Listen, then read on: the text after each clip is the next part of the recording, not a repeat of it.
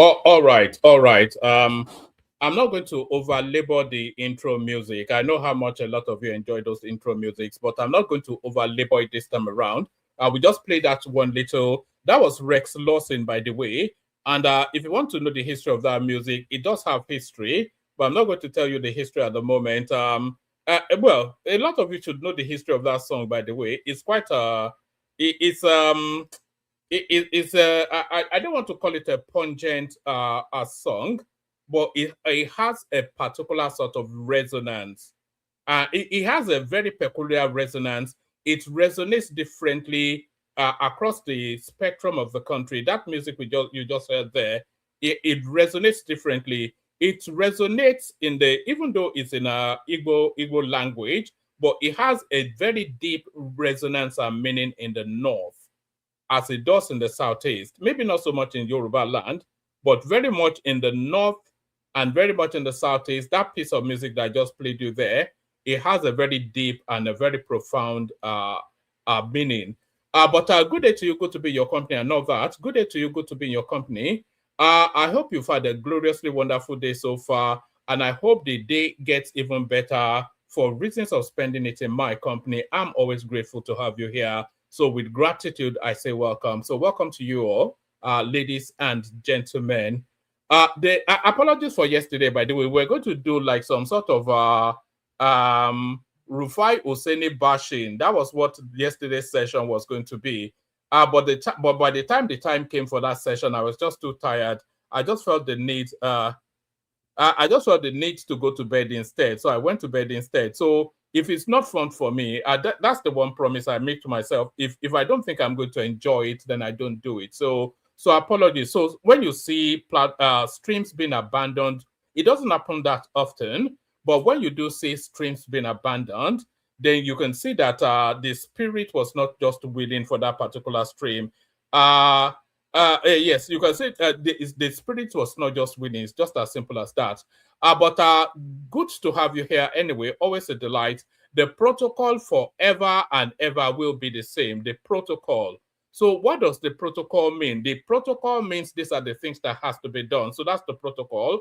The first protocol is to click on the like button. So go on and action that protocol. So click on the like button. If you're not already subscribed, then the second protocol applies to you. So subscribe. You can tell by the red button on your screen, and it should say the word subscribe. So if it says the word subscribe, then you've not yet fulfilled all righteousness. So fulfill all righteousness by pressing that subscribed red button. So it turns gray, and then the word transmorphs from subscribe, which is the present continuous, to subscribed, which is in the past tense. So do that. Like and subscribe was essentially what I'm saying to in your domestic pedestrian understanding of language, to your pedestrian level of understanding of language. I'm inviting you to like and subscribe. So like and subscribe. So like and subscribe. If you want to come and join me on the screen, there's a hyperlink that says StreamYard on the comment section. Click on it. It will bring you into a studio. As soon as I finish fleshing out the body of the talking points, I'll let you onto the screen, then I'll engage you in conversation. I'll invite your opinions on what we're saying, and then I'll agree or disagree and conversate with you over a period of time. So that's how it works. So you click on the hyperlink, come into the studio, and then come take on some of the topics. So like, share, and subscribe. Click on the hyperlink that says StreamYard to come and join me on the screen. Share the links to the stream. So copy the link to the stream and pop them into your WhatsApp groups, your Facebook groups, and all of those places you mooch around on social media. Spread them as widely as you can. So like, share, subscribe, all of that. Super chat towards the stream. If you feel inclined, super chat. There's a $sign at the bottom of the screen. If you want to make a donation to the platform, then click on that $sign, super chat to the stream. And more importantly, say hello to me in the comment section so I can acknowledge your presence, say hello back. You know I have no friends, so be my friend for the moment that we spent together. So do all that. Like, share, subscribe. Click on the hyperlink that says StreamYard to come and join me on the screen if you feel inclined. Use the $sign at the bottom of the screen to super chat towards the stream. Do that. And more importantly, say hello to me in the comment section. So the people saying hello so far, Agbadorian Omotinubu, there he is right there saying hello, ever and forever, always the first to say. I think I'll have withdrawal symptoms if Agbadorian doesn't say hello to me. He's always the first to say hello. And again, there he is right there. So that's Agbadorian right there. Good to see you, my guy. That's Ufuoma Michael right there. Hello, one man is saying hello to you, my G. And that's Deji right there. You can tell it's one of a set of twins. You know, when you see the name Deji, it tells you so much about that person. Not only does it tell you that it's one of a pair, so that is to say is one of a pair of twins, and it also tells you that it's the second born of that twin, because Dotun is the first born, and then Deji is the second born. So just from that 4-letter word right there, we know a lot about Deji already. So that's Deji right there. Good to see you, Deji. Heko. There he is right there. Very controversial song, so he knows. That's George Blueshell right there, who has been with the platform for a good while. Patrick Glory right there. Good morning, APC people. So all that. So say hello to me in the comment section. So as I said, I can acknowledge your presence. Say hello back. So it's a mixture of all sorts. We'll be talking a little bit about Rufai Oseni. We'll be doing that. We'll be talking a little bit about the overspill of the incident that happened to Peter Obi in Edo State. We'll be speaking to that. And then there was a news conference had by the usual suspects, the basket of deplorables, as was once tagged by Hillary Clinton back in those electioneering days. So the basket of the deplorables converge in order to tell us then that they are rejecting the new electoral law. President Peter Obi, pardon me, I don't even have a tissue. President Peter Obi, Aregbesola, Rotimi Amechi, the usual suspects. You know, Buhari told us that corruption will fight back. So the public face of corruption, they've held a news conference in order to tell us then how they are firmly against the new electoral bill. So they're inviting the Senate to revisit that. So we'll be talking about that. So still talking all matters election, the INEC has reviewed the electoral timetable. It's still taking place next year, but when is the question? So you hang around and you'll find out. Hang around and find out. Let me just let me give you this one quickly to get it out of the way. Edo Commissioner finally reveals identities of hoodlums that attacked Peter Obi. So there it is right there. You know, this Peter Obi, this Sakama J, this abracadabra that is trying to pull. Do you know? Let me put this on the screen actually. Let me take this down and bring everything is falling apart here. My spotlight or whatever it is falling down. So let me bring this up. So, you know, when this story broke, this Peter Obi being the assassination attempt, as he tagged it, do you know the thought that immediately came to my mind?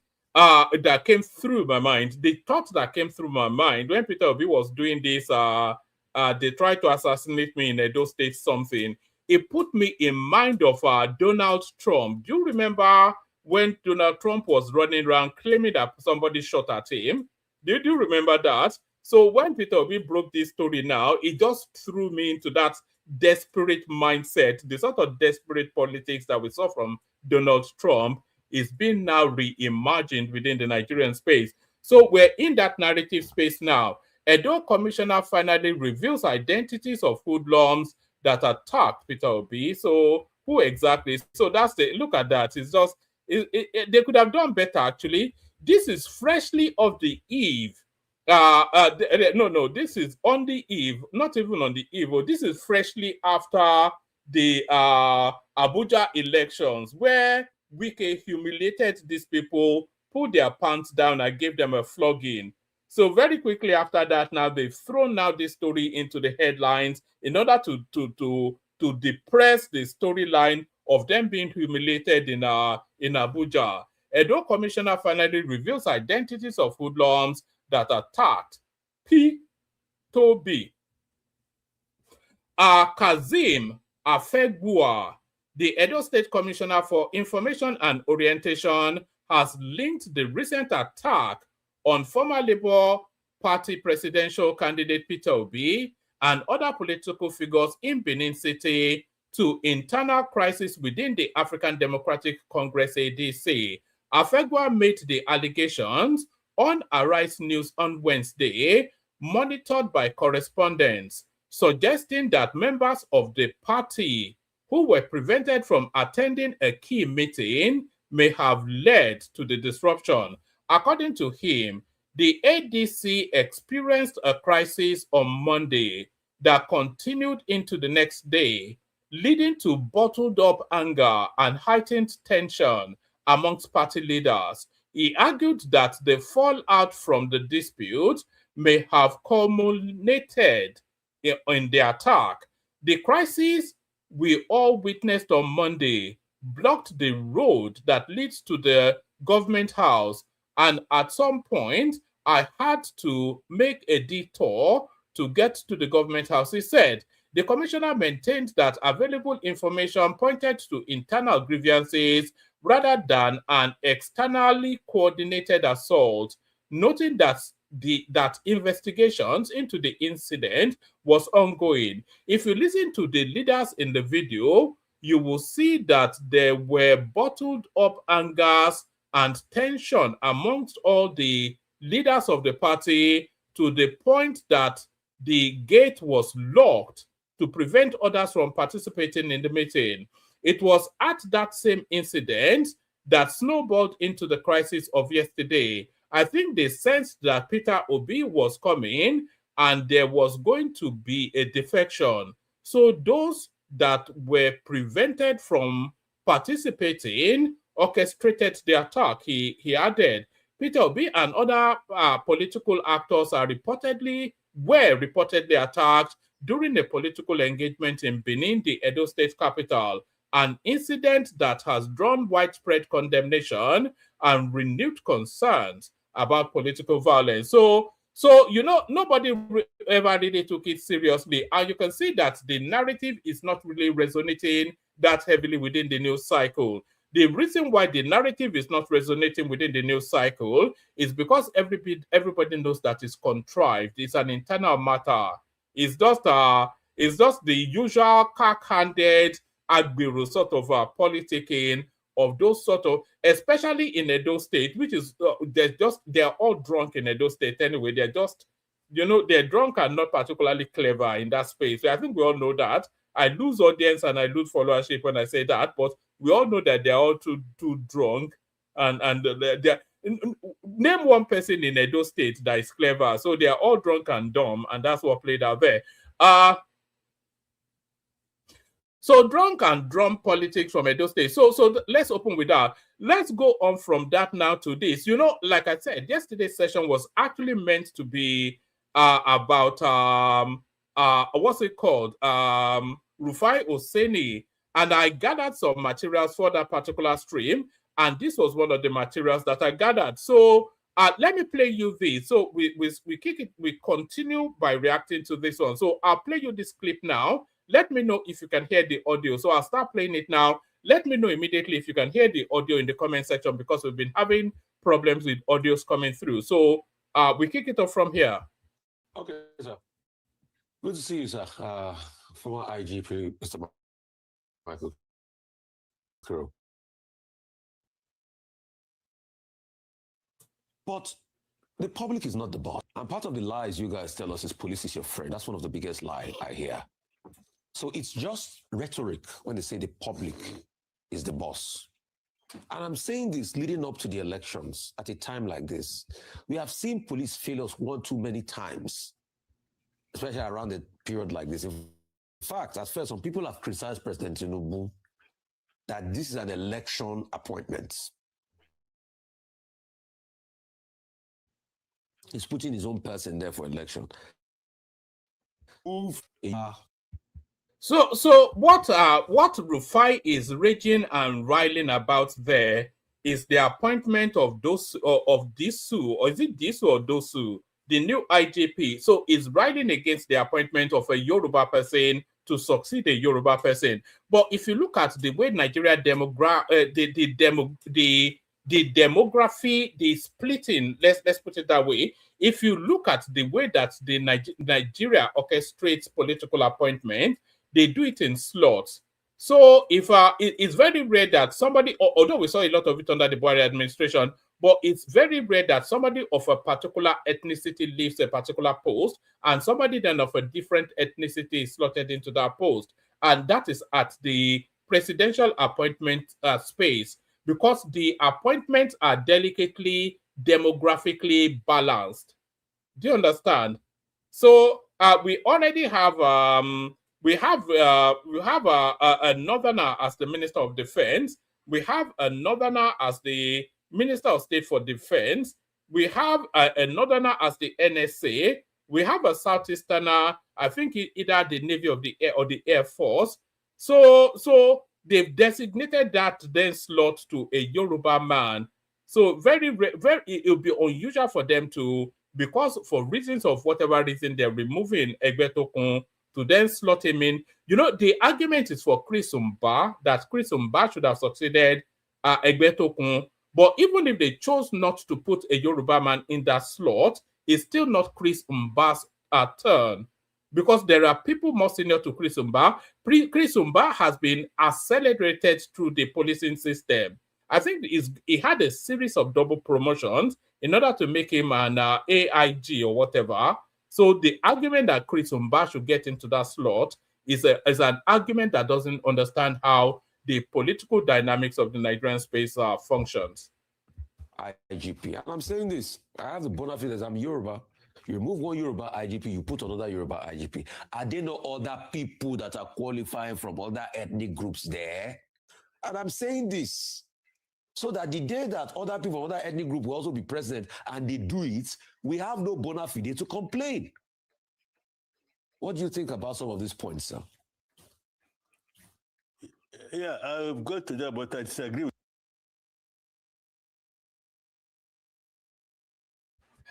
And by the way, not to be too pedantic or finicky, is bona fide, not bona fide. I don't even know what that means, bona fide. I don't know. This is the guy that is always quoting European philosophers, can't even pronounce basic words. With you, that's my own opinion, that the police is a friend.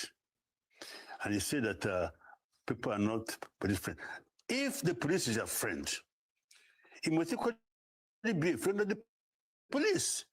It takes two to tango. I cannot volunteer my time for you, me. If police says you are my friend, I want to protect you. It don't help the police to protect you. You don't like the police. You don't give information to the police. This is the police. The police, you know, so you can find out that the police as a friend. That's the one aspect. Now, I'm talking about this being a Yoruba man and President being a Yoruba. They're Nigerians. It doesn't really matter where you come from. What you're looking for is the best. That is a Yoruba man, and it's like I'm giving you his track records, both as Commissioner of Police in Rivers State, faulted before he became AIG. If he's good, I will go to be tribalistic by removing him and bring somebody else because the president is. All right. I'm not sure if I'm still here. If you remove him and bring another person. But if he's capable, he's a police officer and AIG, he done very well. Nothing wrong with the president bringing him as IG, no matter where he comes from. That's my own opinion, that's my own view. The fact that he's Yoruba doesn't really matter, he's a Nigerian. That's what I put in there. Another person could be put the all the same. Okay, sir. All right. Let me bring you. So that's Rufai Oseni, bring the idiot that we know him for. Let me bring you one more. Like I said, I was going to do a session on Rufai Oseni yesterday. So these are just some of the things that I put aside for that session. So I'll play you one more from that space, and then we'll move on to something else. So here is there is a language. A lot of people are moving away from Rufai Oseni, and it's just self-indulgent form of anchoring a television platform. So the guy makes everything about him, and he tries to superimpose his lack of wit on the landscape. And even his colleagues are getting a bit fed up with him now. So let's see this little contratone between Rufai Oseni and Reuben Abati. Religious issues in Nigeria are far more complex and nuanced than it is presented. So in this instance, they are talking about Remi Tinubu's going to America, interacting with the Americans and trying to realign some of the narratives about Nigeria. So this is the subject matter of discussion on this particular one. Emphasis is on the nuance. Right. In other words, there isn't a single narrative, to just say, Christians have been persecuted. What she's saying really is that there are many dimensions to the story rather than a single narrative. Right. This is the sort of thing, the opposition space invites you to a binary thought about whatever the government is doing. It's either good or it's either bad. And there is there are very few things in life that just gives you binary options. There's no, in fact, I cannot think of one aspect of life that only offers you good or bad, because life exists in the gray area, in the nuance, as Abati just said. That is where life is lived. That is where life lives. Life exists in the gray areas. So inviting then that Remi Tinubu saying that we don't have necessarily a Christian genocide in Nigeria is to try to diminish that Christian people have been assaulted. That's either being disingenuous or completely missing the point. More disingenuous than missing the point, because that wasn't the essence of it. The essence of what she was putting across to the Americans, which is the core truth about the Nigerian space, is that the Nigeria is suffering from grueling insecurity, and that insecurity sweeps up everybody, irrespective, immaterial of what your religion is. So within that grueling insecurity, there is still targeting of people along religious lines, but that is not the overarch. That's not the overall of the narrative. And if you go with that singularity, then you miss the core problem that afflicts that country insecurity-wise. So that's the messaging that Remi Tinubu is putting across to the Americans. But Rufai Oseni, ever the monkey boy, he tries to turn it into one of his monkey acts. But then Ruben Abati is not having it in this instance. So that's the backdrop to what's going on in this clip that you're watching now.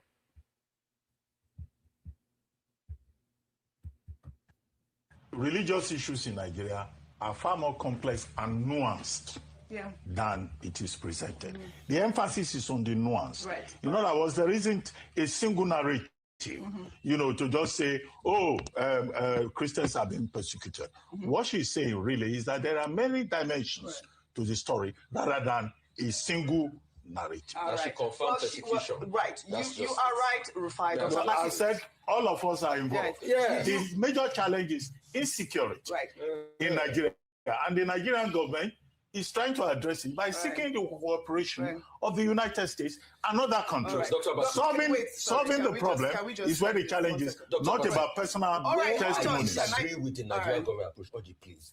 It's the fact that they are not addressing the problem by partnering with America alone. They are addressing the problem by going on a propaganda spin. Dr. Abati, we here, we are not children. We see it. We know about the $9 million being spent. If you have a problem, you don't need to spend $9 million to be going to talking to CBN and conservative media.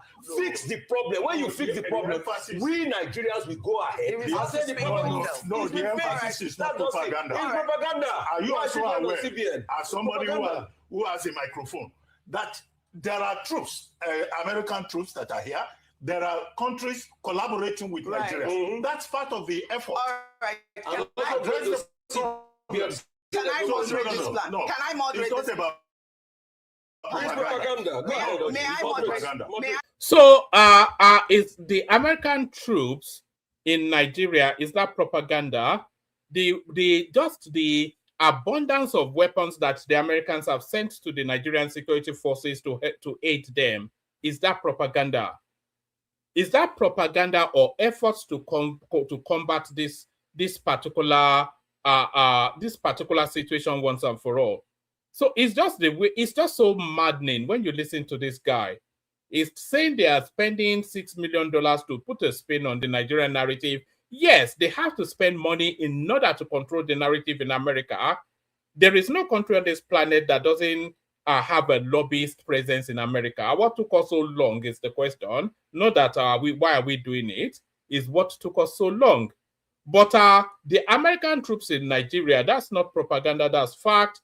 The American weapons now being sent to the Tinubu administration, that's not propaganda, that's fact. The relentless bombing of insurgency camps, that's not propaganda, that is fact.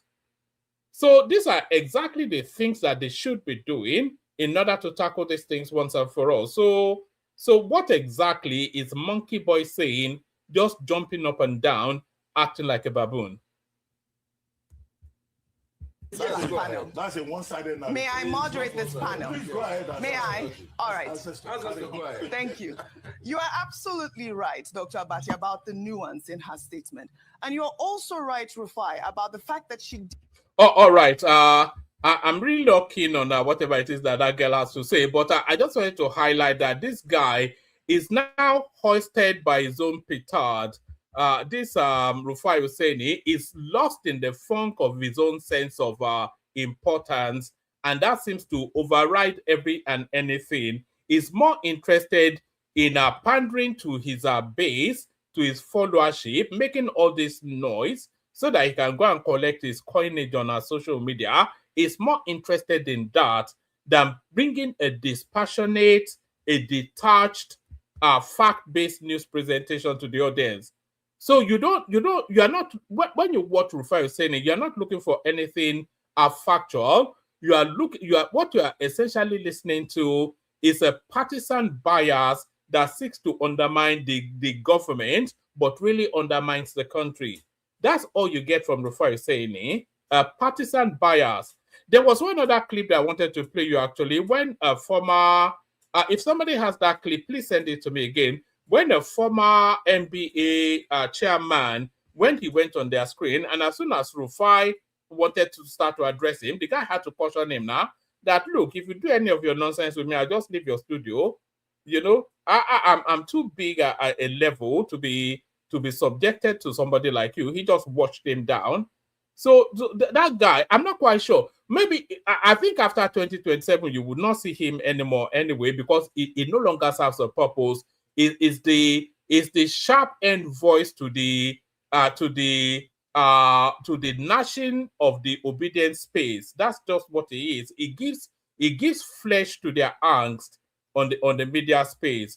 So once the elections are over, I expect and I suspect that we may never see Rufai Oseni again. They will just sack him. Once Tinubu gets his second term, they will just sack Rufai Oseni, and that'll be the end of that. So, but still on matters of insecurity, here is that Tinubu really pressing at the neck of the parliament to give us state policing. So let's watch this. Reflection, sacrifice, national unity is reflected by you tonight, to one another tonight. We are committed to Nigeria entity succeeding. We are committed to make law for the welfare, prosperity of the country. I think we are committed together to govern together. I'm very, very happy seeing all of you. It's a great honor. We thank God for the real privilege of breaking the bread together. The season of reflection, sacrifice, compassion, and national unity is reflected by you tonight, and I don't take it lightly. Nigeria is extremely bigger, challenged. We are facing terrorism, banditry, insurgency. You know, you need subtitles when you're listening to Tinubu. You need subtitles. You either need subtitles or you need to listen to him in delay. So it's one of those two things. You either need subtitles or you need to listen to him in delay. He just talks in gibberish. I'm not quite sure who has a more retarded speech pattern, Peter Obi or Tinubu. You know, I'm not sure quite. In fact, of all of the presidential candidates, so adding all of them together, Showore and everybody, the most articulate is actually Atiku Abubakar. He's the one that can string words together to actually make a meaningful sentence. The rest of them, they're just retarded, but there's nobody more speech retarded than Peter Obi and Tinubu you actually need an interpreter to understand any of the gibberish that they're saying. But let's continue to listen to the gibberish. But you never fail to make a right response to these calls. What are we asked for tonight is for you to start thinking how best to amend the Constitution to incorporate the state police for us to secure. So that's the pressure being mounted right there. So we will be getting state policing, hopefully in the course of this parliament, but almost certainly in the early quarters of the next, as soon as Tinubu is returned. And by the way, all of the shells, all of the structures of state police is already embedded within places like Lagos. They have all these quasi sort of things that they already have in place. So state policing will be an easy, as soon as the letter is signed, as soon as it's enacted in law, you get almost an immediate state police in Lagos. And that's where we need it the most paramount, because we need Lagos sanitized, cleansed, and all of these rubbish people there just sent back to their home states or whatever, But state policing is a definite. The amount of pressure. Tinubu never misses an opportunity. Every engagement with Parliament, he always brings this to the forefront. So state policing coming to a state near you. I'm not sure that every state can afford it, but the Yoruba states, certainly they can afford it. The southeastern states, they should be able to afford it. In fact, there are very few. I don't think there are more than 5-6 states that would not be able to afford state policing. And if they cannot afford state policing, then they can continue to have a federal presence. But state policing, certainly, definitely in places like Lagos State, is in fact, it's a human right. It's almost a human right. We must have it. So that's Tinubu right there, pressing the neck of the parliament that they must give the people state policing. All right. So let's move on from there to it. Hold on. Let me pause. There's something playing in my background. Can you be quiet for what? Oh God. Hold on. There's something playing in my background. I need to stop. So let's go on from that to a different narrative. So there is this storyline being promoted by the opposition space that the government only spent 36 million naira on the health services. Can you imagine that? And this is a story that they are regurgitating around their little watering holes. So this now next clip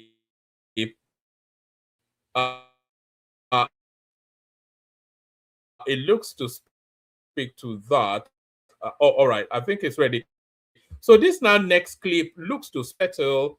So it's this girl now talking us through that space. Let me just let me mute her for a moment if she will mute. All right, there it is. So yes, it says the president of Nigeria did not spend 36 million naira on health sector as being pushed by Peter Obi and his fellow liars. The federal government disbursed 32 billion naira, 32 billion naira plus a loan in 2025. So this is somebody that's speaking to that space, hopefully from some position of expertise. So let's bring her up. Let's see what she has to say. Let's bring her up.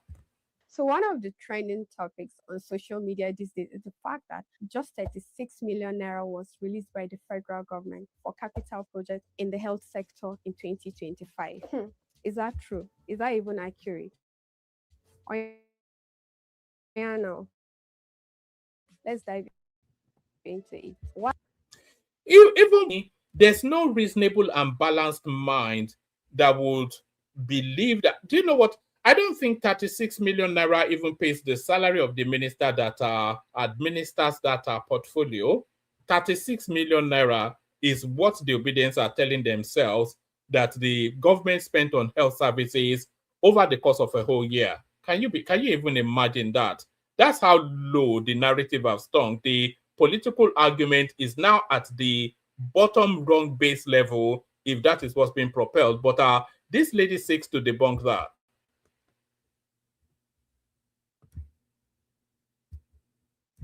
So one of the trending topics on social media these days is the fact that just 36 million naira was released by the federal government for capital projects in the health sector in 2025.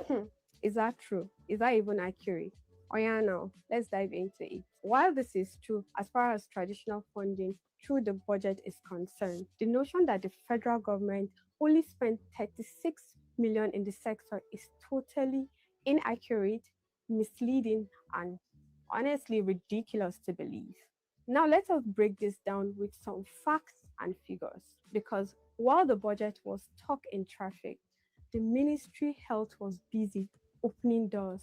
Here is the secret like the Ministry of Education, the Ministry of Health isn't just budget ministry anymore. It has a special intervention pocket that don't wait for the accountant general daily alerts. Exactly. Okay, let me tell you some ways the health sector made some cool cash in 2025. One, through the Basic Healthcare Provision Fund. Here we're talking 1% of the entire country's annual revenue. This girl looks like a northerner, you know. She looks like some sort of Laraba. Does she not look like a Laraba or some Aisha? Provision Fund. Here we're talking 1% of the entire country's annual revenue. In 2025 alone, BHCPF disbursed 32.9 billion to over 8,000 primary healthcare centers across the country. That's the real cash, not just budget paper. Two, the Sovereign Wealth Fund.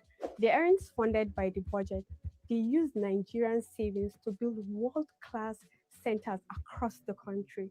And finally, You know, there are 6 world-class medical facilities built in the 6 geopolitical zones of the country over the course of the Tinubu 3 years. You know, they don't highlight that enough, but I think we've shown quite a few of them on this platform already. But this is what this girl is talking us through. finally, the sector-wide approach. This is a massive $1.2 billion pool where international partners like the World Bank and Global Fund put money directly into a single plan managed by the ministry. So if only 36 million naira was released from the main budget, how did Professor Muhammad Ali Patti commission over 500 projects in 20? Look at that. That is what 36 million naira gets you. Federal government delivers 500 health projects in 2 years. Commissions third world class cancer center in Benin. So this is Pate. So that's what I don't know quite why these people do these things. We all have the internet. They all know we all have the internet. They all know we're very quick and very able to fact check these things that they do. So why do they do it? I just don't get it. Just meaningless lies. 2025. Let's look at the receipts.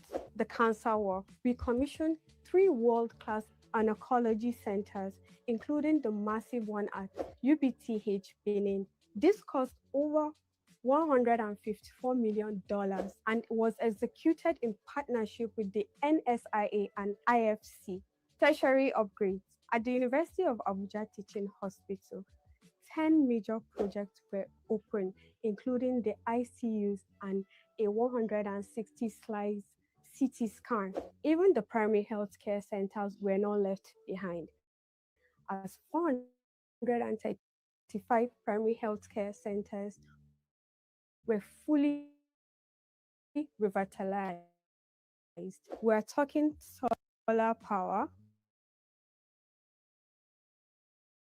water, and equipment across 100 was tight and released 50 billion naira in special allowances to keep the doctors and nurses here. Does that look like 36 million work to you? In 2025, maternal deaths dropped by 17% in target areas. Hospital visits jumped from 10 million to 45 million per quarter. We even launched Africa's first Mpox vaccination campaign. You don't do that with price of a second-hand SUV. The truth is, the 2025 budget release was a huge challenge, yes, but the Ministry of Health has moved to a business model. They are diversifying where the money comes from so that your health doesn't depend on whether a file is signed in a specific office in Abuja or not. Next time you see a clickbait headline, ask for the intervention data, not just the budget release. My name is Sa'amochidu, and you will see Yes, I was right. She's an Aboki girl, but a very clever one as well. You know, there's nothing more delightful. There's no, I don't think the premium Nigerian is an educated northerner. I've always thought that. Because if you come across an educated and an intelligent northerner, I don't think you'll ever come across a better Nigerian. The way they craft, a good example is Asanda comes here. The way they or Ribadu that comes here as well, just an abundance of them. The way they craft language is just a delight to listen to. So that. But let me just address something very quickly. There's somebody that is getting his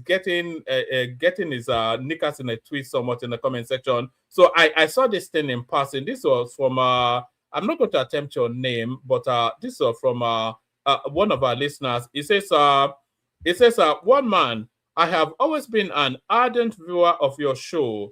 You are nothing but disrespectful to the people of Edo State.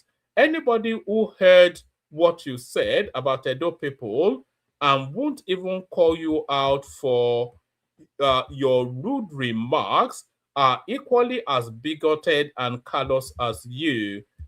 Anybody from Edo State who makes contributions on this platform but doesn't call out one man's rude remarks towards Edo people should be ashamed of themselves. So that's what he has to say.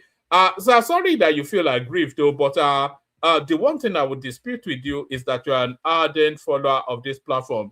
Because if you are an ardent follower of this platform as you claim, then you know that 80% of what I say is just trolling people. That's just what I do. Everybody knows that I troll, and that's what I do, because I take an irreverent, look at the landscape and at the people and I call out the ridiculousness of the pomposities of the space sometimes. So I have my best guys are, World Peace is an Edo man. I don't think I have a tighter friend. Maybe I don't think there's anybody that I have more contact with. Maybe Baba and maybe Kulata a little bit, but these are and Thomas as well. These are the people that I know outside of this. So forget whatever I say now. Everybody knows that I talk nonsense. If you take me seriously, then you are not a follower of this platform. People know that a lot of what I say is just to troll people. So don't take offense. So no offense meant. But if you take offense, then what can I do? That's your burden. All right, let's go on from that to another. So, my guy, don't take it to heart, man. It's just me. But I'm now going back to Edo State again. I might say some mocking words again, because but do people actually know that Remi Tinubu is not a Yoruba woman? She's from those sort of creek type spaces, the Ogogoro spaces, like the Edo spaces where they all just drink Ogogoro all day. So she's gone back to her homeland. And this is what she has to say. This is Remi Tinubu going back to her roots. She's not a Yoruba woman, as a lot of people may think. A speech that felt like home at the Agbofen, Her Excellency Senator Oluremi Tinubu, CON, firstly, why did she get all these national titles, by the way?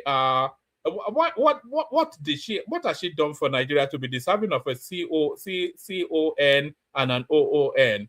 at the Agbofen, Her Excellency Senator Oluremi Tinubu, First Lady of Nigeria, spoke not just as a national leader, but as a proud daughter of Warri Kingdom.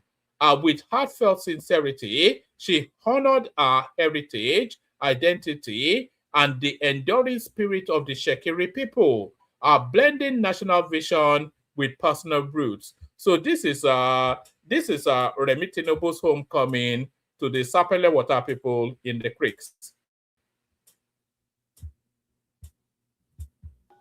To God be all the glory. Today is indeed heartwarming for me.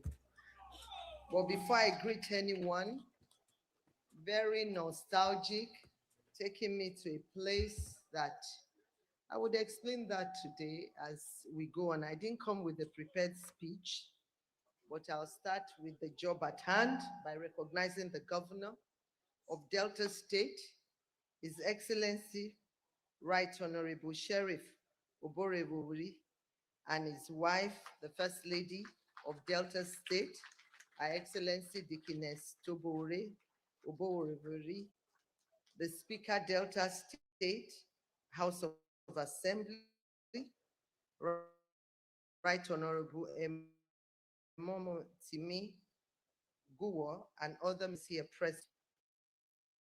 You know, I've always found some of the names from that region quite unfair, really. It's almost as though they are trying to troll the rest of us. How on earth is anybody outside of that space able to pronounce that name? Oroborobori. Why can't they have normal names like Femi, Bayo, Shade, Tinuke? What's wrong with those names? So Odorodori. How can anybody outside of that region ever be able to pronounce names like that? Or Governor Borobori. What does that even mean?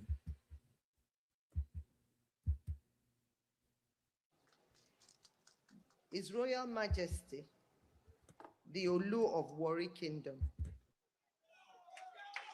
Ogiame Atuwashe, the third CFR,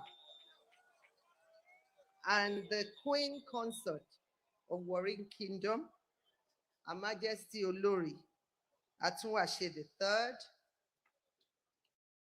the Oni of Ife, His Imperial Majesty Onirisha, Oni Adeyeye, the Ojaja II, and co-chairman of the National Traditional Council of in Nigeria, then of Agbo, His Royal Majesty, then Benjamin Kiagbore Kuzi, CON, the Anyogure of Ikorodu Kingdom, His Royal Majesty Oba Kabiru Adewale Shotobi, Adegu Rushen the Fifth, and other traditional rulers here present.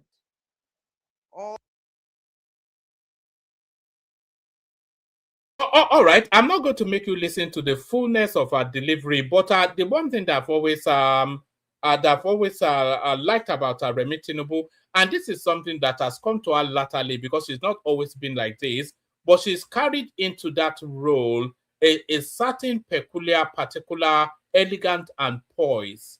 You know, they're not those. You remember those days when she used to slap Dino Milaye at the National Assembly? So that the Remi Tinubu no longer with us. This now new rebranded, sophisticated, elegant, quiet in tone and reserved in utterances. This is the sort of a presentation. So very elegant woman, a good advert for the people of that kingdom where she comes from, the Shekiri people. So a good advert for the Shekiri people, a bad advert for the Shekiri people are people like Niger Mano. Is a bad advert for the Shekiri people, but Remi Tinubu is a good advert for the Shekiri people. Edo was Peter Obi's second strongest state outside of the Southeast. This is just those data that we bring you randomly. So this is just random data that just to rest it in the back recesses of your mind.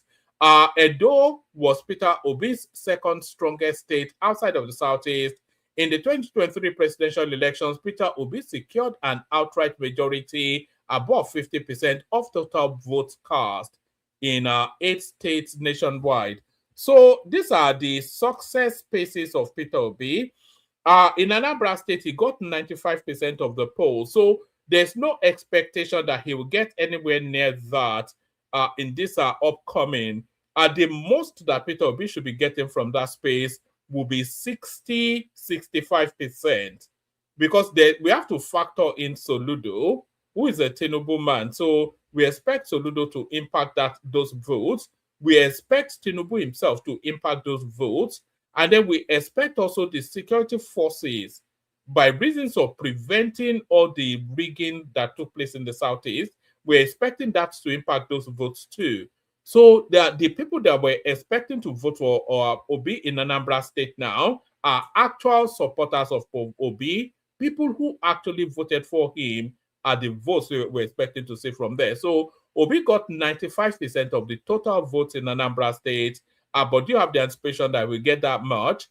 In Enugu State, he got 93. In Abia State, where Alex Soti holds sway, he scored 88.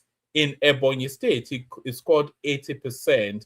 In Imo State, 77. Now, in the FCT, he scored 61% of the vote. So what is your anticipation this time around? Everybody has the expectations that Yemson Wike will take the FCT, which is to say that the FCT will go to Tinubu. So he got 61%. So you probably want to overturn that and apply it to the APC figures for the upcoming. In Edo State, he got 57%, and in Delta State, he got 56%. So the impact of the Lagos-Calabar Superhighway, we expect that to impact on the voting there, and we expect that to upturn both Edo and Delta State. So there it is right there. What are the states again? So the colors tell you where they are. So all the green ones are the southeastern states. The yellowish one is the north central, which is the demographically, that's where the FCT falls. And Edo State, of course, that's the south-south. So that's where Obi did well. What percentage of the votes did he get in Lagos State? He didn't get 50% of the vote, did he? He got the majority, which is not to say that he got over 50%. During the 2023 presidential elections, Peter Obi secured 331,000 votes in Edo State. That accounted for 57% of the total votes cast, marking the highest vote count for any presidential candidate in the state. Historically, an outright majority signals a political safe haven. Yet, on February the 24th, 2026, Obi escaped an assassination attempt in that exact state. Edo was not a hostile battleground for Peter Obi. It was his second strongest stronghold outside of his home region of the Southeast. The data shows a state that overwhelmingly embraced him at the polls. Pardon me. But the event of 2026 reveals a sharp contradiction ahead of the 2027 elections. When Obi goes back to Edo State for the elections, no be only bullet he go chop. He go chop slap on top. The bullet and slaps. So that's that for that. I'm just waiting for the next one to load up. Those were quite interesting little vignettes of that. Can people please make sure they're subscribing actually? So now we now go to the headline piece. This is the opposition space now. Rotimi Amechi, Peter Obi, Tinubu, etc., etc. David Mark was there as well. Actually, let me bring it to you from this space because I think this one gives you a wider, wider feel of it. So let me bring it to you from here. So this is a press conference now. Nigeria. Rotimi Amechi, David Mark, you can see Dino Binlaye behind Peter Obi there. All of them converged into one space to reject the new electoral law and to tell us then that Tinubu is the worst president in Nigeria. Peter Obi, Atiku, Amechi addressed World Press Conference. Tinubu is the worst leader ever in Nigeria. So that's their conclusion. But it's down to the electorates to make that determination. So let's have a little listen to what they have to say. Is at its worst. The judiciary is no longer hope of the weak or the poor. We all know insecurity, killings, and abductions is worse than even countries at war. Just in the past 1 week, 34 in Kebbi, Wednesday, Thursday, 50 in Zamfara on Friday, and today, even while we're speaking today, over 20 already in Adamawa. 6 is all over the country. I just mentioned a few. The past 2.5 years, from 87 million to about 140 million today, the highest in any country on earth. In fact, we now have almost... Where is he getting that data from? Obi and his dubious data. It's getting ridiculous. His handlers should tell him to move away from those figures. You know, they're never verifiable. They never stand up when you try to verify them, and they ring hollow when he speaks them. In China, 870 million people. In Indonesia, 36 billion people. Forget it now. You're not an intellectual. You're not a statistician. You're not anything other than you told us you're a trader. So stick to the basics. Do your everyday man politics. Don't quote data that are beyond your capacity. 30% of all the world poor living in Nigeria. We now have more people living in Nigeria, a country of 240 million, than China and India, a country of 2.8 billion combined. And that's the critical thing. This government have borrowed more. Can you imagine what he just said? And that just glazed over casually. It's telling us that there are more people in poverty in Nigeria, a country of approximately 250 million people, than India and China combined, a population of near 3 billion. Just as a loose, casual look at it, does that even make sense? You know, all this just brainless utterances, what does it even mean? You know, that night, did you not hear that? Or did I hear that? Did I mishear that? From 87 million to about 140 million today, the highest in any country on earth. In fact, we now have almost over 30% of all the world poor living in Nigeria. We now have more people living in Nigeria, a country of 240 million, than China and India, a country of 2.8 billion combined. And that's the critical thing. So we have more people in poverty in Nigeria than you know, that is to, even if we have the whole of Nigeria in poverty, that is still not. Nigeria has about 240 million people according to their fake number count. India and China combined, they have near 3 billion people. And your man here is telling us that we have more impoverished people. They have more. Anyway, the guy is just so retarded in some of his utterances. This government have borrowed more in 2.5 years than all the governments since 1999 without anything. So the data don't support that either. Now, how many times have we circled that wagon?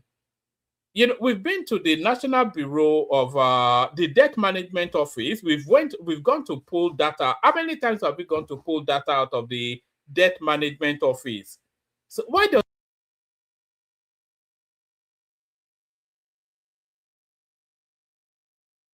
this administration that is barely 3 years has borrowed more than all the previous administrations combined.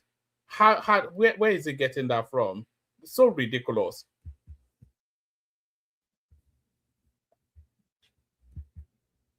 Show for it. I heard somebody told me today when I walked in here that the food prices have gone down. Actually, we have killed all our farmers because we have imported cheap goods and thrown our farmers into poverty, which will even worsen the hungry situation of Nigeria in the coming future. Manufacturers' houses are full of warehouses without anything to show for it. So we're in a crisis that everybody has to come together to save the country. And I thank all right. Let's keep on from, like I said, all the usual suspects are there. So let's move on from Peter Obi. You'll never get anything meaningful from Peter Obi, but I wonder if we get anything meaningful from his daddy. So up next is Peter Obi's father, his daddy. Your Excellencies, distinguished ladies and gentlemen, I think we have sat long enough. We are fasting. Let me start with the speech of the chairman of NNPP.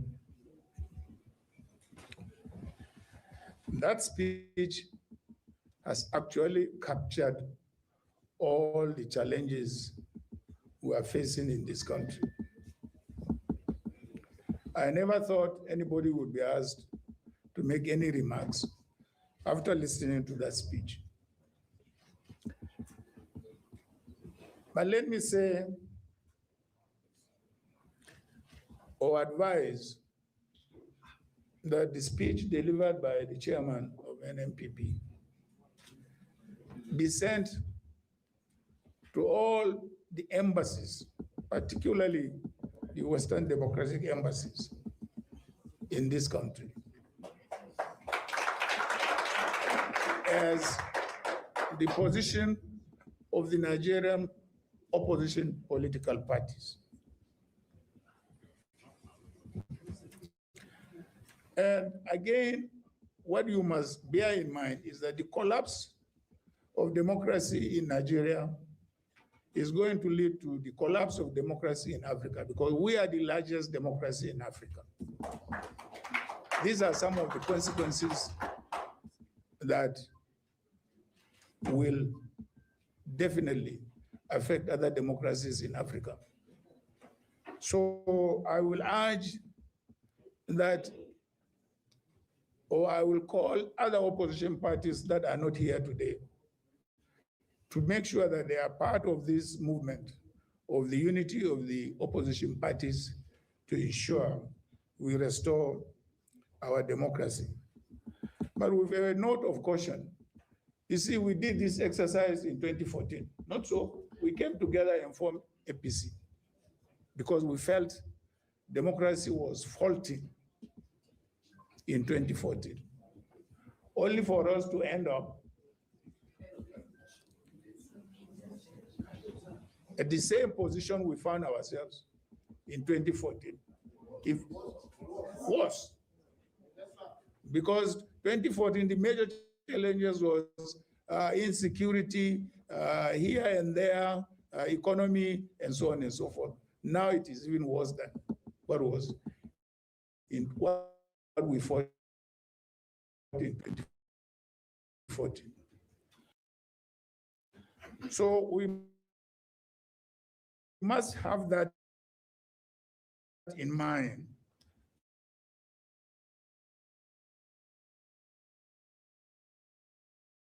We restore truth. That was what, the founders of this country fought for, and we fought the military for that. Look at that. Are you listening to that? Atiku Abubakar and Peter Obi apparently, allegedly fought for democracy. I wonder what wing of Nadeko they were. I wonder where they went into exile. Because as far as I can remember, when Tinubu and the rest of them were fighting for this democracy, and Abacha was hunting them down with guns to the point that they had to escape the country, Peter Obi was with Abacha, acting as one of his functionaries. So, which democracy did Peter Obi fight for? Am I missing something? Well, am I? Is there? Are we on some parallel? Are we in? They say alternative facts. Is this what they mean when they say alternative facts? And we must make sure that that is established in this country. So I want to thank particularly our speaker today for highlighting the various challenges facing our democracy in this country, from legislative to security, to political parties, to elections, and so on and so forth. I thank you very much indeed for giving me this opportunity, to make few remarks. I looked at the high table and I tried to see who did not help in bringing this administration into being. I think all of them did.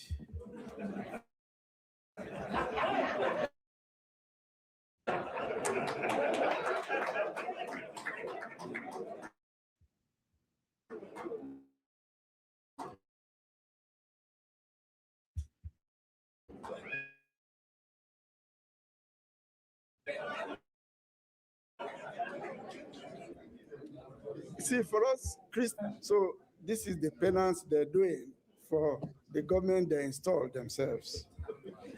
I want to appreciate my colleague, the chairman of NNPP, for the wonderful delivery that he did on behalf of all of us Nigerians. I want to ask a basic fundamental question.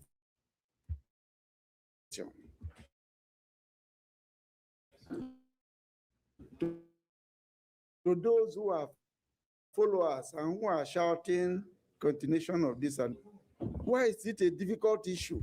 Unless there is something there that the rest of us don't know. And of course, there must be something. We can see it from FCT election.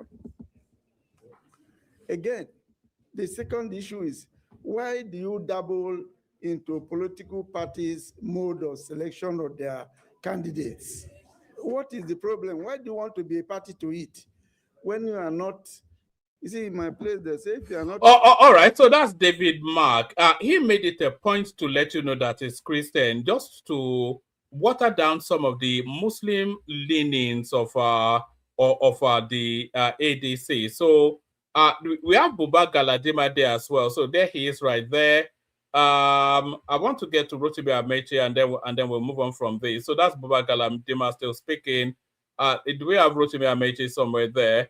Talking his usual gibberish nonsense. Rotimi Amechi was there. I'm not quite sure. Did he speak earlier? Did we bypass him? Did we capture him? Well, let me see. I'm just scrolling through to see where Rotimi Amechi is, so we can hear his own version of the peculiar. Aha! This is Rotimi Amechi right here. So here is Rotimi Amechi right here. Let's just a little vignette. Let's hear a little bit from Rotimi Amechi. Of what I wanted to say. All I wanted to say is that Tinubu is not our problem. The problem is the opposition. We are our own problem. When the opposition is ready, Nigeria will do what? Nigeria will change. The first thing you must know is that we must separate ourselves from the government in power. We must show the difference. I will repeat what I said in one of these conferences. I said to them that when I was in government in Buhari's time, Buhari wanted electoral reform.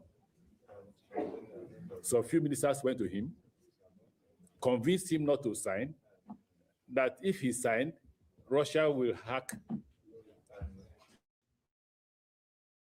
the system and impose the wrong president on us. And he refused to sign reform. Tinubu will one day shout for reform. He will. If he doesn't shout, those who are supporting him will do what? Shout for electoral reform. Tinubu is not a problem. You can't say your opposition and then See, watch the government, watch his pattern, watch even his strategy to win election. All right, so that's Rotimi Amechi gaslighting them as always. It's just the funniest thing that the people now championing the cause of the common man, the people positioning themselves as champions of the cause of the common man are Rotimi Amechi, El Rufai, Atiku Abubakar, Peter Obi, David Mark. These are the champions of the oppressed. Can you imagine that? Just pause for a moment, remove your partisan heart, and reflect on that. The people fighting for your betterment, the people telling you that they are fighting for the everyday man are Rotimi Amechi, Aregbesola, El Rufai, Atiku Abubakar, Abubakar Malami, Peter Obi, David Mark, and company, Buba Galadima. These are the people fighting for your betterment. So if you believe that, then good luck to you. Maybe you should take a position in Yaba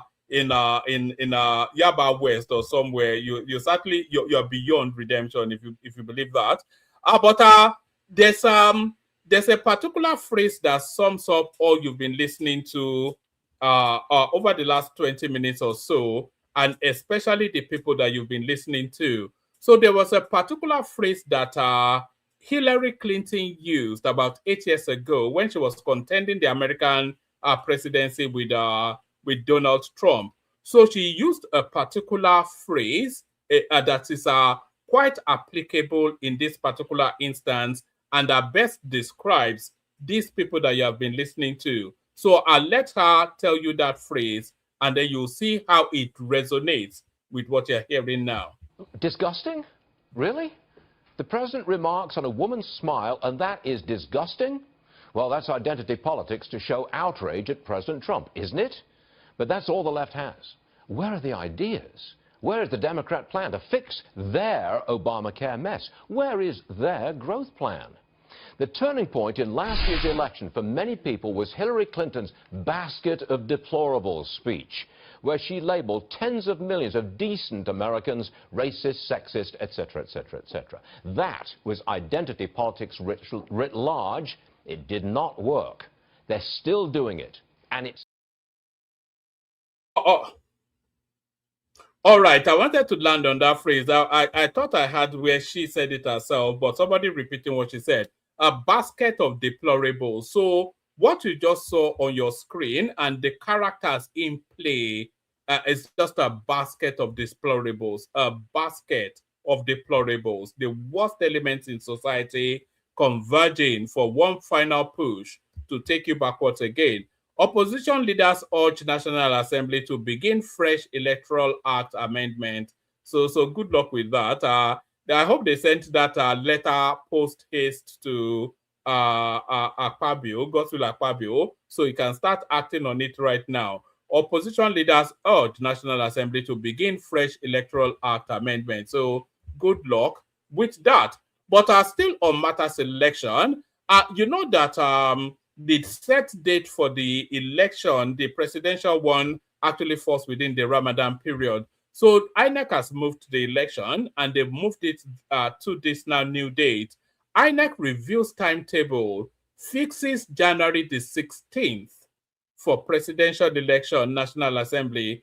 So no longer February the 20th, but January the 16th. The Independent National Electoral Commission has adjusted the electoral timetable for 2026 general polls. The commission fixed Saturday, 16th January 2027 for presidential and National Assembly elections. Before this, INEC had announced that the presidential and National Assembly elections would take place on February the 20th, 2027, while the governorship and State House of Assembly polls are scheduled for March the 6th, 2027. The timetable drew criticism from sections of the public, particularly Muslim groups, who argued that the proposed date clashed with the holy month of Ramadan. National Commissioner, Chairman, Information and Voter Education Committee, Mohammed Haruna, in a statement issued on Thursday, February the 26th in Abuja, said the governorship and state houses of assembly elections will now hold on Saturday, the 6th of February. The statement reads, the Independent National Electoral Commission, INEC, has approved and issued a revised timetable and schedule of activities for the 2027 general elections. The Commission had earlier fixed Saturday, the 20th of February 2027 for the Presidential and National Assembly elections and Saturday, the 6th of March 2027 for the Governorship and State House of Assembly elections pursuant to the Electoral Act 2022. Following the repeal of the Electoral Act 2022 and the enactment of the Electoral Act 2026, which introduced adjustments to statutory timelines guiding pre-election and electoral activities, the Commission has reviewed and realigned the schedule to ensure full compliance with the new legal framework. Accordingly, the Commission has resolved as follows. 1. Presidential and National Assembly elections will now hold on Saturday, the 16th of January 2027. 2. Governorship and State House of Assembly elections will now hold on Saturday, the 6th of February 2027. Key milestones in the timetable. In accordance with the approved schedule of activities, conduct of party primaries, including resolution of disputes arising from primaries, will commence on the 20th of April 2026 and end on the 30th of May. I think we're 2 months away from the primaries then, aren't we? And end on the 30th of May 2026. Presidential and National Assembly campaigns will commence on August the 16th, 2026. Governorship and State House of Assembly campaigns will commence on the 9th of September, 2026. As provided by law, campaigns shall end 24 hours before Election Day. Political parties are strongly advised to adhere strictly to these timelines. The Commission will enforce compliance with the law. The revised timetable and schedule of activities for the 2027 general elections reflecting these adjustments have been issued and can be accessed on the Commission's official website and other official communication platforms. In addition, the Osun State governorship election, earlier fixed for Saturday, the 8th of August 2026, has been rescheduled to Saturday, 15th of August 2026. The Commission notes that some activities in respect of Ekiti and Osun State governorship elections have already been conducted. However, the remaining activities will now be implemented strictly in accordance with the Electoral Act 2026. The revised dates are consistent with the Constitution of the Federal Republic of Nigeria and the Electoral Act 2026. The successful conduct of the forthcoming elections remains a collective responsibility. The Commission calls on all stakeholders to cooperate in ensuring peaceful, credible, and inclusive elections that reflects the sovereign will of the Nigerian people. So those are the new timetables now. But the headline one that you are all after, 16th of January now, is when Tinubu will be re-elected, the 16th of January. So it's as early as almost tomorrow, really. So there it is right there.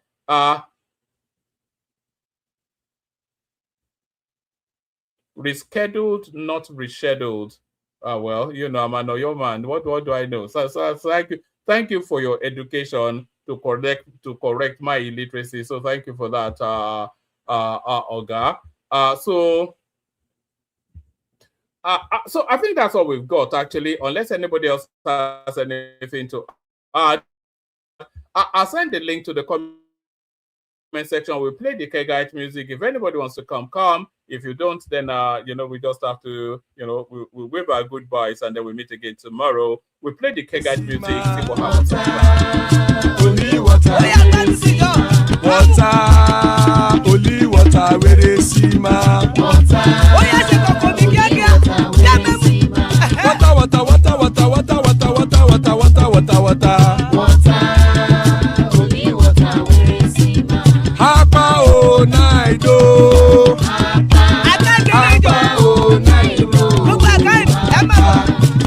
Papa, you don't come. Oh.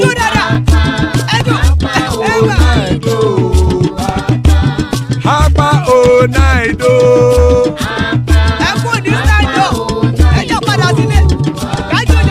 Oro kẹ̀kẹ́ ẹlẹ́mùrè o. Ide sodiya kẹ̀kẹ́ ẹlẹ́mùrè o. Bobby master kẹ̀kẹ́ ẹlẹ́mùrè o. Chief Rufai Latif kẹ̀kẹ́ ẹlẹ́mùrè o. Eruku lẹ̀lẹ̀ ẹlẹ́mùdé. Eruku lẹ̀lẹ̀ ẹgbẹ́ ẹlẹ́mùdódò jàre o. Eruku lẹ̀lẹ̀ Ghana ti dé ẹgbẹ́ bọ́dì o. Ọmọ ẹlẹ́yẹ ẹyẹ o ó dilé o. Odúyẹ̀lá ẹyẹ o ó dilé o. Petrosodana ẹyẹ o ó dilé o. Petrosodúnkẹ́ ẹyẹ rẹ̀ ó dilé o. Ẹlẹ́kọ̀ ọ̀run mú ìní o.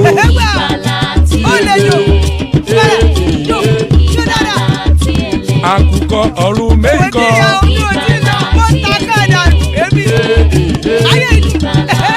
Ikú kò ní ríwà gbéṣe o.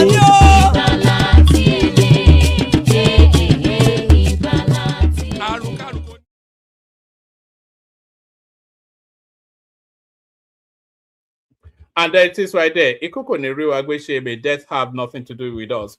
Joining us a long time away now back, General Thomas. That's Thomas right there, the kangaroo munching guy from down under.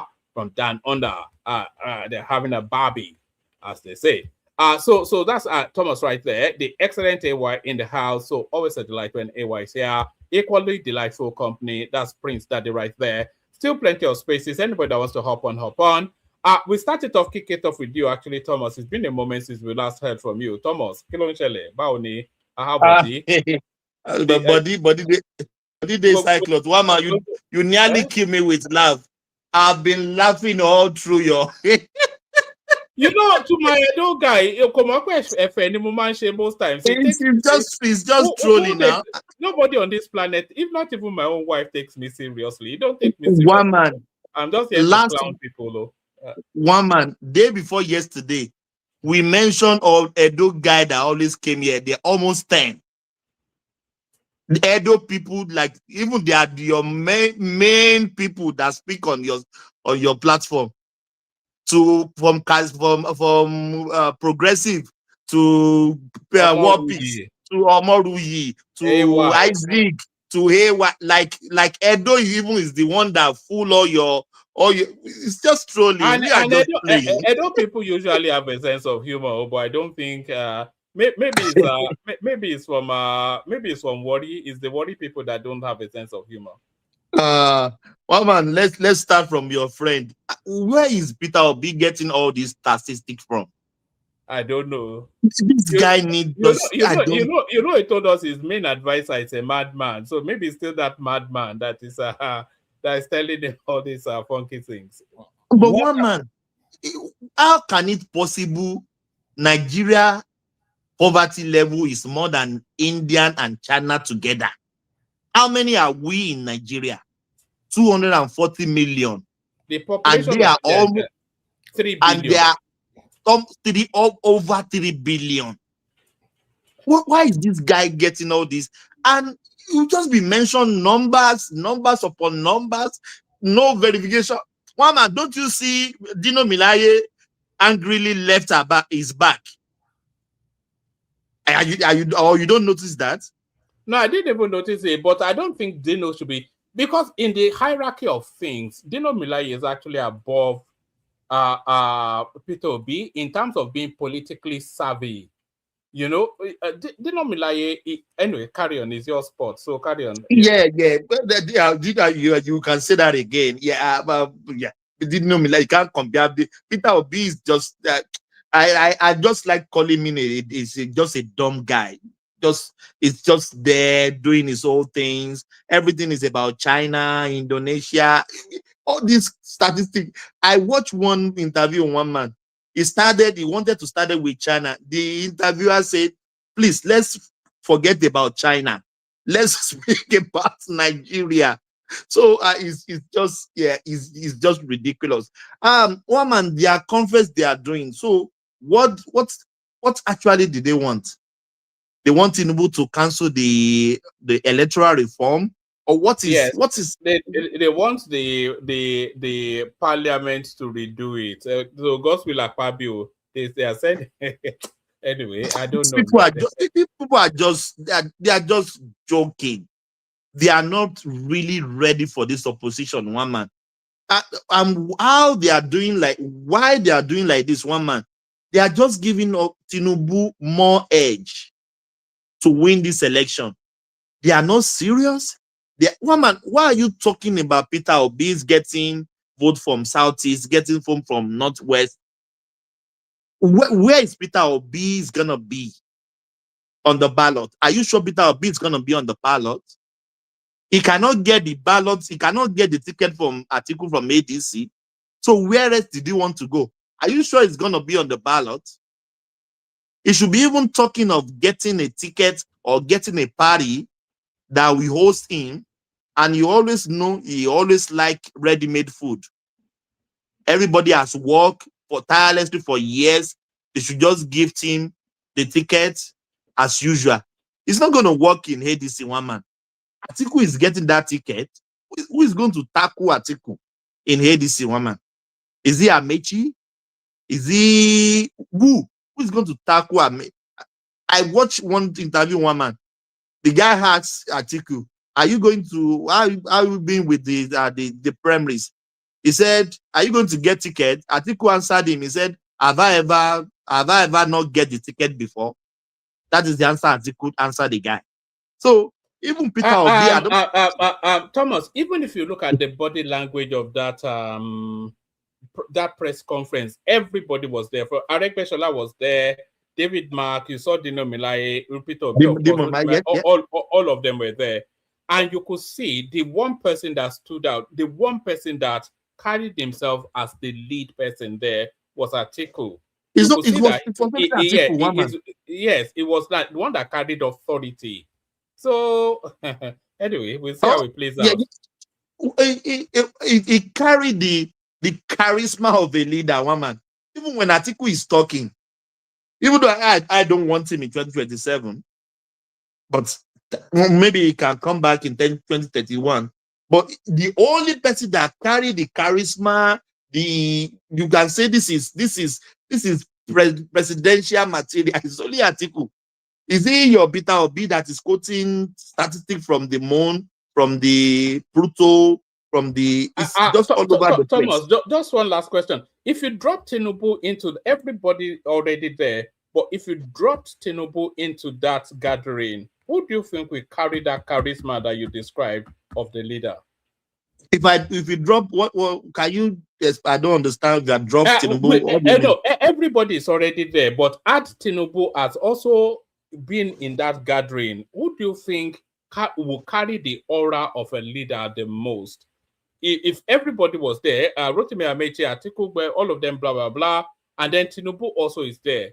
Who do you think will ooze the aura of a leader? It would definitely be Atiku and Tinubu. There's no one else. It's definitely be Tinubu or Atiku.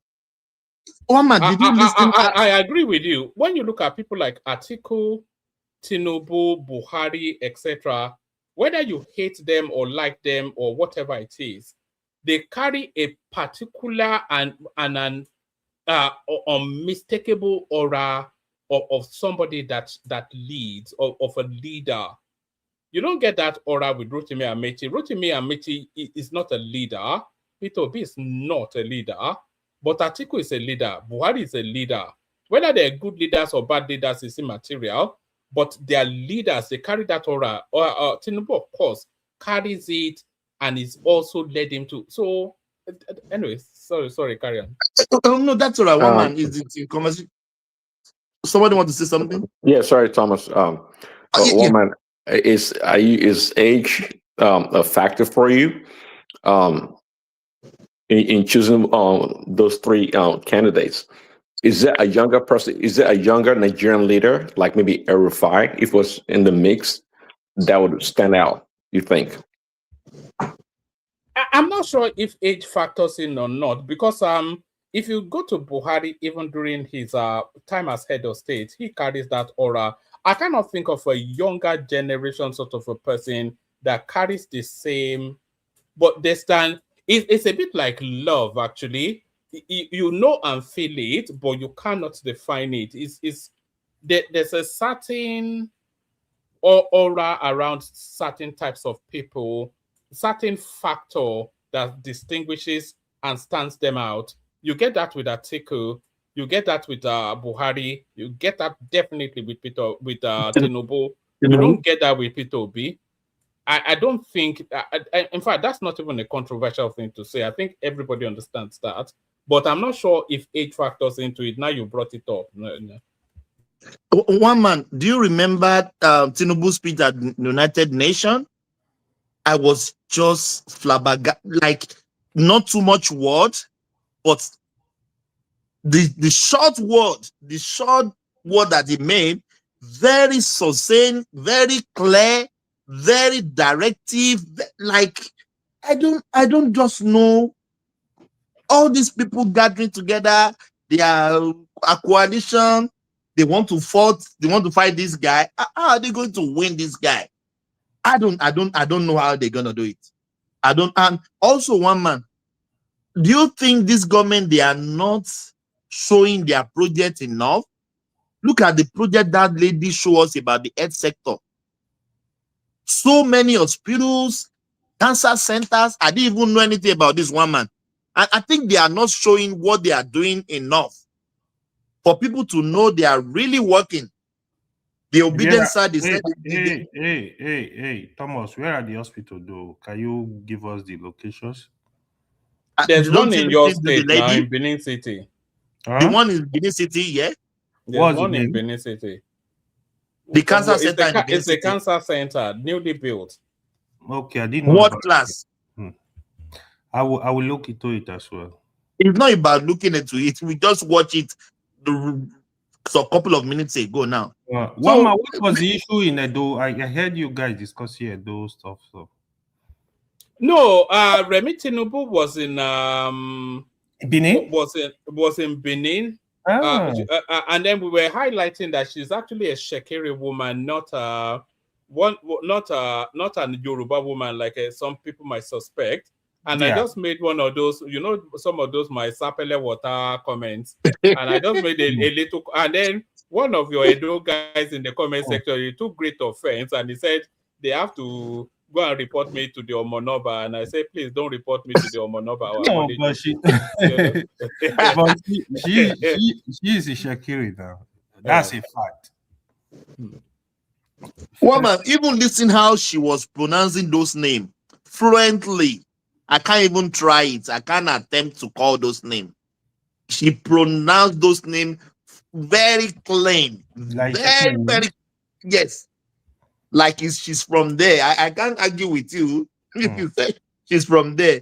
That one is not even in doubt at all. I've never heard that before, my brother. This is the first time. No, she's Shakiri. That's 100%. Oh, I thought she's the Yoruba lady, though. No. But I think, in Shakiri and Yoruba culture are not too far. They are the same people now. They are not almost. Yes, you are right. Yeah, so she was able to merge into the Yoruba culture completely. No. She, yeah. One man, let me leave it. Let me don't take the floor. Let's go to other people here. Yeah, One man step away. Yeah. One man went to eat amala. Yeah. He went to ransack the I'm fridge. here, carry on. I'm here. I said let me leave it for now. Yeah, let's go to AY. No, let me take the floor. Yeah. Great. Yeah, but actually the reason I joined is your last two issues you were discussing. The first one, the Amici of this world, all of them protested that Tinubu did not sign whatever electoral reform. What was he complaining about? I was laughing in the background. The reason why I was laughing is just Amici just left power like a couple of years ago. You were in power. Just the way I usually laugh at PDP. Sorry, are we hearing AY or is it me that I'm gone? It's me. I can hear him. One man. Okay. Yeah, just the way I used to laugh at PDP, they had opportunity to make changes from the electoral reform to the police reform, from whatever reform. They refused to do it, the EFCC, because they were benefiting. When Buhari came in, the cabal and the so-called super ministers, they had opportunity to talk to Buhari, do the right thing. They were deceiving him. Today, the Tinubu cabal as well, they had opportunity to change history, to make our electronic transmission of result mandatory. They refuse. I can tell you, watch the stage very soon. In the next 4 years, a lot of senators, rep members that were against that, they will start crying. I can tell you, they will even protest. This is what really amazed me about Nigeria. When the person is in power, he thinks he's gonna stay there forever. You are not doing things that will benefit all Nigerians, that the Nigerians on board will look at and say, oh, this guy did amazing work when he was the president. Oh, this guy did amazing work when he was governor. Just imagine, Awolowo died many years ago, right? People still reference Awolowo till today. Either you like Awolowo, you don't like him. You see people praise him. Awolowo, education, Awolowo. Unfortunately, the crop of politicians we have today, they don't learn from these good behaviors. When you go to Edo, for example, Edo Delta, you hear Ogbemudia. Anywhere you hear Ogbemudia, nobody talk bad about Ogbemudia. It's, oh, Ogbemudia did amazing work in the Bede state. But today we don't like goodwill. All they want is looty. They will all suffer for it. We are here. We are gonna watch them. By the time the Tinubu cabal, all of them leave power, they will join the crew that are crying today. This is what I know for sure. It's gonna happen. Then the other issue of change of date of the election, the presidential election date. We were having this discussion here, I think last week. I was so fortunate. I think Nigeria are very insensitive. I was like, it's just the right thing to do to move the date of the election because of Ramadan. A lot of the anti-Muslim forces on your panel, they say, no, why will you change date before Ramadan? I don't know what is wrong with us. We are we lack emotional intelligence. We don't understand what the other man is facing in terms of religion, in terms of tribe, in terms of whatever. It's about me, or me versus them. This does not work in a nation like Nigeria. I was even giving them example, even in Premiership, that you have less than 1% of Muslim players. Today, because of Ramadan, if you are playing ball and it's time to break fast, you have to stop the time. Even if it's one Muslim, let him go break his fast, then he will come back. These are just normal things. They cost nothing. You cannot say a country where you have over 50% of Muslims, or you have reasonably close to 50% of Christians, you want to take a major decision, you are not going to consider the religion, these two major religions. It's a shit show. You can't go set election on Christmas Day, on Salah Day. And you have to be considerate of people around you. It's very important. That's a good one from the INEC chairman. That's a very good one. So at least we have a date now. I don't know the other issue you discuss, but the issue I heard you guys discussing, the issue of election. Yeah, to be honest, I continue saying this, right? The ball is in Tinubu court. There is no doubt about that. But even President Tinubu, he still needs to be careful because in politics, 24 hours is a very long time. he needs to be careful. I would still reserve my comment. I want to see the ADC candidate. I want to see the Labour Party. I want to see like the political alliance in general, from Konkoso to Atiku to Peter Obi to Amechi to Makide. So we need to watch this space very carefully. I feel for them to give a lot of pressure to Tinubu. If they are able to come together, I have candidates that is popular. Yeah, Tinubu needs to sit. We have to sit up. But otherwise, yeah, it's gonna be very difficult, but it's doable. So don't underrate it. I just pray if Tinubu really want to stay in power, he will not make some big mistake that will cost him the election. So he's careful. He understands the game, right? So if you see in the case of Goodluck Jonathan, what it was a lot of issues that happened, right? The first one was the issue between Patient Jonathan and Rotimi Amechi as a governor in Rivers State. They had issue in Okrika. That one was one. Where there was a hangar already. So the governors forum issue where the G5, because of that issue, Goodluck never wanted Rotimi Amechi. Not that actually. I think the fuel, the SS service account, whatever they call it then. So they didn't want Rotimi Amechi to come back as the chairman of the governors forum. So I remember Rotimi won that election, PDP and the Kaba in Aso Rock refused to allow him. They didn't recognize him. So, which led to about 5 governors moving out of PDP.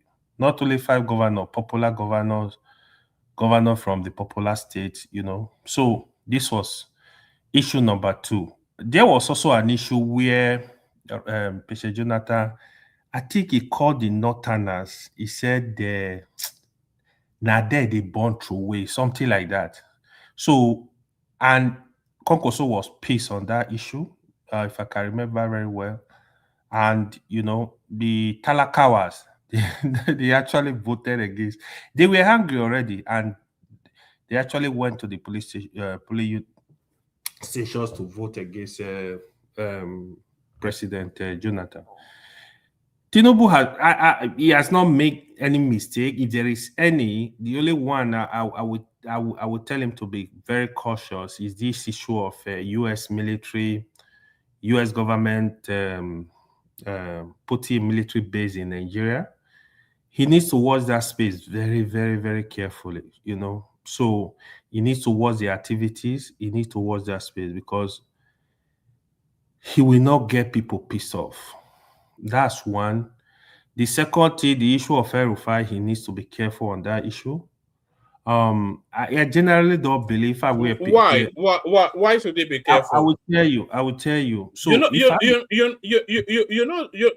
that El Rufai actually bought some youths to go and protest in Kaduna today. I didn't know that. Let me tell you why there were some youths protesting for one man. If I were Tinubu advisor, political advisor, I will advise him on 2 things: Rufai and Showore. These 2 people, don't arrest them. When you arrest them, you make them popular, but people don't know that. That is what they like. Wait for Rufai to be out. Wait and see what Rufai is going to do. Rufai is not scared. He's going to go to this station. He's going to heat up the politics. People are very emotional. Rufai have supporters. Some of the Buhari supporters, you will see a lot of tribal, religious, emotional politics playing around. Watch it. You remember this our discussion. Showore, you see Showore. The moment you arrest him, that's what Showore love. You make him popular. Showore is not scared of any human being. Hold on, where is this? Let me hold on. No. I'm almost done. Showore is not scared of anybody. You saw what he did to the IG. He pushed him to the IG. The IG is out now. when you arrest Shuwari is not scared to go to prison. He will keep fighting. He will keep talking. You will give you opportunity to talk. That's Shuwari. So such people, allow them to rat, allow them to talk, ignore them. So you don't give them relevance, you don't make them too popular. Thank you. So yeah, you can go on.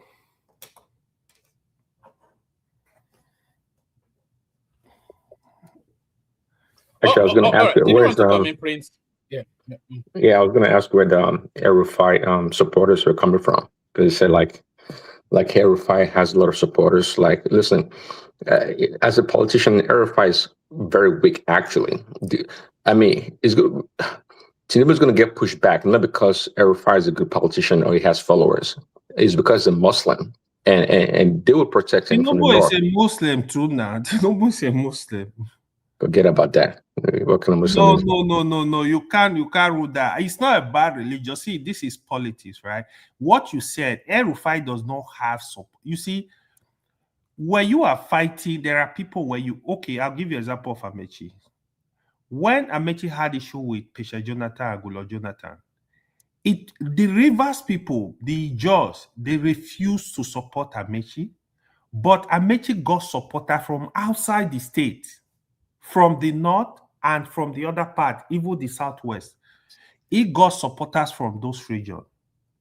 Amechi never got 25% in Rivers State, but it was, don't forget, it was the DG of Buhari campaign twice.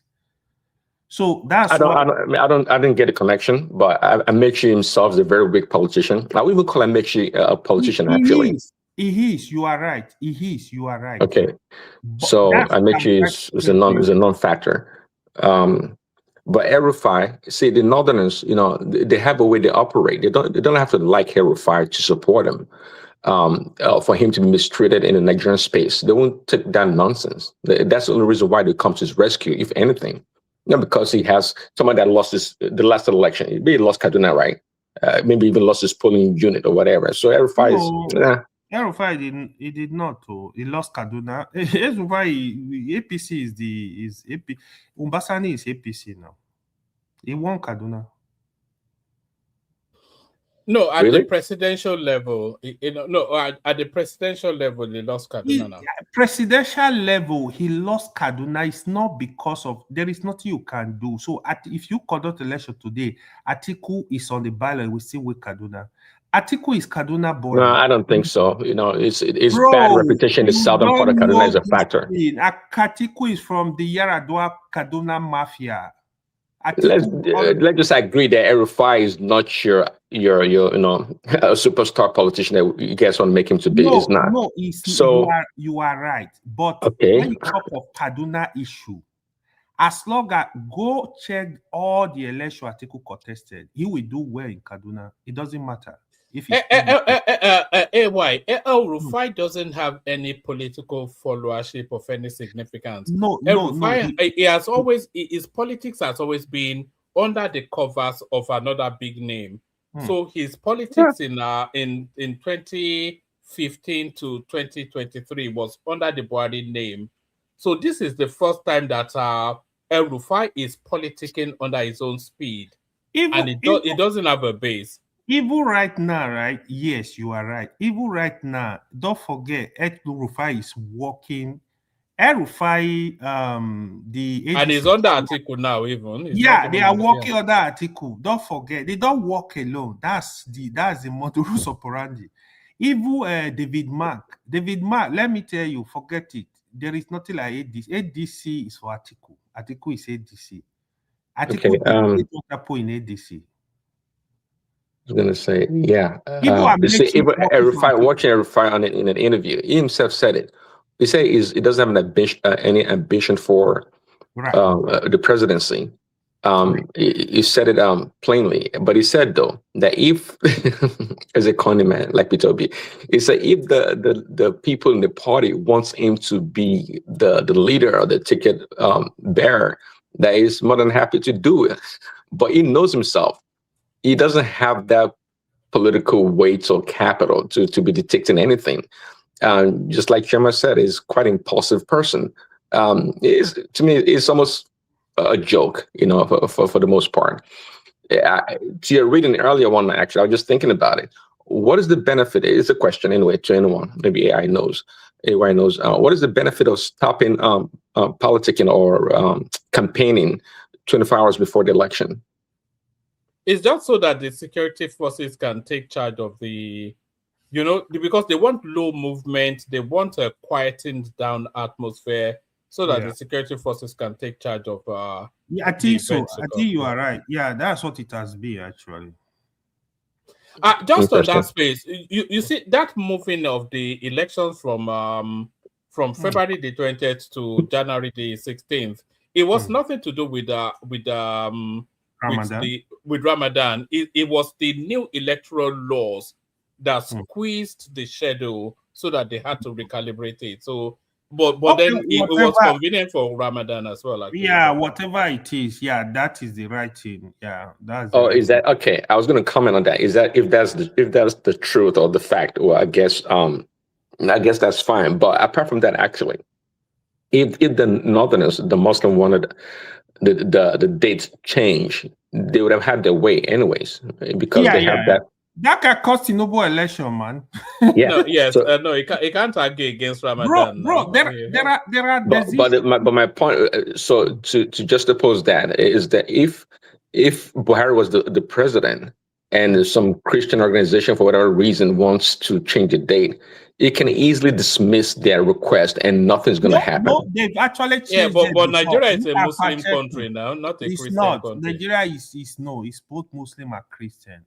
Nigeria is a Muslim country. We know that, but which side has more weight or more influence in the politics in Nigeria? We all know clearly those that can threaten people overnight, like our guest here.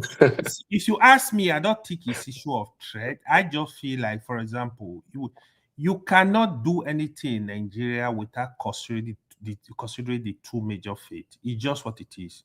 I agree, but what I'm saying though, if one of those two sides can be dismissed, you can dismiss the Christians' requests. If a character like Buhari was in power, Buhari doesn't care about what you say. But Tinubu can do it. He can. There is nothing you can do. See, there was a time, I think in 2003, there was something when the Khan and the bishop protested. I think it was a lecture. Actually, they moved those dates. I said I double checked. Yeah, there was some issues like that. People will protest. It's just like you go pull a presidential election on Christmas Day. Like you want. Well, they can protest, but would they get their way is another thing. And one man to the video you played about this well, is that what you call them? A basket of deplorables? You just said it, one man, not me. I think that's what you're trying to insinuate. It was Hillary Clinton now. Basket of deplorables. Okay. That is Trump supporter now. Yes, but I think he still enjoyed that. I think. But actually, Trump supporter, a lot of them, they're actually deplorables. She was right. Okay. No, So in Nigeria, for example, where you see a lot of trust of people supporting Trump, they are the judo Christian fundamentalists. Mostly, those are the people that support Trump from Nigeria. And they're on the southeastern Nazis, those that believe that Trump will give them Biafra, that are living in La La Land. So those are waiting. So those did you see the clip that was circulating over the last 3 days on social media? Where that the Southeasterners are now Japanese. Did you see that? I didn't see it. I didn't. Okay. I'm not going to be surprised. I think somebody sent it to me. I'll see if I can find it. I'm not going to be surprised at anything where some of them said they are from. Why are they Japanese? So what came about that? Let me just find the clip. I can't remember, but when I saw it, I just rolled my eyes from Israel to Europe to Japan. You know, they tend to have an identity crisis or identity problem from that part. Clearly, they do. Clearly. What you're not talking about is, this issue about the British award they did over a week ago or so. I'm not sure what it's called, where this guy, they made a movie about a guy with a Tourette syndrome, and the guy in the audience yelled the N-word to the two black actors that were on stage. You heard it? Did you hear about it? Yes, that was during the BAFTAs. BAFTA, that's what you call it. Yeah. So, any comment on that? Because this lady, I saw her today on Piers Morgan. What's her name? I can't remember her name. She's Nigerian, I guess, by a name. Trying to, she made a comment and made a video online calling the guy a racist of some sort. And Piers Morgan was livid. Like, the guy has a problem.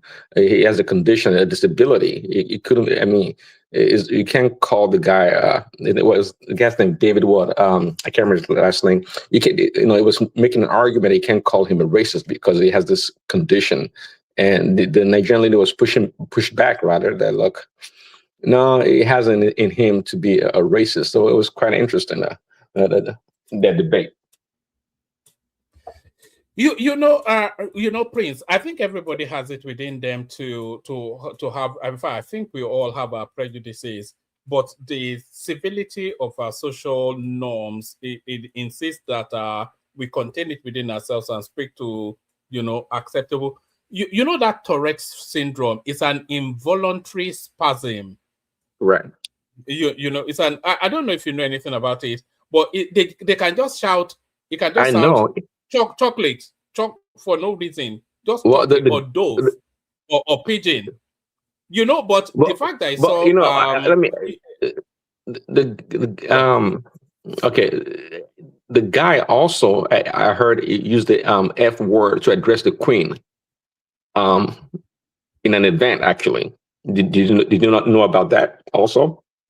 That he called yes, that's part of it. Now it's just that's what that Tourette syndrome is. I don't think you can hold anybody, whoever. I didn't see that thing on Piers Morgan. Maybe I'll go watch it later. Yeah, it was quite interesting, actually. No, I can't align myself with that now. That somebody that has Tourette syndrome should be held hostage to his comments. No, you can't do that.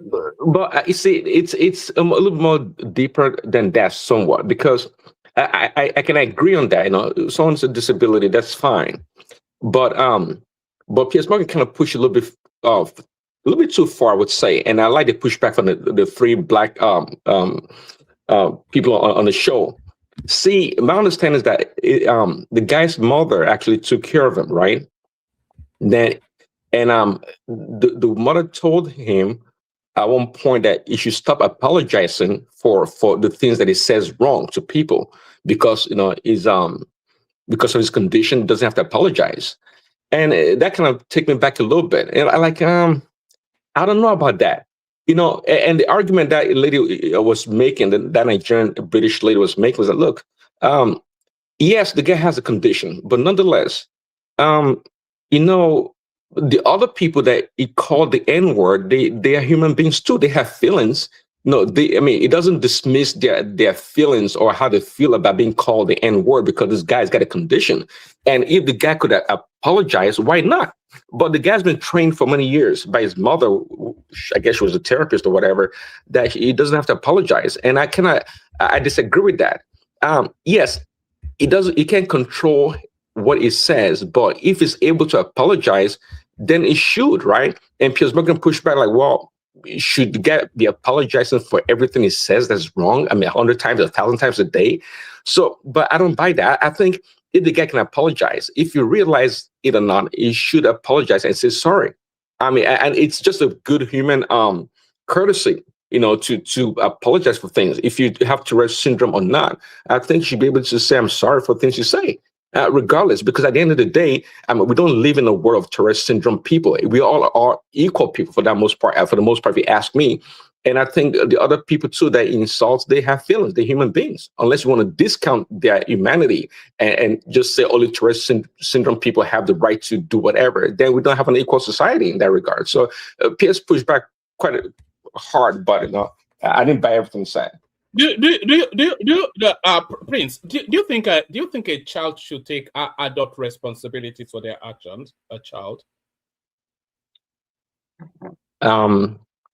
Well, they don't take. Well, if I understand your question, not directly, but it doesn't stop the adults for teaching the child the right things to do. The same principles apply, though. You can't ask a Tourette syndrome person to take responsibility for their utterances. I think any understanding of that syndrome understands that you make exceptions for. Well, man, do you think? Okay, I see what you're saying. Maybe he should apologize. But then, how often will he apologize? Imagine that Tourette syndrome person. They just have a walk through their life for one day. How many apologies do you think they'll issue? In the course of the day? Piers Morgan made that argument also, but see, you know. I don't buy it. You see, if a child should not take responsibility for what they do if they have an adult, but nonetheless, it doesn't mean that the adult can teach the child the right things to do or say. Okay. Unlike normal people, I would say, right? Not because the guy's not normal, right? He has a condition, disability, right?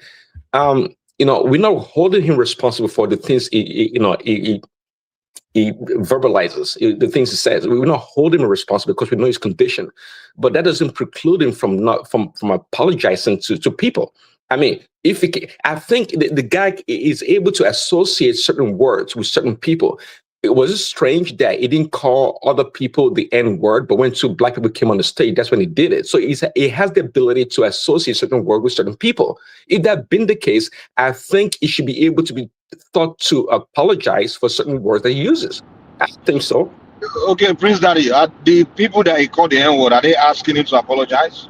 That's irrelevant, Mike. That's totally irrelevant. What do you mean irrelevant?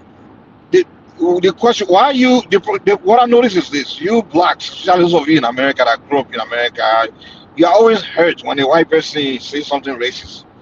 But the people that say racist things the most are blacks. Like, nobody ever asks you guys to apologize. God bless you. Black American, they speak racist shit all the time. They're racist towards everybody, every day. Like, they call white people cracker, all kinds, they even joke about it. But whenever a white person says, like, well, you have to apologize, you have to protest, you have to come on, man. Well, I mean, okay, let me respond to you. So, when I heard it, actually, you're not the one they call N-word, but you're very hurt. What's up with that? No, see, let me respond. See, like you, I can talk, I can explain things or say things that doesn't really affect me directly. When I first watched the show or heard about it, I was impervious. I didn't care. It didn't mean nothing to me. But in a society, when you live in a society, you have to look beyond yourself. Now, it's not about me, okay, being called the N-word, but I can sympathize. Hold on. Okay, I can empathize with people that feel hurt. I don't have to be hurt. Who feels hurt? A lot of people in the African American community felt hurt, and so did also the same people that call each other niggas all day. The same people that call each other N-words all day. Well, man, I mean, yeah, we're not talking about the ghetto or the rap world. There's a world beyond that. Lord. Mike. Okay, how many times have you been hurt over people using the N-word every day, even in the music, all over the place? That is. But it's only when the white people use it. It's only when the white people use it that it becomes hurtful. Mike, yes, they use the N-word all the time, but that's not the debate here. Not every black person goes around using the N-word or calling themselves the N-word, okay? But the one that are using it, you don't complain about them. It's only when a white person open their mouth and use it, that's when, it becomes a very hurtful word. Well, see, you're not the one to embody. So Mike, why do the Jewish people get offended with being with anti-Semitic comment then? So nobody should be getting offended. Is that not what you're saying? Why was Kanye West cancelled then? So am I the one that cancelled him? The fact of the matter is, no Jewish person. Hold on. Why do Jewish people get offended? Let me explain something to you. This is what Jewish people do. When you offend Jewish people, they don't come around crying. What they do, they use their power to come after you. That's it. You are black. If you have power, let me lie. Hold on. Let's have one voice at a time.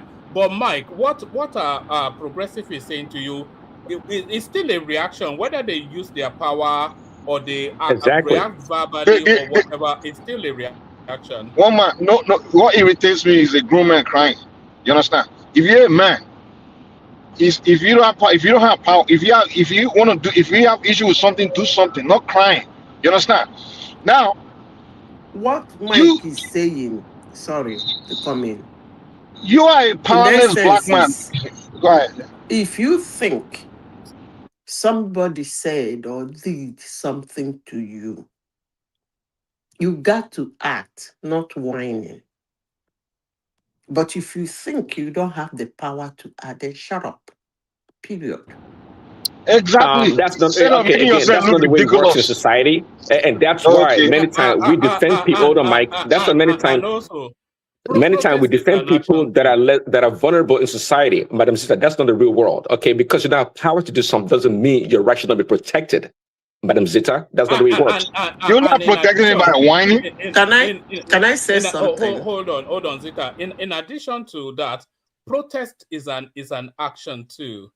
So them protesting against the use of that word is Oh man, nobody respect the man that protest. Trust me, nobody respects you. That's the reason they don't respect. Go ahead. Let me say this. You see, one man in the United States, the reason why nobody respect black Americans is because they see them as weak ass people that just protest. They don't do nothing. You see, I'm when telling you overflog a particular word, it loses its value. Growing up as a child, racism, calling people names is too heavy. It is wrong. It is hurtful. But until I enter America, the thing is being used in everything and anything and all the things. So why do you want me to apologize for? Excuse me. Something you use rampantly and recklessly. Where it's supposed to be used and where it's not supposed to be used. Where it meant and what it didn't mean. So they made the thing so weak that nobody cares any longer. I don't even know why somebody should apologize for that in the first place. We all don't think Italians, the way they are portrayed in the movies, are all gangsters, okay? They're decent Italian people in corporate world and whatnot. So too are black people in the corporate world. They don't go around calling themselves N-word. So if you guys want to define black people by hip-hop and the black culture in that regard, then that is fine. But there are decent black people in America. They do not ascribe themselves or ascribe that word to themselves. They don't do that. So I would like to disabuse myself from that notion that, because it's been sang using in the rap music and whatnot, then all black people are such. No.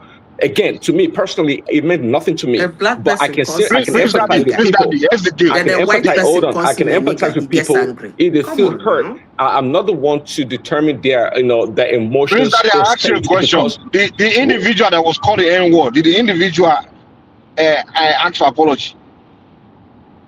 Well, I'm not sure about. I'm not sure about that. So no, my problem is this. But it's no. Say again, you're Manazita talking silos. You are the one whining over somebody else being called the N-word. We live in a community and we live in the real world. Okay, meaning that those two people, they're not the only two Negroes or black people in the world. I mean, the community can take it on. They don't have to respond. After all, Jamie Foxx responded. Okay, was it at their word or was it on the stage? It wasn't on stage. So I have a question. Trying to pigeonhole. Hold on, Mike. Let me ask make your point. Yeah, let me ask you a question.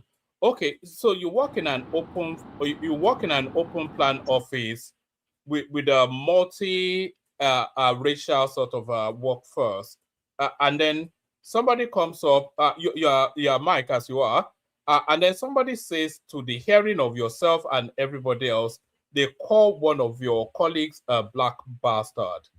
Do you, Mike, do you within rights have the position to go and report that to HR, even though it wasn't said to you? And do you have a right to be offended by it as well? Woman, a work environment, we have rules. You understand? The rules in that work environment is you can't do that, right? So we have to go by the rules of that work environment. But the conversation we have here is in society where the Constitution gives everybody the First Amendment right, freedom of speech, right? So now, the fact that it's a public space in a public world where a guy is expressing himself. In America, for example, the black Americans, you have a group called the Black Hebrew Israelite. All they do is stand on the street corner and call every white person and walk past them cracker, all kinds of racist name, and then we see African, call you thinking African. Black America act so racist. But the moment, which is, and when somebody thought they say it's a freedom of speech for the First Amendment rights, or when white person, just say N-word. By the way, woman, is that the only topic you have today? Oh, sorry. No, that wasn't even a topic. People It was Prince. These bourgeoisies. We're losing you. It sounds like you are driving and you are losing signal. I'm trying. That's fine. But am I better now? No, yeah. Am I better? You're better now. The point I'm making is, in United States, everybody acts so racist. But the only group of people that cry a lot are blacks, like Prince Daddy and his Black American. God bless you. The thing is all over the place. This one end like this one, and this one end like this one. So they should deal with it. It just make them look so weak and ridiculous. The white are thick-skinned. No matter how much racist law what blacks feel like, then they keep quiet. They just laugh at them, laugh in their face. You know, Hispanics, Asian. No, people are so Black Americans are so racist towards minority like the Asians and Africans. Even the African, we share the same skin color. When they go call us all kinds of nasty name, African booty scratcher, Black African monkey, they will insult us, insult everybody. But the moment somebody says something to them, they will start whining. They will be so hurt. And you look at Prince Daddy, you are pretty much a Black American, man. For you, Mike, those people you meet on the street are the ones you used to qualify Black Americans. Bro, you guys, no one is bro, no one complain about them. Yes. So the people, if you enter Nigeria now, you want to see Nigerians. A tendency of a Nigerian is in the street. They're not going to so the people that speak to you, Island. Hold on, let me finish. I want to clarify something. Because people usually make this mistake. You use them to qualify the ones in the southeast. You use them to qualify the ones in the north. Use them to qualify every Nigerian. People are people. Let's not say okay, it's okay for this category of people. If you was a street white man and said it to you guys, will still cry. You still cry. Please, let me clarify this. People actually make this mistake of a demography, antecedent, and characteristics of citizens of a country. It's not with the rich. Please, it is not with the rich, because if you enter a country, you are not going straight to interact with the rich. You are going to interact with the street. So any country you enter, you getting the impression you get about that particular country is in the street. You will never overrule those people, because we are not going to see Dangote or Adenuga or a high working class chair staff or something. It's the street. That's why you buy your things. That's why you. So you form your opinion based on the people you meet on the street. They are the forefront. That's why most countries like Norway, Luxembourg, that street is more important than that rich you are talking about. They try to take care of it. So don't come and tell me that somebody who is in the street in America, that's what they know in America here, you can come to America and don't interact with a black person. Hold on, you can come to America and not interact with a black person. The country is so big. There's so many communities in this country they don't have to interact with a black person. So Prince Daddy, the fact of the matter is this. Prince Daddy, the fact of the matter is this. Among all race of people, all groups of people, all ethnic group of people, we all have tendency of we all practice one form of racism or the other. We all act racist and discriminative one way or the other. My only issue is why is it that it's only you blacks in America that always let me learn now. Oh no, why is it that it's only you blacks in America that grew up in America that always want to do this protest and play victimhood? Everybody else suck it up. You only the one that will hold on, Mike. The example is actually coming out of the UK, not America. The example. I'm saying a lot of you black UKs, all of you want to emulate black Americans. So whenever even George Floyd, you guys are always emulating black Americans. All you black Europeans, I always see them when they are discussing this black American versus black African immigrants in America. You will see the black British coming there to talk. Even soon Nigeria will go there and be talking. I'm like, what concern you? Mike. You can see yourself as a when you guys go before he left Nigeria, you were not thinking like that. Or he was going to go to British England You start emulating Black America, everything Black Woman, you America. have very You interesting turn yourself topic. to Okay, Black Please, let's talk American. so about Mike, it. I beg. I know they talk about Mike, people. 1 second. I want to quickly say something. So we're talking about black people now in general, right? So if somebody say something racist in America, you as a black man, anywhere you are, you feel offended, right? So Me feel what offended? about those British on the street? Of course. What about those British I on the don't feel street offended. that are not Feel behaving like offended that that? That if you America come is to a the black UK, nation or what? Woman, please, hold on let's 1 move second. Let me this finish. topic. If you come to the UK and you go on the street and you meet black people, they will not behave like that. Okay. So do you think it's okay for you to come to the UK and speak like that, or do you think it's okay for the black people in the UK to feel offended by racist comment because you're using the black you meet on the street to qualify every black person? I never use one person to qualify every person. I'm just saying, like characters, like Prince, that there are many Black Americans. Whenever they experience, they hear some racist thing happen, so one white person speaks something racial, they turn it to they become they start playing this victim card. When in human nature, we all know every society, every human being, they have racist element among them. They are speaking racist things every day. They are Okay, Nigerian. Mike. I'm saying, Why are Jewish they are people not. If allowed you to go, react? all right. I can put a bunch of video. Hold on, wait. I can put a bunch of videos of a black African person or black American or some black person saying racial things against other race of people. But I don't see any other race of people play victim or coming around to start doing Yeah, protesting. but how It's many only you black blacks, how many black Black people American All and right. how the many No, black extension of people English hold on blacks how that many want to play victim and be how protesting. many empowered everybody. We how have to move many on. We have empowered to black move person on. have you seen on stage have you seen on The whole stage making racist comment? How all right. many people how many black people from position of authority have Just you hold seen on. making Just hold racist on. comment? Just hold on now. Hold on. Mike is not going to agree with you. You are not going to agree with him. Woman. We're going to loop it round for goodness knows however long it lasts. So Woman, can I let's say just what move. is on my mind? No, one Yeah, go man. on. So sometimes these things are Is ridiculous, Thomas man. there? No, Thomas is here. Yes. Thomas, answer me now. They greet. Now, wow. Thomas is probably, Thomas is probably the whitest person here. He's probably oiling his motorbike or something, or feeding his. He has a poodle. Can you imagine a black man having a poodle as a dog? Okay. So, what I want to say, your argument, so that we can quickly move it on to a lot of topic, very interesting, happening around the world. It is a global world, according to you people. If you think where you are, they don't treat you better, go to a place you believe they can give you a hug and kiss every time without calling you names. Period. Can we move this thing? Okay, and that's a non-argument. That is saying that's a myopic way to look at it, but that's a non-argument. We live in a real world.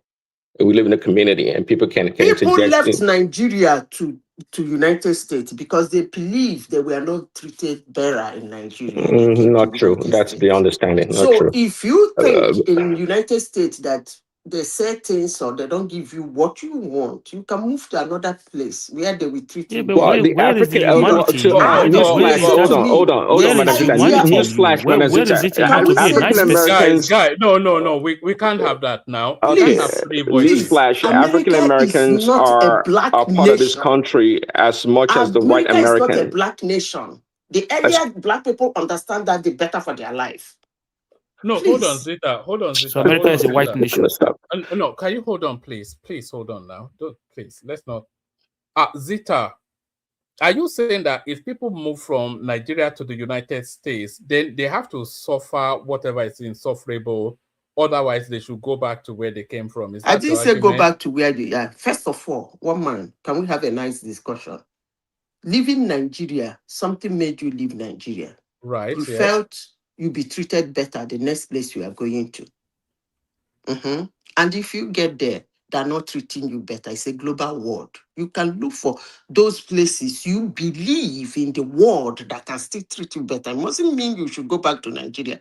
There are places like Norway, Luxembourg, maybe places like that. You can go if you believe they And I will agree treat you with you, better Madam there. Zita. I agree with you Let me on that finish. point. She asked me a question. Please, can I finish? I, for one, I'm living in a foreign land. This idea of me going to a foreign country to start dragging things with them, looking at somebody who is looking at my skin color, who's looking at the way my hair is, kinky or something like that, is actually ridiculous for me to behave like that. It's not my Okay, land. we got the point. So let me Let me interject. finish, please. Well, no, you're not going to take forever to answer If now. I feel they don't want me and I don't fit into their society, I find another place. Period. We shouldn't be discussing this. I beg. Okay, fine. Okay, let me make my point too. So, I actually agree with what you said. But in this case, we're talking about African Americans. So, newsflash: African Americans in America are Americans as the next white American. So you should understand that they have no America is place not to a go. black nation. They have no place to go. But here in America, they are American 100%. America So is not a whichever way you black think, let nation. me talk Period. now. So the web, America is not a black nation. Period. Yeah, you said that America 3 times. is not a black No, nation. no, Period. don't do that. Don't do that. You said that 3 times. So So let him because make you his repeat it 1,000 times doesn't make your opinion any much valid than mine. Okay, I'm gonna try again because of your myopic view. African Americans are part of this country 100% as a net white person. After all, many Black American African Americans, their ancestors were here before many of these white people came. So the notion that America is not a black nation is just ridiculous on its face. And by the way, we're not even talking about Nigerians or Africans. This African American community here voicing their opinion about their feelings about the matter. So they have the right to express themselves. You don't come from a different country or other place and tell them, don't behave that way or don't do that because you think you're better. Woman, can I go next then, or who's going next? No, you are next. So where do you want to take us to? Do you want to take us to the basket of the deplorables, the Edo State coming out to tell us that what actually happened to Peter Obi was an internal matter amongst the ADC's space, or do you want to take us to the new schedule for the elections, which now puts the presidential election in January the 16th, the new date, or anything else that you may want to speak to? Okay, I actually made comments earlier about those things. You said the date was changed due to the new electoral law. So I guess that says it's that case. So I thought they did it because of the Ramadan. So if not the case, if it wasn't the case, then that's fine. But just like I said earlier, if the Muslim had demanded that they change, they would have done it, and nothing would happen. Unlike if it was the other way around. So, I mean, it just shows who has more sway in that country politically and who can exert themselves. And I think the Northerners, they do a great job about it. And that's why someone like Rufai can come on the national television and talk about tapping the line of the NSA or whatever, the security apparatus, and feels, with impunity. That's the country we are in. It is so. Let's not pretend that the Northerners don't feel entitled in a lot of ways. They do feel entitled, and rightfully so, if you ask me. Actually, so I don't blame them. They're not to play their politics, and they stick together to get things done. And just like we were saying earlier, Rufai, if anything, not because he has political sway. If he gets any support, it would be as a result of the Northerners coming together to support him. So it doesn't get mistreated in Nigerian space. And I agree with that. Okay, if they want to support their own person, they should. The people you call the basket of deplorables, it's quite interesting now, seeing Peter being in the midst, with spewing all those statistics he knows nothing about.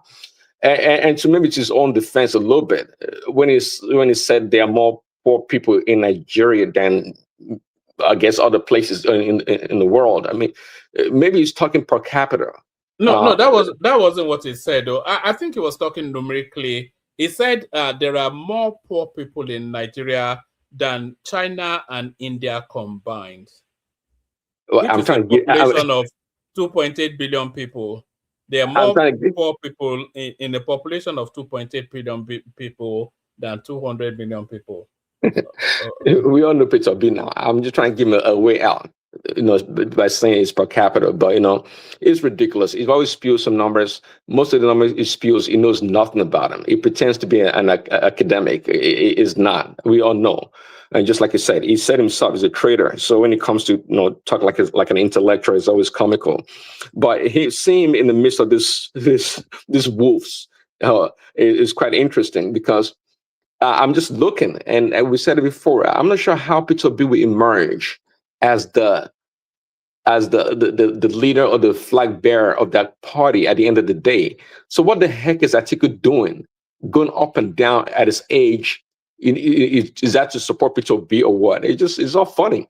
And, you know, at the end of the day, we said it before, Peter B may end up, if anything, go back to the Labour Party, but it may end up not being on any ticket anyways. At the end of the day, it's a game that they're playing, and he's not smart onto it. It's just, that's Peter B for you. Is very poor politician, and we said it before. He had Labour Party to himself. All he had to do was stick with the Labour Party, grow the party, attract more candidates, solid candidates to his party, and go from there. But he doesn't want to do the work. And the people that his supporters think is the best way to go about it. This guy never one time in his life, came out of a primary as the leader. He's never done it in any party. When he was in PDP, he ran away, went to Labour. I'm not sure what he did in ABGA. Now he's gone to ADC, like they're going to give him the ticket. It's not going to happen. I just don't see it. I mean, and I don't think Rotimi Amechi is Peter Obi's friend. I don't think they're that friendly. Maybe I'm wrong, because he also has an ambition. So I'm not sure how, even if Atiku, decide not to go all the way, Rotimi Amechi is there. I mean, Peter Obi politics, it's always interesting. Nothing real to offer.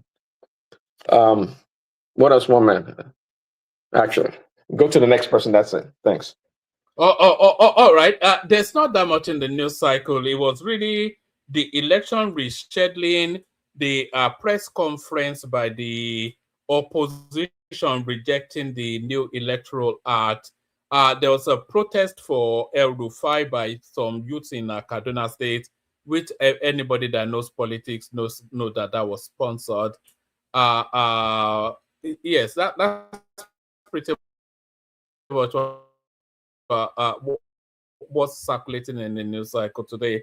But we take the conversation to Zita. I'm sorry, AY. He was asking where the government have built all these cancer centers. I told him there's one in Edo State, and here are examples of two more. So let me just play this clip, and then Zita can take the floor after it. Now to go to Benin, where a similar oncology center was inaugurated.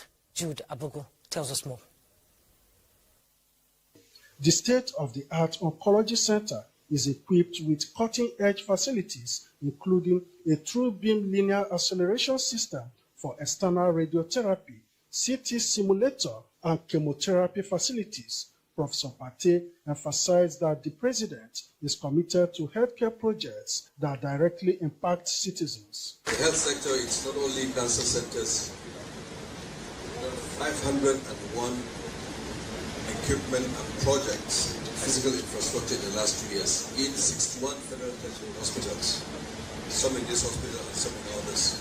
These are all listed, verifiable and available. Thousands of primary healthcare centers are being revitalized, including here in Government officials, including Finance Minister Wale Edun, Information and National Orientation Mohammed Idris Malagi, and the Deputy Governor of Edo State are hopeful that the center will enhance access to cancer treatment in the South-South region. The project we are commissioning today is not restricted to Edo State alone. It's for the 6 states of the South-South region. And we want to say thank you, Mr. President, and kudos to your administration. For 2 to 3 years now, UVTH has been one of the beneficiaries of the National Cancer Health Fund. We have treated more than 359 patients have benefited from this program to the tune of about 430 million. This world-class oncology center will serve as a reference center for treating breast, cervical, and prostate cancers, benefiting patients across the region. In Benin, Jude Abugu, NTA News. And Grace Chukuma brings us details on the inauguration of the oncology center in Enugu. In Nigeria, cancer has continued to be a major public concern.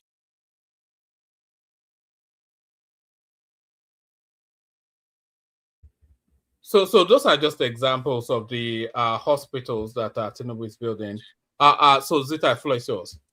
So what is the problem? Is it that they don't have cancer centers? No, they were saying that they've only released 36 million naira to health. And that alarmed me somewhat, that the 36 million naira is not even enough to pay the salary of the minister in charge. And the story is circulating all over the social media space that the whole of last year, the health only got 36 million naira. So that's what's behind that. A woman, you see, there is one kind of problem we have, and that problem is what affects some of us in some places I know. You are in your environment, you don't look around, you don't study your environment, you don't want to know what is in your environment. You sit down, you watch somebody come to YouTube or open one kind of TikTok and just say something, and you just believe that person and you run with it. Most people miss out from things of life because they didn't seek for it. Not that that thing is not available. I have said that severally here. There was a time I came to your platform and I said they have health care for people. If you are working, as long as you are working in Nigeria, you have a health care. I've forgotten what they used to call it. In fact, it was actually forced down the throat of some Nigerian workers. More especially those who are in a parastatal where they have to pay their money into the bank, not the artisans. People shouted at me, that abused me, but that health care saved my cousin from kidney infection. But it is what it is, woman. Sometimes these things are, I've learned not to be quarreling over it. I don't need to quarrel over it. If I say it, I leave it. Hate me, like me, I don't care. I will just tell you what the situation is. Tell me to explain. I will tell you, sorry, I'm not a professor. So if they say it's 38, these people are actually funny. I don't even know what they're going to get from all these their political propaganda. One man, the funny aspect of it is that they are not telling us what they are going to do differently. That is the problem. They should stop saying, hello? We're all here, we're listening. They should stop saying what Tinubu is not doing well. If they can help us, Tinubu is not doing this thing well, I will do it this way. I think that will help. Than all these things that are doing. It will go a long way. Is the 35 million the only topic you have? No, we were also talking about the electoral timetable being adjusted.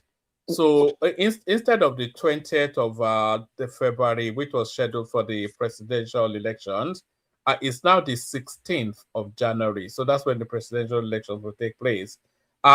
People thought maybe they listened to the argument that it fell within the Ramadan space, but it's actually the new Electoral Act that tightened the schedules, because the act says X has to be done by. So the Electoral Act actually forced the recalibration of that timetable, and to bring it to 16th. 16th of January. Okay. So and people are saying it's because of the Ramadan. Yeah, that's what they thought. Because do you remember when the schedule was rolled out, article came out to protest that it fell within Ramadan, and now they've suddenly rearranged it, and people were wanting to give their attribution, but the explanation is actually that the new enacted electoral law is setting a series of events that has forced them then to reschedule the whole elections. The primaries will take place as... Yeah, sorry, continue. Sorry, the primaries will take place as early as April. So we're February, March, April. We're about 6 weeks, 7 weeks away from the primaries now. So that's when the elections will really start to take full charge. Okay, 6 weeks from now, right? It used to be in May. The 20th of April. That's when the primaries. Yeah. Okay, one man, back to the moving of the date. I wouldn't blame any administrator if the Northerners cry that the date of the election doesn't go down well with them, I wouldn't blame any administrator for changing it for them. Do you know why I said that?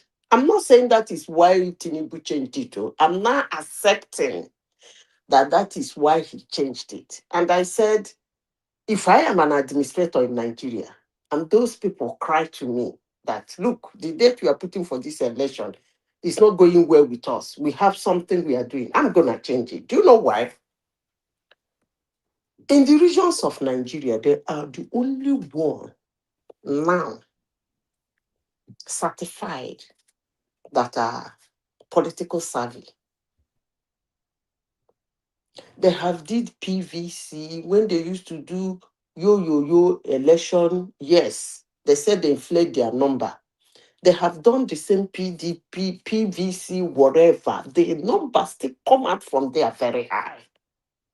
So no reasonable administrator will look at that area and ignore them. More especially if you actually want them to come out to vote. So they are enjoying what I call political goodwill. And that is actually what I want to. If any administrator can break it in Nigeria, well, it's not the administrator to break it, Sha. It's some other regions in Nigeria. If they can be serious to come out to vote in mass, it doesn't really matter who they're voting for. But when a state start producing something like 1.5 million votes, more especially in the South, you look at the whole of Southeast, each state is throwing 1.2, 1.5, 2.2 million real votes. The dance will change now, but as it is now, come on, man, woman, you got to give them whatever you want to, got to give them. That's just the truth. I'm not gonna whine about it. If they say they want the election to be done, hands up, leg up, you don't have a choice, woman. You're going to give it to them. Because that day, Mami Yabo will be selling her kunu. She's not gonna vote. She will be selling her amalande wedu. She's not gonna vote. She will even keep it in her backyard to sell. So it is what it is. They start to get angry for one reason or the other. Why would they want stand to vote? And the numbers of votes that come out from the South, even when a Southerner is on the front line, is actually very ridiculous. It's actually very ridiculous. So it is what it is. They should give it to them. Thank you. Any other topic? Yes, we were also talking about, I'm not quite sure if you mentioned it or not. There was a big press conference, a world press conference even, that took place earlier on today. Present at the conference, characters on your screen right there, Peter Obi, Rotimi Amechi, Atiku Abubakar, David Mark, Aregbe Shola, Dino Milayo was there even, so Boba Galadima as well. So it was a whole force de jure of the opposition space, and their demand was that the Electoral Act should be repealed and re-deliberated by the parliament. So people call them the basket of deplorables in a nod to Hillary Clinton back in a battle with that. So what do you then make then of this? The politics, the quality of the opposition is just reflected in that position. There is, if I said the adage in my dialect, most Igbo people would not understand it because I'll say it in Uguta dialect, but I'm not going to say it. You see, a drowning man can look for anything. He can even hold on to a leaf, thinking that leaf will make him not to drown. That's the way I see the opposition. These people are not serious. Okay. They put electoral law. The electoral law is for both for the ruling party and for the opposition. It's not only for you now, the opposition. So why are you crying? It's going to affect everybody. If there is something wrong with the electoral law, it will affect you, it will affect the ruling party. So why are you running around? I don't understand this. You want to face somebody you should face somebody squarely. That's why people don't like me. Face somebody squarely. Where you can shut up and sit down. That's the way I see life. Don't say people don't like you, Zita. There are a lot of people's favorites on the audience love you anyway, and I think most of the panelists do as well. Apart from maybe Patrick Uche, who just seems to, The kind of abuse I get in your platform, I don't think. You seem to have built a mansion in his head. You see, he's so obsessed. But I think Patrick Uche is the only one that has issues with you. But everybody else A loves lot you. of them have issue with me. See, woman, you have to face them. That field they know how to play. Find a counter field now to counter them. I don't like this thing they're doing makes them look very weak. Honestly, they say this. The next thing, the Rufai will jump up and say, impeach Tinubu. I mean, Tinubu did not do all this drama in 2014. He didn't. He was campaigning with Buhari, screaming. I can't forget it.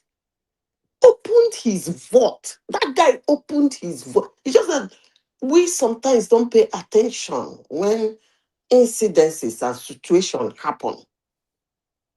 He opened his vote. I remember the day they did campaign in Lagos.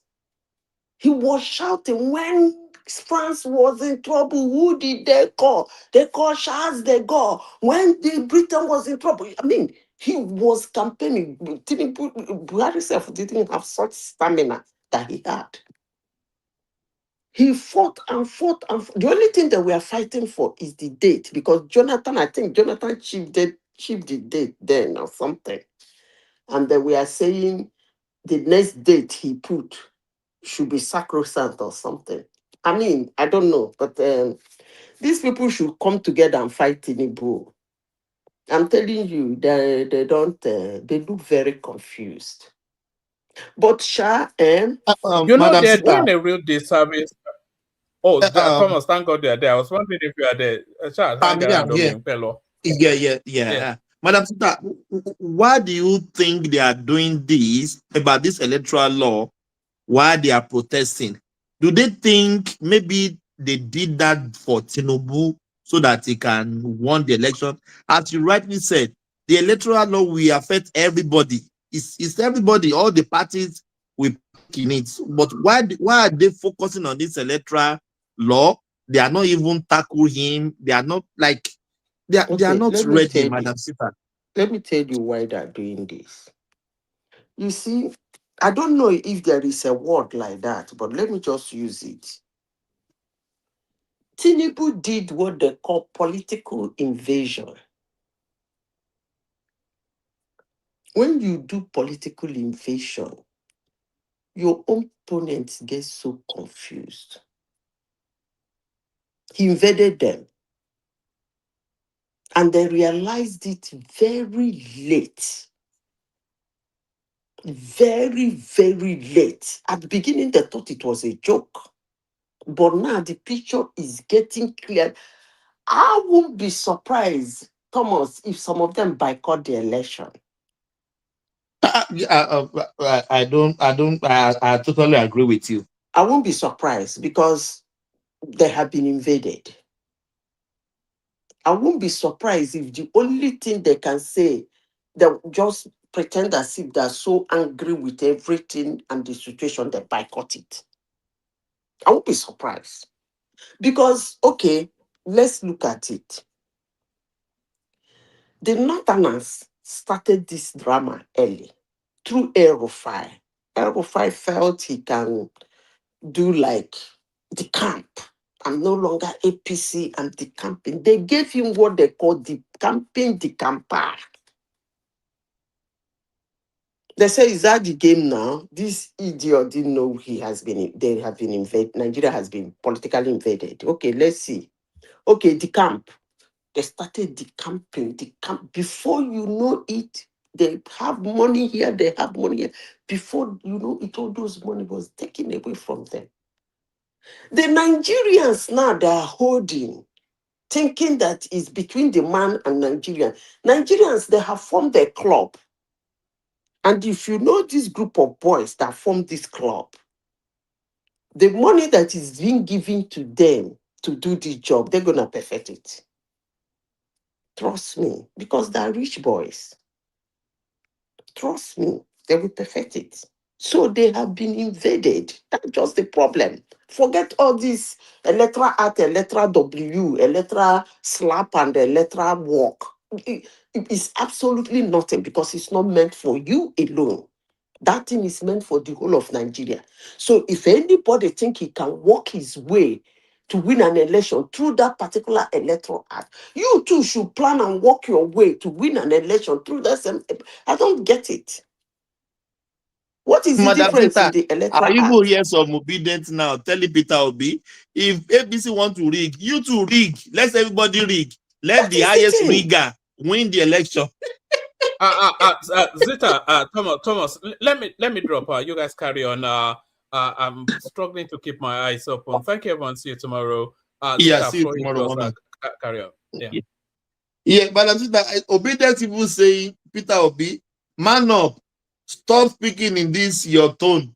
Man up. If they want to rig, you to rig. Let everybody rig. Let the highest rigger win the election.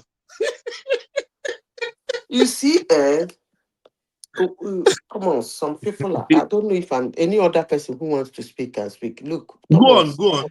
Yeah, some go on. people are, I don't know. There is somebody that says something here one day. I made a comment. I said, the media, when I mean the media, I mean mainstream media, all Mainstream the media. social media and everything. I said, they think they can rule the world. The person said, I shouldn't say that, oh. They're doing a very great job, oh. They're doing a good job, like trying to rule the world. You see, Thomas, some people, their mind is blocked. I don't know how to put it there. Their mind is blocked. Some people used to use the word bottled in time. You are bottled and you are placed in a particular time. You're not going back, you are not going front. That is what you talk about. It's a very dangerous situation for anyone to find him or herself. You see, when I say some certain things, people think I take sides. I don't. Because for me, none of them is qualified enough to be the president of a country, including Tinubu. None of them. If you look at if the people who wants to bring sanity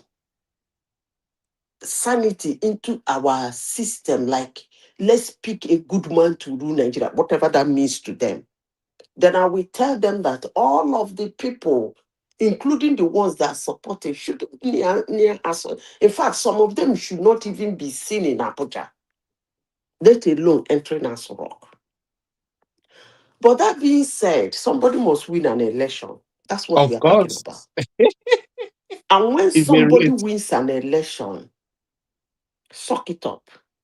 The person has won. If you're so angry that he beat you blue, black, and purple, go back. You have retrieved for 3 years now. You from the way they are talking, they want to come back again. So that means they didn't surrender. So when you retrieve, they didn't surrender back with force. Not this thing they're doing. This thing that look, Thomas, this thing they're doing is it doesn't make sense. They can't win Tinubu this way. Oh. When I say it, they say Thomas, if they continue this shit, Madam Sita, do you know what? I'm even is angry. going to whoop them. Madam Sita, I've said I'm this several hungry. here. I'm hungry. They are tackling Tinubu this way. I want I want a potent force. Even if he's gonna win, but they're gonna give him you understand what I mean? They were gonna give him run for his money. You are not getting. You're not going to get that form of election. We are not getting that vibe. election, I used to tell people during the electioneering period, what I like is rallies. I love those rallies. I watch them with so much interest. Anywhere I am in the world, those they are rallies. Then that's where you will know that humans can say a lot of bullshit. And the person who wants to be your president or a president of that country, that is that time you will know that he's an ordinary woman like you, who is just aspiring to occupy a space. Occupy a space, yes, you're right. Nothing special. Because you will see him speaking off guard, talking rubbish, apologizing for not supposed to be apologized, holding on to what he's not. So you are beginning to worry, is it is this one waiting? So that's how it is. That being said, somebody will win that election. So, as I said before, you see this thing these people are doing. If they carry this hand, Thomas go meet Tinubu. Ingo beat them. Like, no. When you say it, they don't listen. Their supporters will start abusing you. Tinubu is not an ordinary politician. Like him, hate him, that is your business. He has wagged his hands in Nigeria severally. And he's a secret ladder builder. He is not somebody you take by surprise. He plans ahead. But this thing I'm saying about him is always is from, 5 ahead of you. From what I see. And he doesn't, one thing I notice about him, he doesn't whine on failure. He doesn't win everything. But he believes he should win enough to win. Period. That is it. He fails. He said, well, I failed this one. Let me look as if I can get from here to cover up. That is how somebody who has a vision behaves. Some people have been crying over their loss for the past 3 years. Madam Sita, even your region, Tinubu will get more votes more than 2023 in Southeast. Go and write it down. Now. Go and write I it down. say they will say I'm supporting him. I don't talk my own. If it's this hand, the one carry go meet Tinubu next year, he will woof them. You know when you hold your bum like this. Twash. But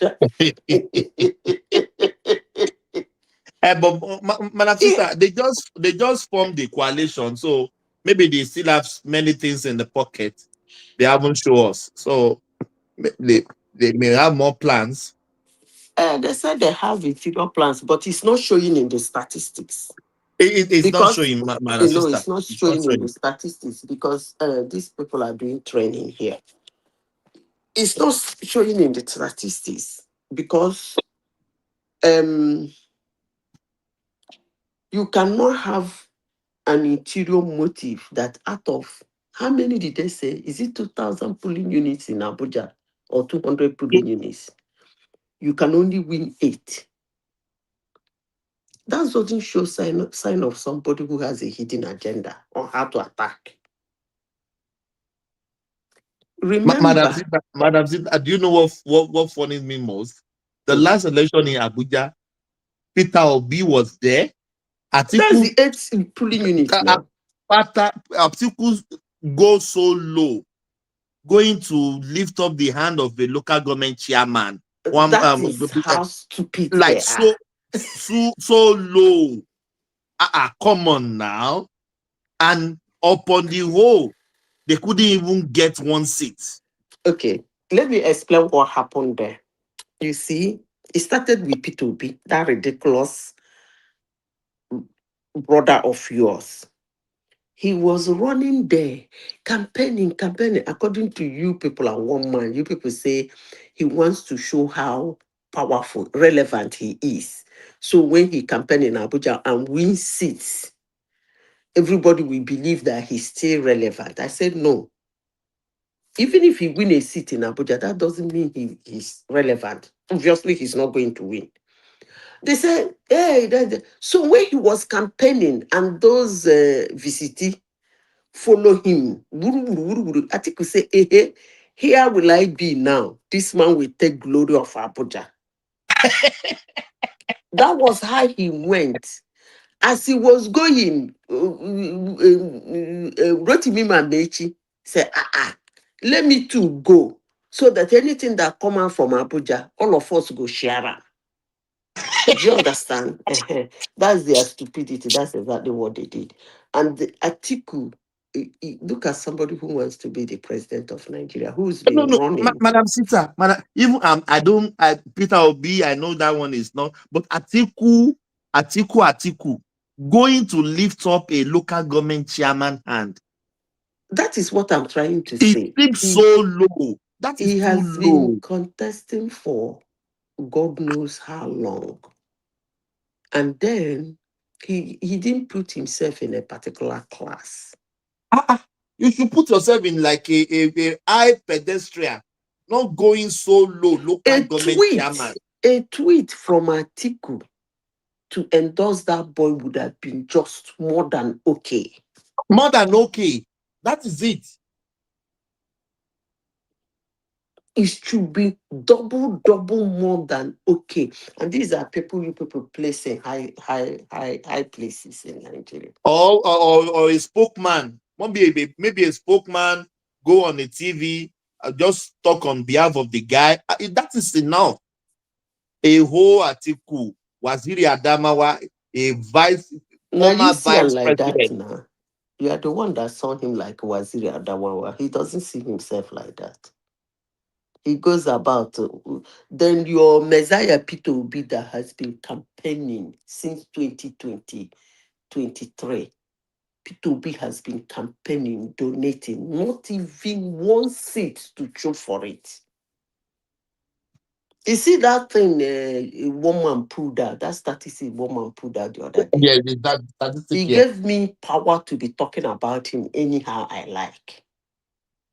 Now, it's a confirmation that he's a political non-grantor.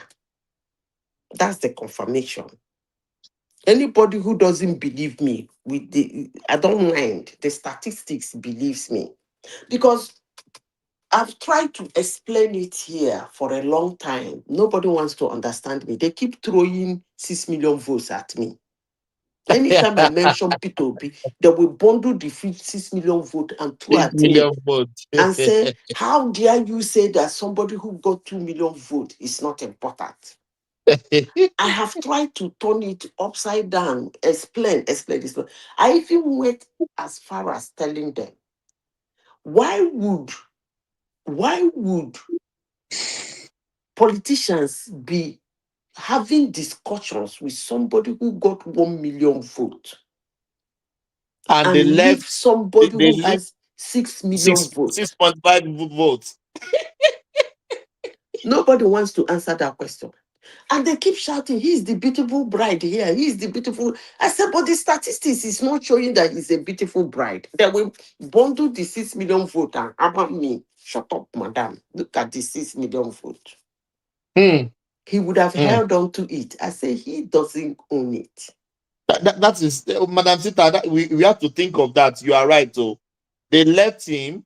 They went to Kwakwato. Yes, hold that got 1 million votes. He doesn't own it. He doesn't own that 6 million vote. I keep telling people it's a circumstantial vote. A lot of pain generated to that to bring about that 6 million vote. And within 2 weeks, that thing was sorted out.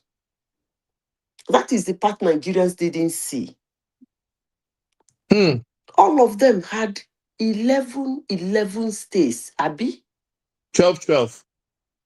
I think 12, yeah. 12. Okay. How many governors did Tinubu get out of that 12? I don't even know that number now. I don't want to that is the statistics now we are talking about. You get 12 states. You want 12 states. I want 12 states. You want 12 states. Now, 2 weeks after, who was able to get up to 12 states like get governors to own those 12 states? Who? Now Tinubu gets more, yeah. Now Tinubu And gets that as at today, you said he would have held on to it. Tinubu did not just hold on to his own, he expanded it.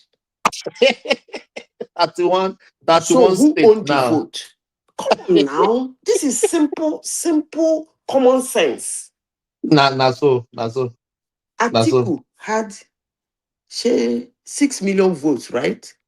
6 million. I think more than, I don't remember, but more than Peter Obi, of course. It got more than And Peter. He came second. And Tinubu has about 8 million. 8 Then million votes. Kwampanzo Yeah. have 1 million. 1 million. Now, among the four of them, who owned the votes?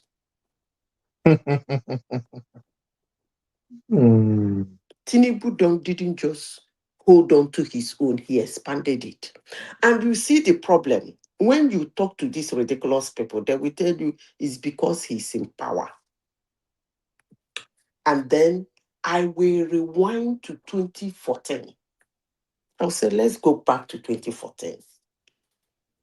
Between the time Tinubu left office as a governor of Lagos State to 2014, how many years was that? I think they came in 1999, 99. If we To had 2007. 2007, yes. That is another 7 years. Yes. Okay, good. 2007 to 2004, yeah, 7 years. And according to these ridiculous people, Tinubu is only known in Lagos State, and they say he's been ripping them dry in Lagos State. Abi, they call him Bullion Van and Bodulom, or whatever the names they call him. The man of the team. And then this man was out of office for 7 years. I'm talking about people who said he was able to expand his own vote because he's in the office, because that's the next thing the ridiculous people are going to tell you. Is the power of the presidency. I will tell you, But let's leave it 2023, aside. he wasn't in office For when he 7 won the years. election. For 7 years. Forget about the his situation now. No, I will come back to that. He wasn't in office for 7 years. He went and made a king. Now, somebody should sit down and think, what did Tinubu tell some PDP governors, House of Representatives, senators to join him? Sitting senators, sitting governors. How was he able to convince them to join him in his quest to kick Jonathan out? Kick Jonathan out, yes. Even when he's not the one running for the presidency. Even when most of them don't like Buhari. These are the things the reckless, headless mobs doesn't put into consideration. That was where... I hope it's not money that they gave them. I don't think it's money. Gave who money? I You said those gave senators, that's clear. Amechi, the governor, sitting governor of Rivers State, money to join your party. I don't get it. That's what I'm saying. Is it what is his name? Dogara, that was the Tambowa, that was the Speaker of the House there. The Speaker of the House, yeah. You gave him money to join you. I don't get that. But they will say all manner of things. But let me try to explain it to them. Whether they believe it, they hate me, they don't like the way I talk, I don't really do care. But I will explain this so that people will understand. And if those politicians and their supporters are listening, they will understand that the person they are going to meet is not a politician you come with empty hand to shout and do conference. You have to go back and plan and ready to sweep him off his feet. They're not doing that. Actually, this 2027 election is not interested. It's not interesting. It's not interesting, no. Because Tinubu has politically invaded Nigeria. It's not interesting. Because these guys, I don't even know whether they will be able to run campaign throughout Nigeria. They ain't got no money. They are too stingy. They cannot bring out their personal money. They can't open their vault to pursue their dreams. So I don't know. Maybe P2B's conglomerates overseas, they will start sending their dollar. That is if he's in the presidential candidate. So one should, let me continue. Oh, sorry, if anybody wants to talk, or let the person talk. I'm just gisting with Thomas.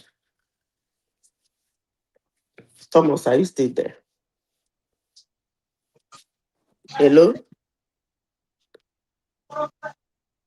Hello? Hello? Like that.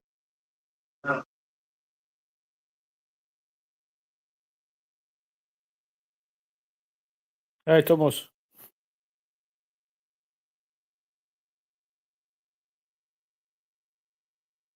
Is anyone there?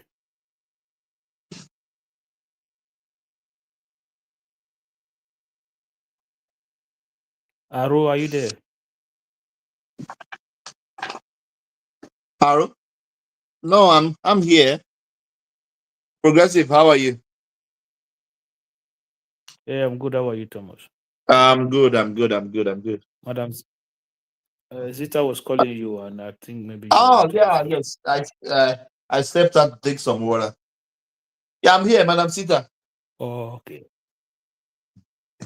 I think she dropped. Yeah, go on. She's not even talking anymore now. Yeah, Thomas. It's been a long time. How's everything?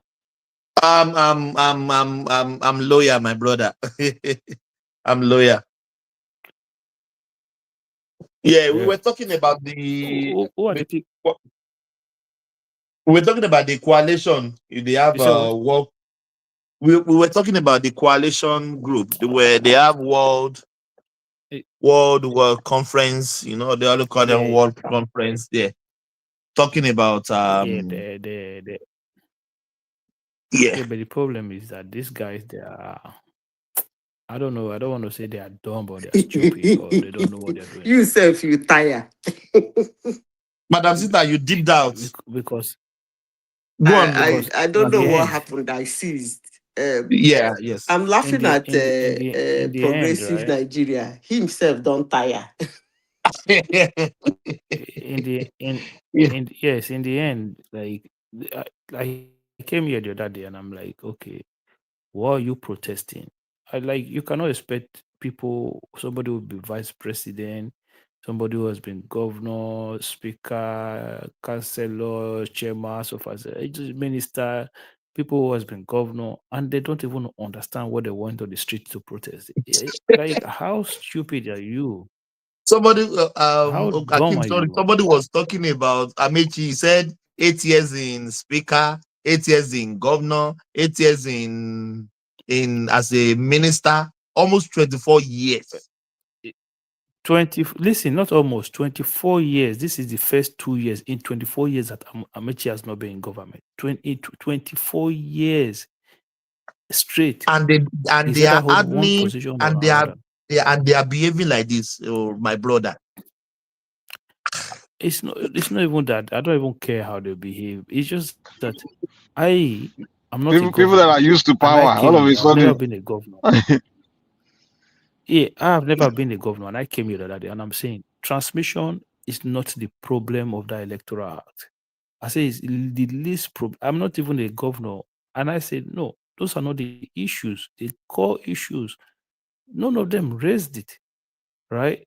And I said okay, because we saw what happened in Edo State, we saw what happened in certain election. I'm saying the Supreme Court judgment in Osun has handicapped that Electoral Act. That is where you need to address. They're so fixated on transmission to the point whereby nobody even care about the problem. It was stupid. Now they sign it into law, and this idiot. Sorry for me calling for they all They are gather and say, idiots. You can call them idiots. Okay, so let me even ask a question. Like, okay, if I'm Tinubu, I will just, okay, let's even do what you want to do.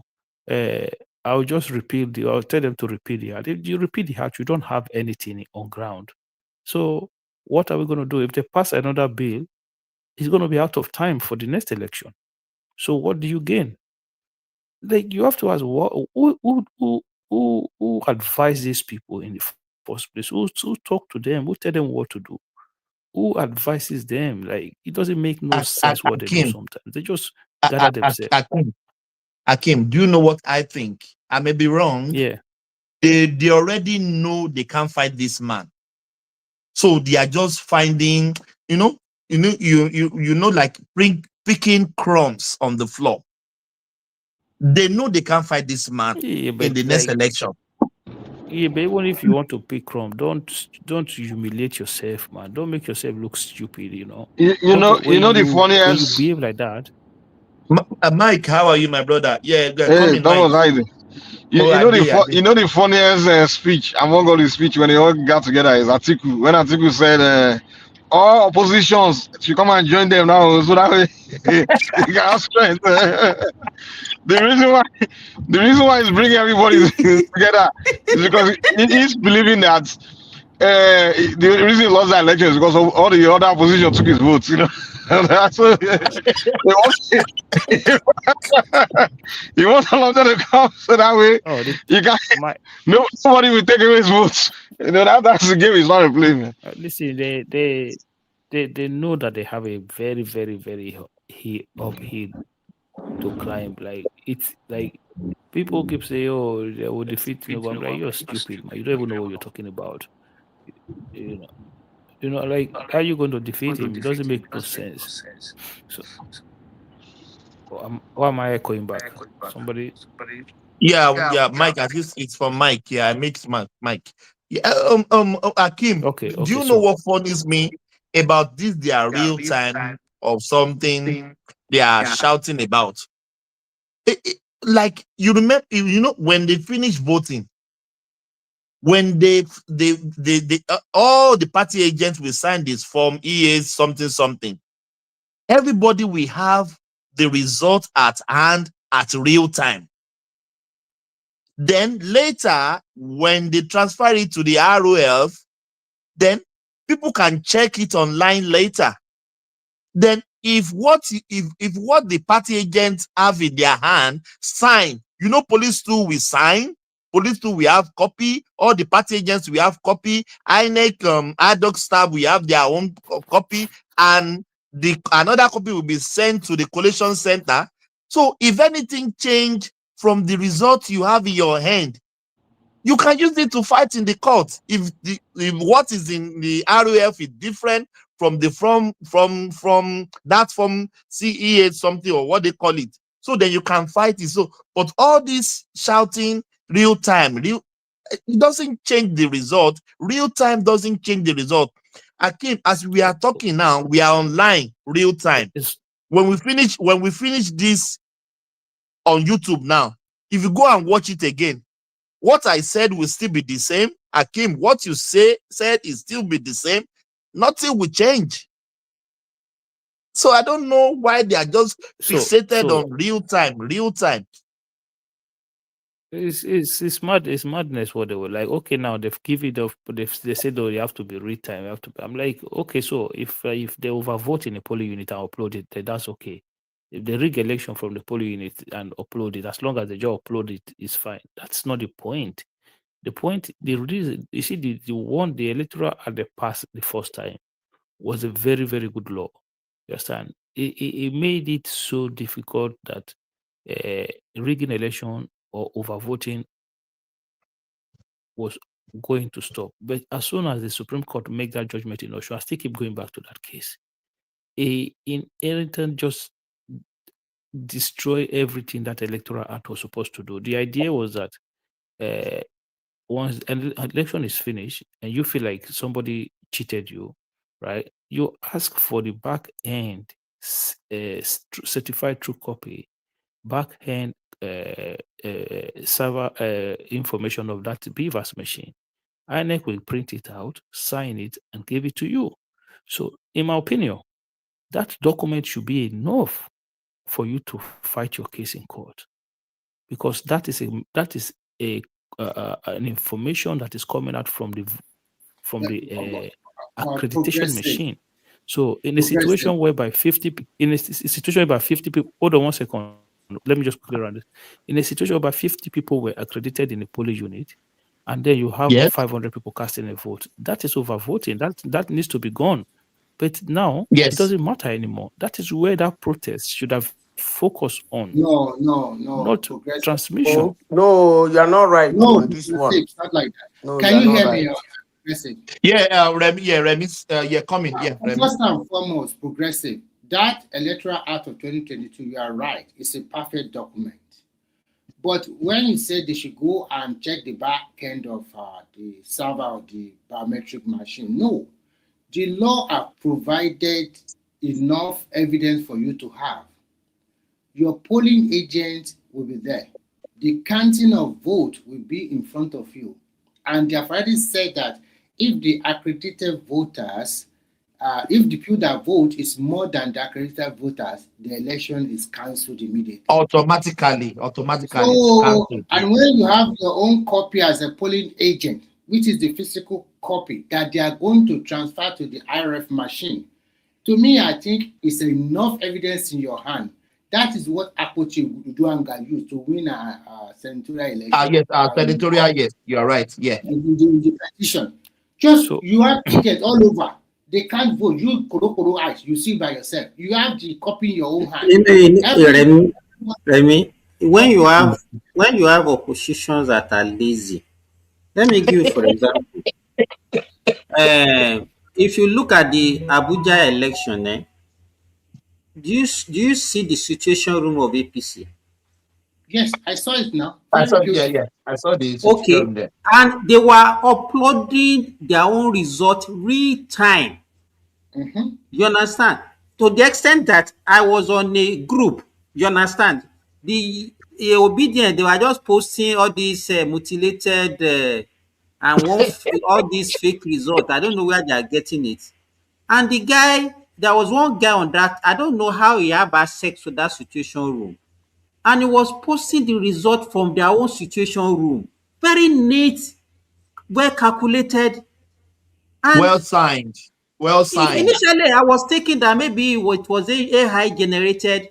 But when the real result came out, there was no difference. The problem those coalitions they have that force. You know that is this same APC that started this situation room in 2015. 2015, yes. It's not even in 2015, Zita. It was Tinubu that started it in Lagos. He now he brought it to APC in 2015. Oh, really? Oh, so yes. Simba, the problem the coalition are having is simple. They thought if they coalesce together like that, Nigeria would think that both Nigerians already wise up. No. Let me tell you, you know what they are trying to do? They just want to whip out sentiment, emotional sentiment, and put people on the street. Let me ask you now, this Abuja election now, all this whoa that they are saying about the Abuja, did you hear them talking about transmission? They didn't say that. Nobody talk about transmission, no. Because the whole thing was uploaded. No, what they are Simba, Remy, Simba. One guy said I was in Aro Health. Everything was uploaded, 100%. Everything was uploaded. My brothers. They should. And you already said now. Why are they not talking about transmission? Thomas, that is not their argument, though. What is their argument? I don't know why most people, in as much as they are dumb, but this thing you people are arguing is not their argument. Their argument is the place where it is being uploaded. I've talked to somebody who is saying, a big guy in that their opposition. He said no. That what they are saying is that yes, the agents have their own hard copy results. Yes. They said that they do not upload it there in the polling unit. They take it to the, I think, local government. Or what about? That is the collation center now. That's the collation center now. That is where they start uploading those results. After But is it different from what the agent have in their hand? Wait, that's a good question. Zita, do you believe that? They don't have nothing to say, Harry. As we are talking now, I'm checking the IREF.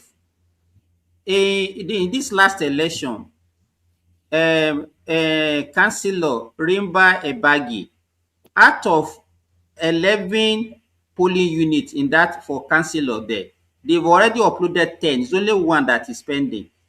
You understand what I'm saying? So, if you have 11 results, I mean 10 out of 11, what does that one mean? What can one do? Probably maybe that one was even cancelled. Oh, it may be cancelled. Yeah, maybe it was cancelled. It was cancelled. Remy, do you know even what baffles me now? The residents of Abuja are coming out that this election was not rigged. No, that is what people want. People were saying it that this election was not rigged. Those people they were crying. But the thing is that that's what I'm saying here. And some people have been abusing me. I said, you want to fight somebody. It's just like you wake up one morning and said, I want to beat Ronaldo. Sorry, you go do better training now. Thomas. Yeah.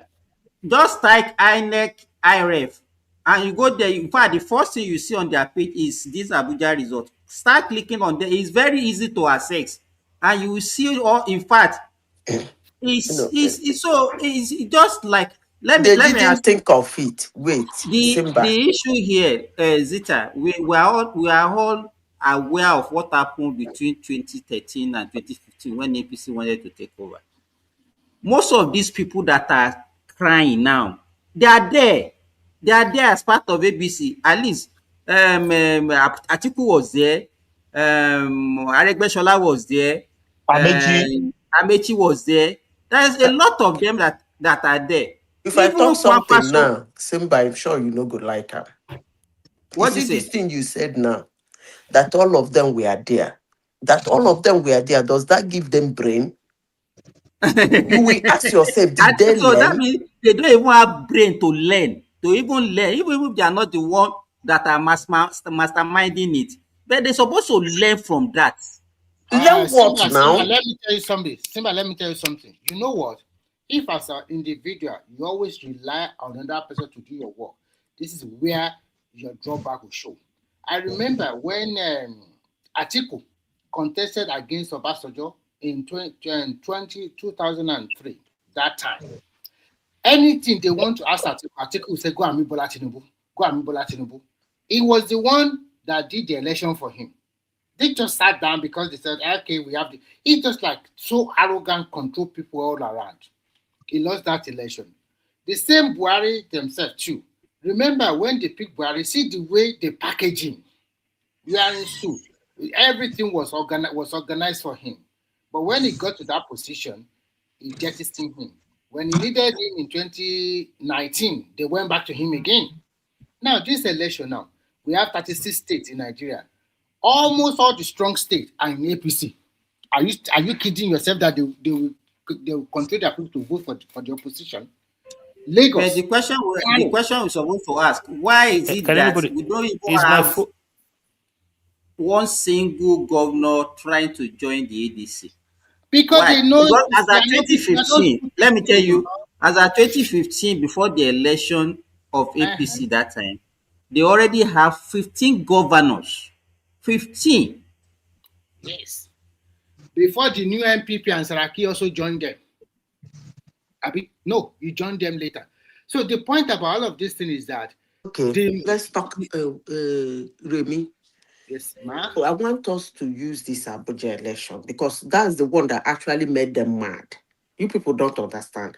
But what are press conference? What are they expecting? Born out of that Abuja. Let me say this. You see, it's not all about money. It's mostly about strategy. How can you are a new party, you want to excel, you go Abuja, go bring a platoon man. Your brain your brain did not tell you that, look, I have to use this It's not indigenous. platoon now. It's Benue man. Oh, the more na and Benue and man. and the Benue now. vice is Like and the Idoma, vice is Idoma, from is an south. Idoma guy. The vice is from And southeast. the vice is an He's an Igbo Igbo woman guy. like you. No, Okay. the point is So that, like what Madam you Sister said, bring those people, they didn't. another party bring a village boy and call the people and say, this now your brother. Oh. You want So to make these who they're people. not gonna vote for? Who they are going to vote for? It's a You know, simple common sense. Even that guy that is a veteran politician. Yeah, so. And he was, And in fact, he was a former chairman and he was in PDP before he crossed over to They are APC. actually looking I for think money. this opposition, I think they are just playing. I don't really think they really want power. To be I frank, think they're this is looking for money because that's the only guy they voted because it's where the money is, the AMAC. That's the only one they campaigned for. okay. It cannot, because the guy that won that election I've heard a lot of public posts in Abuja and to governor whatever before. So he's very popular there now.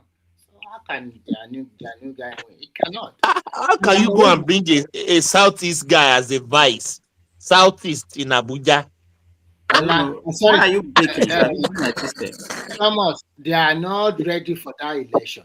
You see, the woman who is the senator there, when they kick her out now, they will say it's because he's been attacking Wike. It's because he's attacking. These people don't learn. Allow them, let them continue, I beg. Thomas. Yes, BT. Can you give the platform two policies from the ADC that you know of that they've talked about that you can say this is different policy long. What are you talking about? Anybody know any policy or apart from saying I know one. Madam Sister, tell us so. Me, I'm a novice. So me, I'm a novice. Yeah, tell us now. The policy the ADC have is Tinubu against Nigerians. That's their policy. So the APC, they are Mexicans, are we? They're not Nigerians. The only thing they've been saying is the worst government that we ever had. Is the worst government, and even from the mouth of somebody like Amici, for God's sake. No, they said they are coming to rescue Nigeria. So I'm like, you are part of the problem. So who are you really rescuing? So to me, it's not you are less than 1 year from the elections, and you don't have any policy. There's no debate about what you're going to do differently from what. Nothing.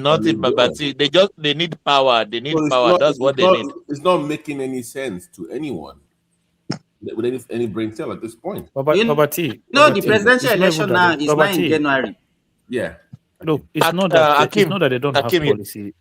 It's not that it's not that they don't have policy, right? It's just that they don't even have a policy idea. You know, they don't have policy idea. You know, if you see somebody like Tinubu, right, even before he was even contesting for anything, he has ideas, state police, restructuring, this, that. Like certain things you stand for as a politician, certain things you believe in as a politician.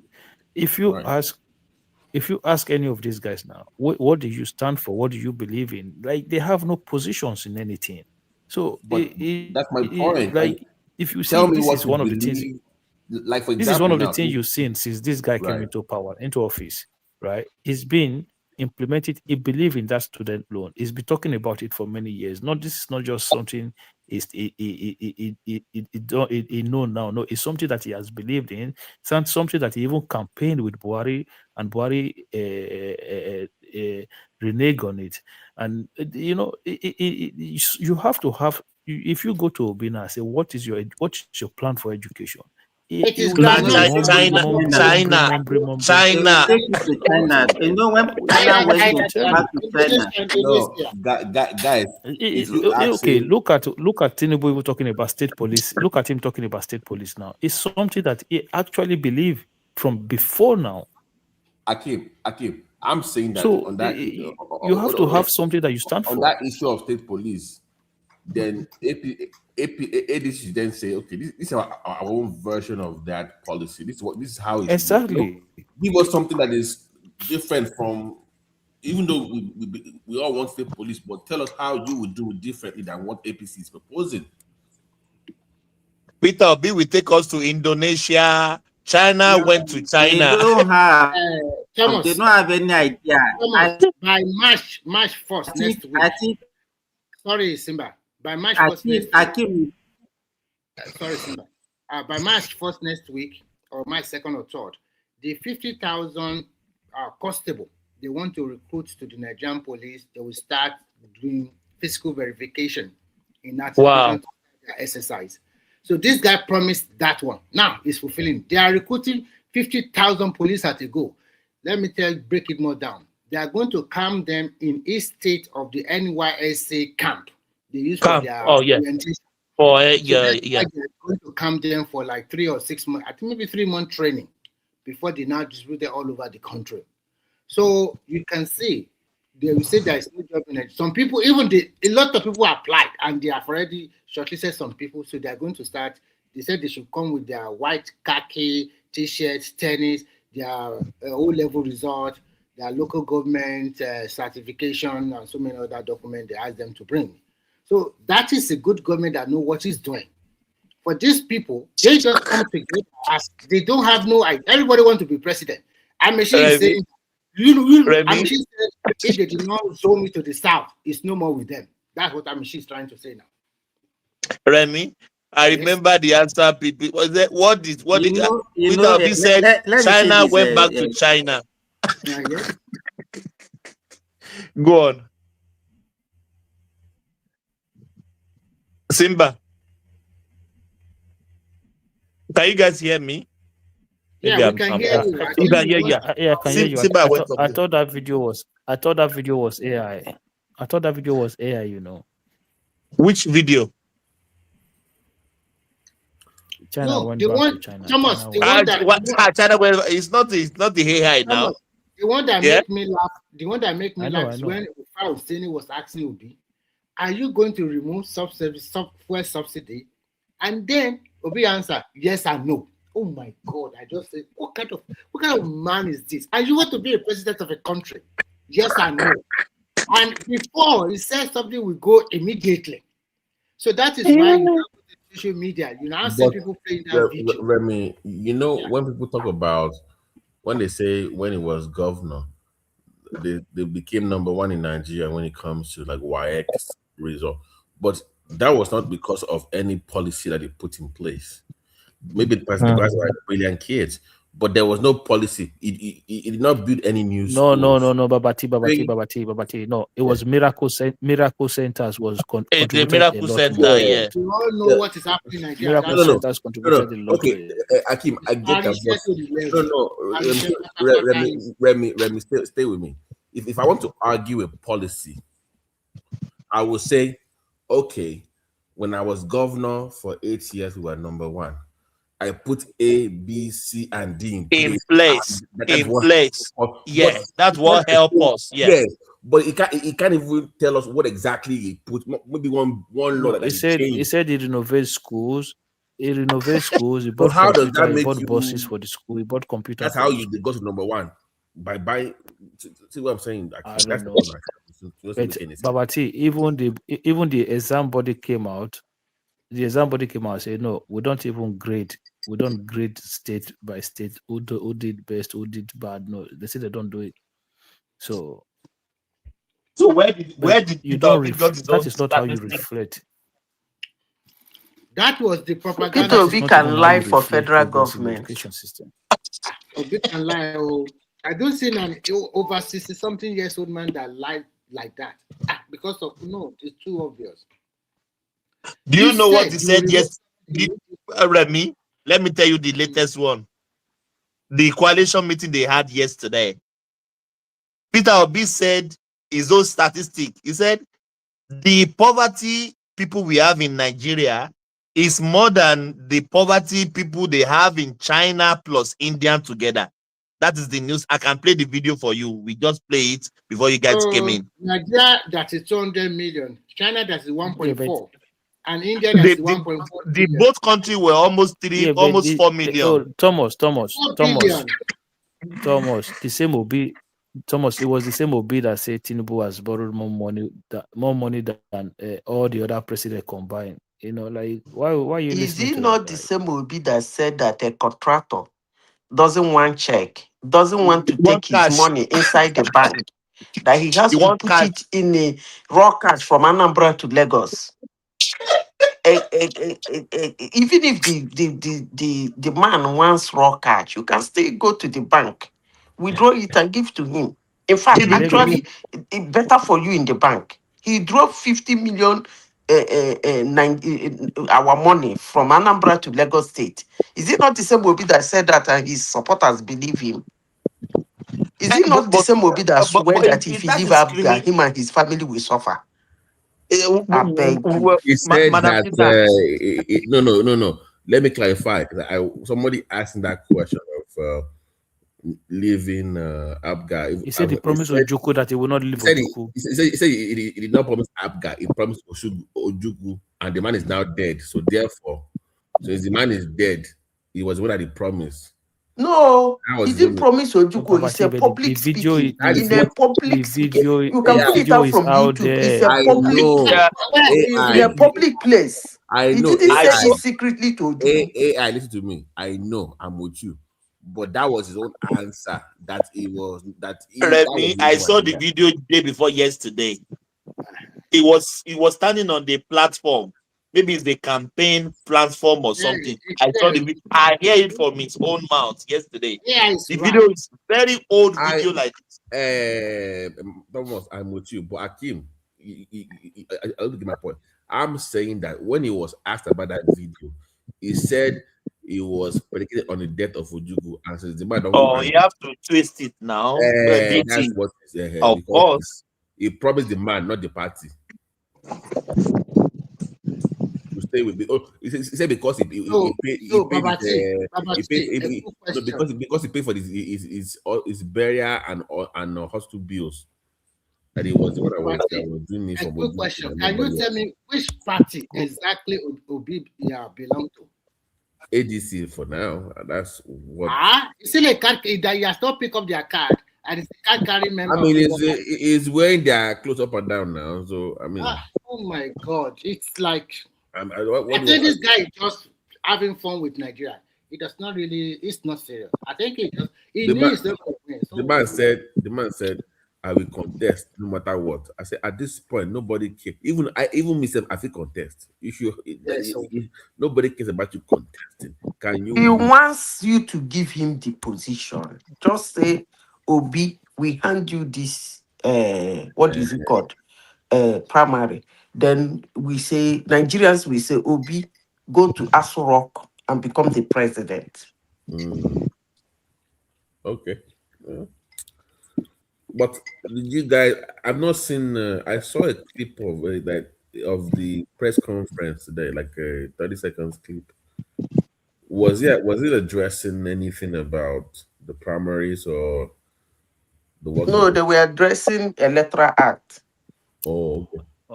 But there's nothing consequential in that press conference. You don't need to worry about it. Before June or July, that party will scatter. Go and write it down.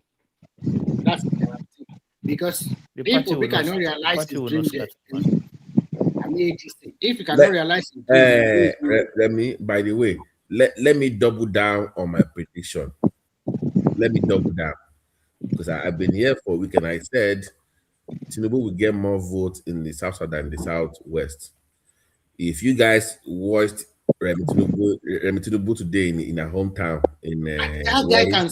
I don't know that those people are Yoruba people now. I'm telling you. I'm like, it's over. That place is going to win the entire region. That Delta State. That is their daughter. That is the law is insane. These people know how to played this politics very well. She is Tinubu's ultimate nuclear weapon, both locally, Yes, so domestically, even they on loved her overseas. in that. I think an average Nigerian woman, I think they really like that. Look at Remy. Look at how the global view of Nigeria since ever since she got involved in this Trump thing. She's been traveling to America, doing. I mean, she's Tinubu's nuclear weapon. Yeah, that's it. She just In the South, they already are. And the way I'm seeing this thing, to be frank with you, I think this South might get that presidency after the North 8 years. Because they are really playing this politics very well. You see all the APC congresses went smoothly over there. No problem. So when and the way they are doing, they get the Senate president already. And I'm damn you, if they win the election, they'll get it again. But Remy, here's my concern though. This increase in kidnappings in Ondo now, and in Oyo, if you the reports today are just everywhere, people are getting kidnapped in Ondo, and also if it continues to spread down south. No, I'm not aware of that. But if that no, that was even our local people are doing that. No, even your brother Sheyilo had to come apologize. You know, he was bragging about, oh, Nigeria is safe. Then that happened in his own state, and he had like, I'm sorry. Although now people are being kidnapped, but and according to them, they say it's Fulani, not local.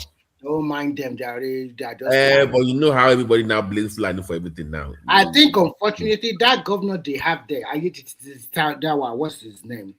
I think before he became the governor of that state, they had an agreement with him. He's only going to serve one term. But now he's thinking about going for a second term, thinking that the court will decide. But that is not the issue. That governor is also not doing a great work in that state. It's just fixated on unnecessary fighting or necessarily. So that is the problem. For your, forget it.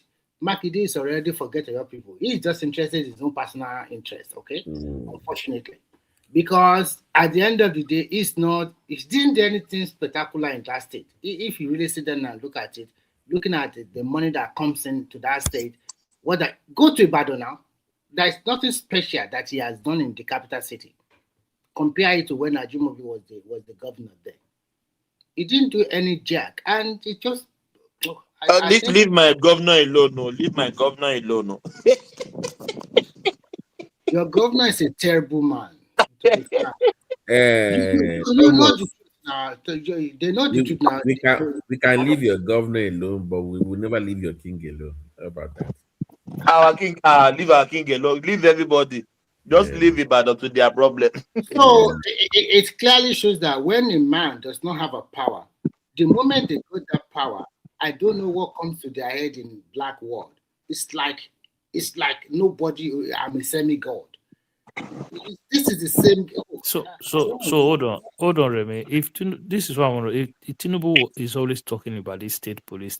So if Babio is not listening, why don't the Aso Villa write their own law and present it to the National Assembly for consideration? Like he spoke about it recently again. No, they already have a bill. They already have a bill at the both houses which they are deliberating upon. I think the problem they are having now is that control. They are thinking too much about how can we limit the powers of the governors, not to use the state police to fight against as a tools, yeah, and as a political tools, yeah. That's what they are thinking about. I think Hakeem, one of the reasons why he removed Egbetokun is because of state police. Yes, it's part of it.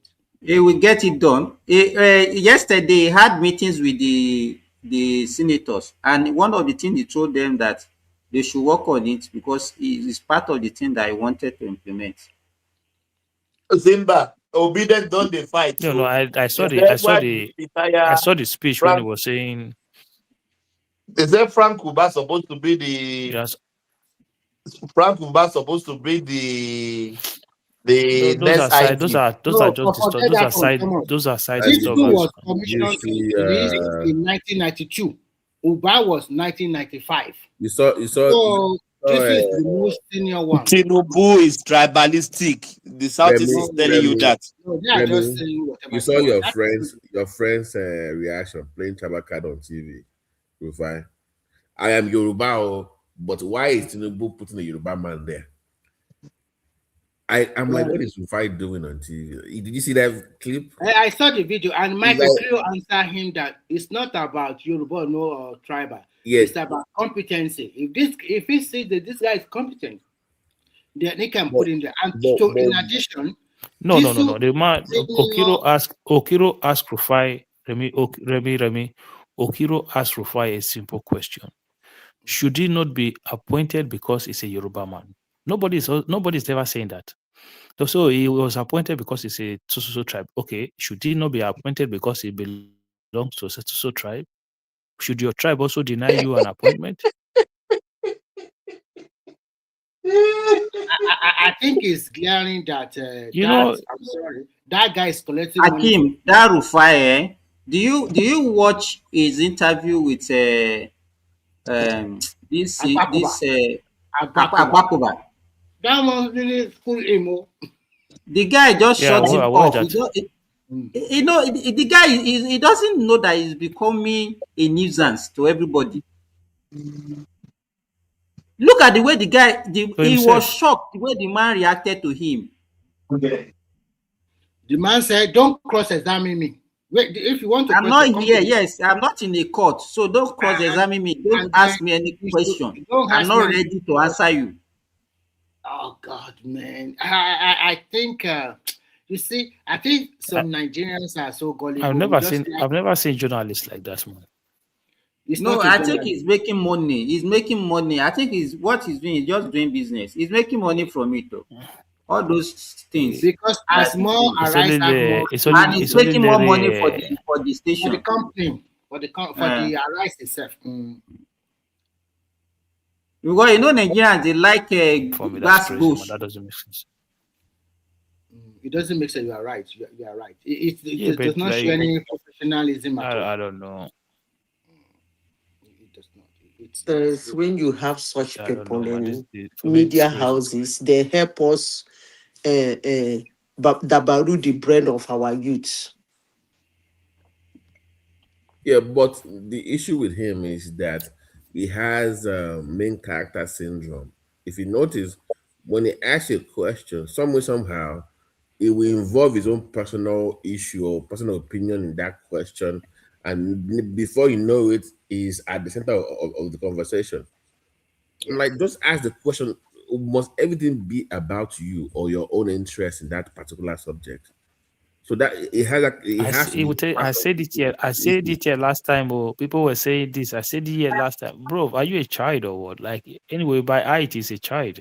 Do you know he was having a conversation that said that the Senate, they are just like slaves to Tinubu. They just accept. They just do whatever they say. Then Abatina answered him that, look, this is a constitutional democracy. The APC have the majority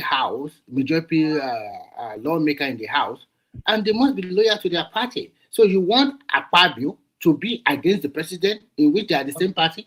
That one just pulling like it's that. Not Remy. That was not even the answer. The answer he gave is that come.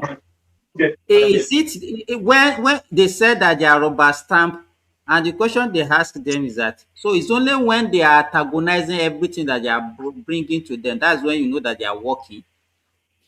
Are they not there to work for the benefit of the government? Simba. Look at the setback. Look at Hakeem. Look at Saraki. Go and look at that Saraki Senate. 4 years. That 4 years. Look at Saraki was Senate. Not as how many bills did they pass in that 4 years? Can you name any tangible bill that was passed when Saraki was? Does that mean there should not be dissenting voice in the Senate?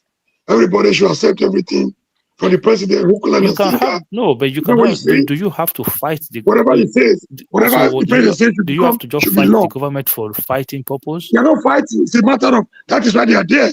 It's a matter of deliberation. Okay, let me ask you. Which of the bill that have been passed? Going against comrade, wait. tell us which of the policy that they have passed that you wanted them not to pass. Exactly. Which of the bills? Can you let me talk? Are you asking me a question? Yes, he's asking you, Omori. Yeah, okay. Go on. Okay. Let me first of all start by telling you, it's not about which of. I'm Your not here voice, to name. I don't know what happened to your voice. Yeah, I'm under the weather. Sorry about that. I didn't want That's to all right. that. Yeah. You We guys can are hear just you. going, everybody is going in one direction. It doesn't make the discussion, conversation, it doesn't make it robust. Everybody must not speak the way you want everybody to speak. Why is That's everybody why you having are here. You can speak. Yeah, that's why I Omori, mean. I didn't want to Yeah. stress my voice. But we cannot just be talking. Everybody cannot be going in one We direction. ask you a question. Answer the question now. You listen to me. You listen to me. I'm talking. You listen to me if you want to hear. If you're talking about issues, deliberations in the house, there must be dissenting voices. That's what makes the whole thing more educative and more robust. So if the president brings everything to the table, because Akpabio is of APC, and because APC has majority, they have to rubber stamp everything the president says. It means there is no need for the Senate. The difference between dictatorship and the democracy is that National Assembly. So if people will not have the opportunity to make their contribution, if there is no need for National Assembly, it becomes a dictatorship. And again, if I may say, the essence of having a National Assembly is not about whether you belong to the same party or not. There are issues of national interest when you have conflict with the executive. They have to be discussed in the House. You don't do it because you have the same political affiliation. Take, for example, in the US, there are issues the Republicans and Democrats will come together to say, this is not good for our national interest. It doesn't make them less Republicans. That was what prompted me. I'm not feeling okay. My voice is not good. So they discuss issue or they have reason to disagree does not make them less of APC in the House. So you want to borrow an example of a bill. A lot of examples. The money they borrowed and everything. How will you take? You want to take a loan, no deliberation, nothing whatsoever, and you just pass without input from. Even in lawmaking, there's a section we call public input, where you give a public opportunity to make their own input. That is why in the National Assembly we say majority will have their way, minority will always have their not when it comes to financing. Can you let me say something, Akim? Let me land. Mr. Mori, that's where you have. I'm talking. Yeah, if you want to counter me when I land, you can counter me when I'm done. Everybody cannot be attacking me as if it's a war front. I'm not in a war front. It's not personal. Everybody cannot just be going in the same direction. If Tinubu is the Alpha and Omega, whatever he says, the National Assembly should accept it, hook, line, and sinker. There is no need for the National Assembly to fall place. So it becomes a law. Tinubu himself should become a law. Omori, can you give us one example? I just gave you one. The law, the loan they borrow, the loan they took in the last time was not deliberated upon. It was a rubber stamp and approved overnight. Which one was not deliberated upon? Every decision Tinubu has brought to the National Assembly, no one has been discussed. No one has been robustly discussed. No one has been rejected. Does it mean everything is okay for the nation? Calm down, Mr. Mori. Let's not go like this. We are more than this. Mori, calm down. The president will come and go. Nigeria remains as a nation. Let's make it clearer, please. Let's make it clearer. All what you have said, the question they asked you, you have not answered it. I don't want anybody to bust me to a corner.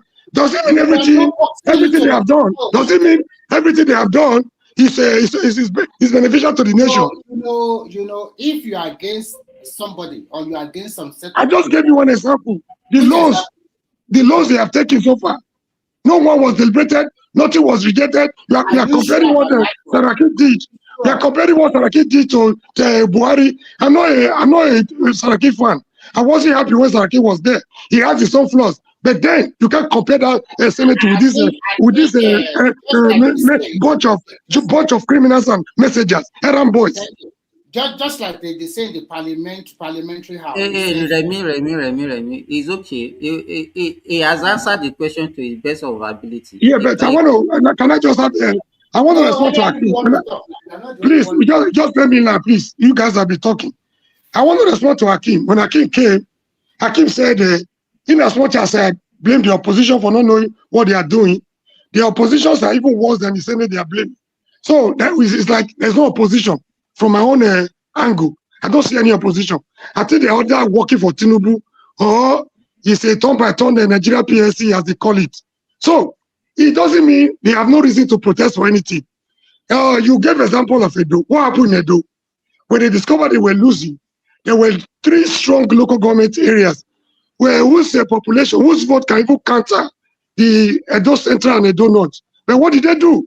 They have to cause confusion in the coalition center. They have to bring everybody to the state coalition center without going through the ward and the LGA coalition. So the results were manipulated. So the option they were trying to contest, if you think the opposition don't know what they're doing, I also agree with you, they don't know what they're doing, but not on this ground. What they're trying to contest was the error that was made by the court in 2023. To the extent that what the opposition brought to the court was not justiciable. On the ground that if you give them the option of electronic transmission, and you also put a lacuna there, which is the trap, which is the dead trap there, that it can also be done manually. Whatever you try to achieve by the whole essence of the bill, of the electoral improvement you have made, will be wasted on that option of saying they can also do it manually. So they will have the reason to tell you the process, they could not follow the process because of so and so they have to resort to manual. And you know the kind of people you are dealing with. So that is the option they were trying to contest. That the option of manual transmission should not be there. If it's electronic, it should be electronic. So that one is there. And the issue of, again, not justiciable. It's not justiciable because if you already, let me land with this. I'm almost done. You already have a lacuna that gives you the opportunity to say, if you cannot do it electronically, you have the option of manual. And that manual is where the evil is. So you are telling me they don't know what they are contesting? Hakeem, I'm disappointed. You are from Edo, and so what? Thank you. Let's put it this way. I'll quickly. So hold on 1 second. Remy, hold on 1 second because Remy, because he mentioned my name, so I need to respond. Yeah, so I need to respond. So first of all, what I was trying to explain to you to the audience in that form was that so we saw in Edo State where polling unit returned 500 votes, where polling unit returned 300 votes. Like there's no way a polling unit you cast 500 votes in an election day in one polling unit. But those results were uploaded, were part of the result that were uploaded live instant time. When you was watching the result coming in live, you saw result from certain part of Edo North where you see huge numbers coming from different polling units. Those results were rigged from the polling unit. Let us be honest with ourselves. In a presidential election, 177,000 polling units across Nigeria, even APC, the governing party, do not even have the resources to have polling unit agent in every single polling unit in Nigeria, across Nigeria. In the last general election, Labour Party did not have 54,000 polling units. The current Supreme Court judgment, regardless of what you upload or what you did not upload, states that for you to come and defend an election in the court of law, you have to present a witness, a polling unit agent for every single polling unit that you are defending. Hold on 1 second. He allowed you. Comrade, stop that. He allowed when you are talking. Hold on now. So let him talk. So you have to present a witness for every polling unit that you are defending. You have to provide a single witness. So say you want to defend 10,000 polling units. Now you say, okay, there's a voting in 10,000 polling units. Mr. Moroyi, please tell me where you're going to find 10,000 polling unit agent that you're going to bring to court as witness. That is one. And two, how will it take to cross-examine 10,000 witnesses in the court of law? I'm telling you where the problem lies. You guys are constituting evidence. You don't even need with the new. Hold on now. Hold on. Is it possible? With the way the electoral law is. Something that's not possible. let us, maybe you two you don't know. There's no way you can have overvoting in this present system that of electoral that we have. You can There's no have way. the sheet can be manipulated. What are you If the talking? No, sanity, it happens, saw bro. It happens. the alterations. Okay, let me give you an instance. In Abuja, in the election that just happened last weekend in Abuja, you saw a situation where people said they were back, they have already started voting, but somebody came to snatch the result sheet away, right? So what do you think they're going to do with that result sheet? The result will be manipulated, and it will be smuggled in, and it will be counted because you gave them the option of, you make the option now. There should not be electrically wait now. You know, when somebody says something, let me say this. When somebody says something, I think we should be wise enough to be able to know, okay, election result was snatched. Yes, and they just started. Wait now. Is it a completed result that was snatched? No, a black one. They were supposed to fill after the exercise. How can they wait now? So who will sign that? How can they now get the polling agent that will sign all those results and smuggle that result in? See, Simba, this is what you do. This is what we do. We pretend as if we are not from Nigeria. We pretend that we are so hypocritical to the extent that. What the answer to my question? When you answer, you can't tell me how it's possible. You are telling me that okay, because you are anything is possible. If the question is for me, listen to me. Let me answer you. Don't pretend here. Don't pretend here. Let me add. Remy, hold on now. Remy, hold on. Can I answer you? Can I answer you? There was an election that was conducted in Nigeria. There was an election that was conducted in Nigeria under Abbas. Answer. Give me how this one is possible. Don't give me story. Speak for me. Let me tell you what I want to speak. Am I your boy? Am I your house boy?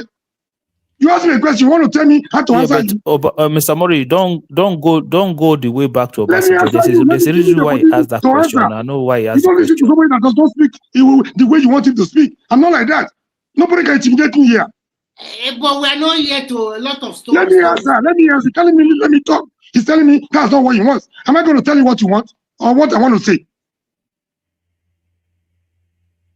We had an election that was conducted in Nigeria where the ballot papers, one was without ballot serial number. Another one conducted one with the whole ballot papers in a particular area had the same serial number, which means they were photocopies, right? It was still allowed to stay. And so somebody see you're going to see a match. So let's not pretend as if you don't know what they want to do with. If they don't have anything to do with, why are they snatching it? So you're telling me who's going to sign for them? Does it really matter at the end of the day? What is the declared result from that same unit? We know the laconation of fixing it. It's not about Tinubu, it's not about APC. APC will come and go like SDP and NRC in the past. When Nigeria will remain, Tinubu will come and go. Mr. Mori, Simba, please. Let me answer that your question, please. Let me answer that your question, please, because this is the problem. Mr. Mori, sometimes if you don't have the answer, you don't have the answer. Look, in the last election, right? Which answer do you want? I'm not giving you. Hold on. If we saw result sheet on IREV that was signed for every political party by the same signature. Did we don't see it? And those results were uploaded and counted as valid results. They were not cancelled. So the idea to say who is going to sign it, as long as that result has been uploaded to IREV, it doesn't matter. Thank you. You asked me for that, right? You just added to what I said. Thank you, Hakim. So what we are saying is it's not about who is there today. It's about the future of the country. You must not defend what is wrong now because you don't know what tomorrow holds for you. The people that were beating us in the PDP, they are the one crying today. When they had the opportunity, they were fighting us. They were beating us in their meeting. Today they are crying also. So let's not, because of say we're in APC today, feel this is the end of the world. Tinubu may not be there tomorrow. All these emotional things that you are bringing. I'm not emotional. You're not emotional. I'm not like you. Stop. I'm not like you. You that does not do anything wrong. Whatever APC does, you are the one is emotional. Not me. Let other people contribute. Let us talk now. I wanted to answer Madam Zita by saying, Benue might have Stop that. If a wicked can become a minister in Abuja, it's wicked from a minister. He's Tinubu from Lagos, where he became the president. My dad is supposed to be a mother. Yes. Let me respond to him. I don't even know why he came and he just started Hold talking on. blah blah blah blah to everybody. Member of ADC now, Simba. you don't know. Simba, hold on. I'm capable. You see, when I made that statement, I made a comment. Common sense. Wike came to Abuja. It was not a race. He was nominated as a Abuja is a minister. no man's land. If you don't know Can you anything, you have. listen? Can you Don't talk as if listen? you know everything. You don't know it Can all. you listen? Abuja is a no man's land. That was why the You people were asked set a up question. I and want to clarify. Can you listen? adequately compensated. Now you are contesting an election, Local election, no. local election, and your opponent put stud, and you fell and tumbled and fall again. Do you know if What you live was in a the place for 6 stud? months, you have the right, or 6 years, Let you could me have the right to finish contest there? now, Haba. I'm not in Abuja. I'm not contesting. You are not contesting. I'm sure I'm not a member of APC, neither am I a member of ADC, neither are you. So can we have a decent and a good conversation? Okay. So what was the stud the opponent put? He decided to give it back to the indigenes. He said, oh boy, come. Village, oh, see una brother, make una vote for him. It's simple common sense. That does not really mean that a foreigner cannot contest in Abuja. Obviously, their opponent Then were can we continue to foreigners. look at But competence, not where you come from, not your hold child. on. If you You can live in America, listen, you're saying this nonsense. You do this every time. if you can listen carefully, you will understand that if you are going into an election, your priority will be for you to win. Are you gonna win, eh? Tinubu is from Oshu State, not from Lagos. He became Listen, the government. hold on. If you are going for an election, your number one priority is how to mark your opponent leg. So, what did they do in Abuja? Nobody is saying that people from anywhere in Nigeria cannot contest in Abuja. That's not what we are saying. We are saying that your opponent knock your head. That's exactly what we are saying. That you did not think faster than him. He thought faster than you are. And that's what we call politics. There is absolutely no way you will bring. And I even heard that those Abuja people, they have not been having that kind of opportunity to bring their own. And all of a sudden, somebody came and said, now, una don't see amo, or yeah, make una bring una own. You too, follow be a chairman. That's a run over now. That's a run over. You are speaking as if I am saying that, how dare you go to Abuja to contest for an election? That's not what I'm saying. That is their own strategy. Don't drink Panadol in their own headache. No, That is their own. that's not what I'm saying. What I'm saying is that If that was the best they could project, it's their own internal mechanism. That is none of your business. It's just my So, observation that somebody. Is it constitutional? Yes. Have they gone against the law? No. The guy is the president of Abuja.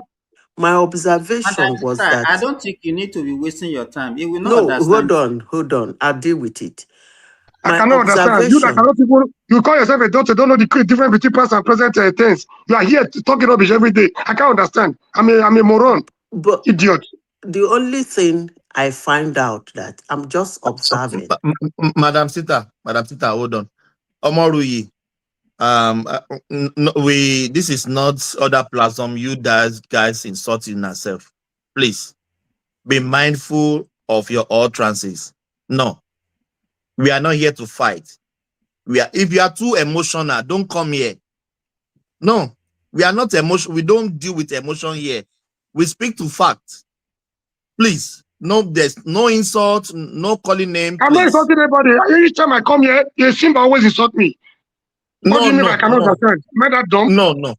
No insult, please.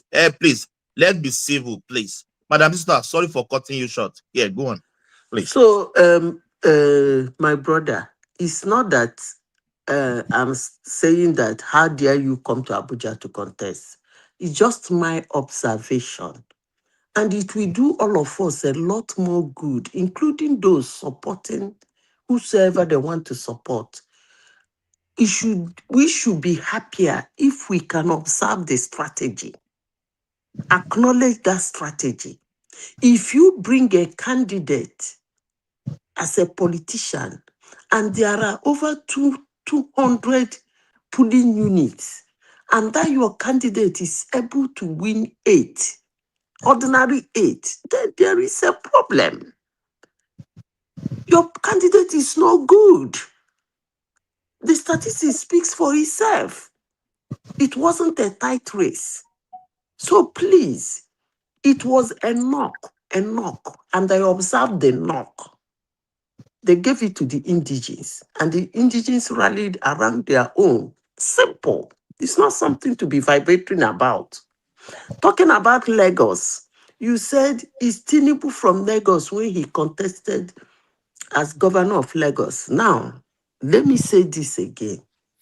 If that time he was contesting for governor of Lagos, some group of powerful politicians picked a Lagosian, indigene, probably he might not win that election. So it's a simple strategy and power. Not only you have the strategy, you will have the power. But in this case, you people have the power. You brought all your big wigs for ordinary local government election. So and you guys ridiculous. were able to win only 8 polling units. Come on now, you shouldn't be talking. Come on, you shouldn't come here to be screaming. Go get your ass together. Nonsense. Madam, you are the most nonsensical person on this planet. Madam, do you have voters card? Have you voted before? Oh my God, you're supposed to be a woman. Talking rubbish every time. Like a harlot. Okay. No. Mr. Mori, come on, man. You're going too far, man. Did I've removed him. No, just hold on. Who said Madam that Sister, thing? please. No, don't worry. Who said it? It's Omori that said it. Okay. Yeah. Yes. I'm kicking him off. Hold on. Let me say something. Yeah, I've kicked him off. Yeah. You see that guy, next time he come on this platform, I go naked down. I've kicked him off. Anytime he shows his tell one man, no. The guy doesn't have Anytime that man shows his face on this platform again. Old man. He's a useless man now. He's a useless man. But Madam Sita, you know, we always like to give everybody opportunity. There's some people, they are just useless human beings. But we are very lenient. We give everybody opportunity to speak. This is how they insult themselves in their platform over there. I've kicked him out. Madam Sita, apologies, please. You know, win election, you come here, they vibrate. I don't understand waiting they vibrate. Did they abuse me? Did I vote? I did not vote. Do I live in Nigeria? I don't live in Nigeria. So what is my own? I just made an observation. Zita, these are the people that used to come here and tell us they are the one that fought for democracy. Somebody that doesn't have little brain, just little brain like this. Madam Simba, Madam Sita, cannot stomach another person's opinion. Madam Sita, I really apologize. No, that's okay. No hard feelings. But the thing is, it's not between me and him. Don't worry. Anytime he comes here, I go naked down. Good morning, guys. That guy shouldn't come back to this platform again. I actually coming because of that. I can say that to Madam Sita. That's not nice. That is what they do in their platform over there, Kenny. Sorry, Kenny Mabunido. I have never had comrades like that before. No. Something is wrong with him. It's like that. It's like that. He doesn't have brain. I know that one right from day one. That guy is just useless. He's just an empty-headed guy. No, like all he does is just to come and shout and attack. Madam Sita, please, I withdraw the word. Madam Sita, I withdraw the word. Excuse me, somebody is making a case for him. The person that is saying that he doesn't know him that way, is he saying he never said it? No, he didn't say it yet. No, don't worry now. When he come again. This platform. I'm saying Go that enter. in my own dealings with him on the platform, I go handle him like a I have prostitute. not. Don't worry. I am surprised hearing him. You shouldn't be surprised because waiting I go do I have go never surprise you. I have never heard that way It's always at that guy's money. You know, maybe I'm not here when it does. It's always like that. I think It's always like that. It's always personally he has but Remy, everybody listen to me. Madam Sita, apologies again, please. I'm very I go sorry. give him waiting in deserve. He when I'm here, it's not coming in, so don't worry about that.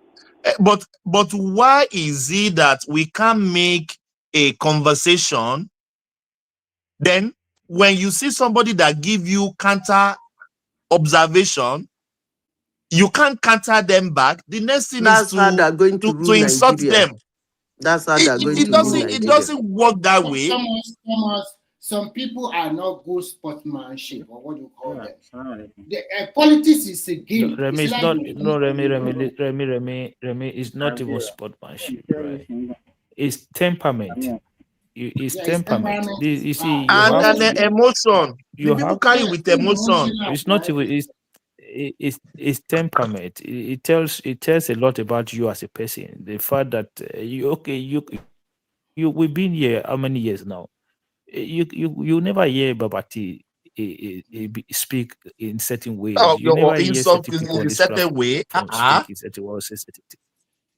Is like it's temperament. You have as a man, you need to understand that there are borderlines. There are things that no matter you come on this platform, you're taking it so personal. Like it's a conversation. Like it doesn't make no sense, man. That is conversation. I'm disappointed in you. Like, what do you mean you're disappointed in somebody? You go to a platform and somebody make a submission, you say I'm disappointed in you. You know why she said that? Because Madam Sita is a Igbo. She's a Igbo woman. He wants us to follow. He's not Igbo. He's from Edo. That Mori is from Edo now. No, it's talking about Madam Sita. Madam Sita is she should support people from South. Peter Obi. That is because he's not supporting Peter Obi.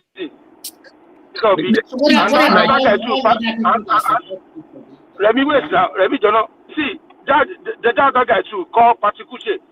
That also they be the same. Now they go on TikTok. They use Yoruba name pretending as if Yoruba man is such Yoruba people. That particular you guys are seen there. All of them, I go through them in the bin. They will not see this platform anymore. One thing everybody know me here, Remy. One thing I can't take is insult, calling name. Why can't we make conversation? Let's make arguments now. I think to insult. There are two people here. This guy, Nash, Joe of Nashville. He also is too emotional. Little thing he will start abusing you. Even you are not even insulting. I don't understand these obedient people. I don't know why. You can't. Sorry, Thomas. At the end of the day, all of us in diaspora, we are not going home to vote. And anybody that they declare the winner, that is the winner. And if you have a good, you think you are the winner, you have chances to prove. Both of them, they were able to prove that they won the election. And this Abuja election, everybody saw it. And people are telling you this is their observation. For example, you want to conduct a local election in Ibadan. You now go and bring one Abuki from Awusa man in Ibadan, in my own local government. He said Abuja is a capital of Nigeria. And the people have not been able to choose their own before. There are some people living in that area before, the local people. Even in so-called America, they call some people Native American. Before the white people went there, they still accord them respect. The same thing in Australia, the Aborigine, they say we have Aboriginal here. Yeah. So because it's Abuja, so nobody lived in that area before. But Remy, these people lost election 2023. They are still carrying anger till now. Which kind of human being is these people? You know what? But Thomas, why are they calling me names? Thomas, what I discovered was that the followers, because the the people are followers, not they're like the following leaders that too. party. The people are really not following that ADC, that coalition. Nigeria already wise up. They knew that this set of people, they cannot do better. What are they going to do? But Tinubu always almost 3 years now. They are still carrying hunger. They want to die. I don't understand. They will carry it up to 2031. Thomas, just look at it from this angle. Just critical thinking. Those that they are abusing, they need their vote. Think about it for a second. You are abusing me, but you need me to vote for your candidate. You want me to vote for your candidate? So how does that work now? How does that help your candidate when you abuse people that need their vote? It's just common sense. It's just critical thinking skills. Put your critical thinking. No, the question about the question we can ask ourselves is: you can't bully people to vote for your. I mean, no, the question you can't bully your way through elections. Papa T, ask this question to yourself. Since 2023, which party is harvesting more people to their party? Which party? Is it the ADC or APC? APC. Which party are people going now? So we look at the candidate themselves. How many people have you seen come online to say, I voted for Tinubu in 2023, I'm not going to vote for him again? Remy, it has changed, yeah? Right. Let me tell you why they are doing this. Even see the followers, they're as good as bad as the leader. These people don't have money to execute the election. That's why they gathered themselves together, crying yesterday that they reject this. You know what I mean? It's just honestly. So they want to use IRF as their polling unit agent. You do election in Abuja, you cannot even provide polling unit agent in Abuja. They will boycott the election on your head. Trust me. You know what I mean? Local government election, you can't provide an agent. They don't have money. That's why they are crying. Now, they're not fighting for... They have money, but they're stingy. They don't want to spend money. They have money now. Of course. Yeah, I watched a video where Peter Obi was boasting about his net worth, his money he has. He said he always gets almost 1 million pounds overdraft in UK when he was living in UK. I was boasting. He has money. They have money. They want free meal. You know, no, love everything not free. What they're pursuing, they're not sure of it. They're not sure of what they're pursuing. If they are sure, they will bring out their money. Thomas, do you know how much it costs to run a presidential election in Nigeria? They said billions of naira. Well, nobody. Look, nobody will want to put that money out, knowing fully well that there's a chance they might not win. It's so going to you have lose. to understand that going into an election, I said this last time. Going into an election, I said this last time. 2015, people say, "Oh, they defeated Jonathan," but you're not talking about the strategy. Amishi was River State; he was part of them. To brought River State coffers.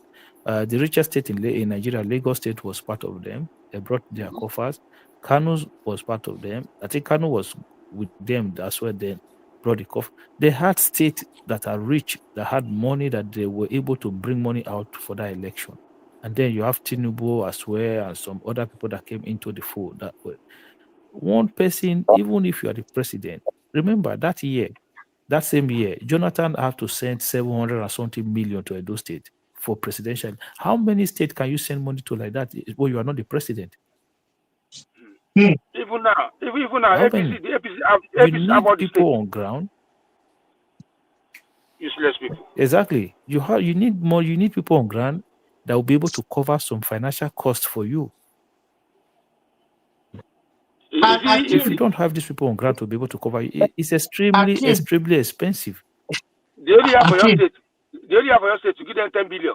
It's 10 billion enough for them to run the election. That one said after this is good to go to prison. That one is not guaranteed. It's not guaranteed. Because it's been exposed. It's been exposed. Because as of yesterday, the council also went to Makinde. So you can see everybody start fighting over Makinde now. Okay, you can come and be my VP. Well, Kwankwaso is already. Kwankwaso is out of the. Kwankwaso is out of the picture now. Forget Kwankwaso. It's out of the game. America finishing. So it's done. This, my people. This insult He has to stop.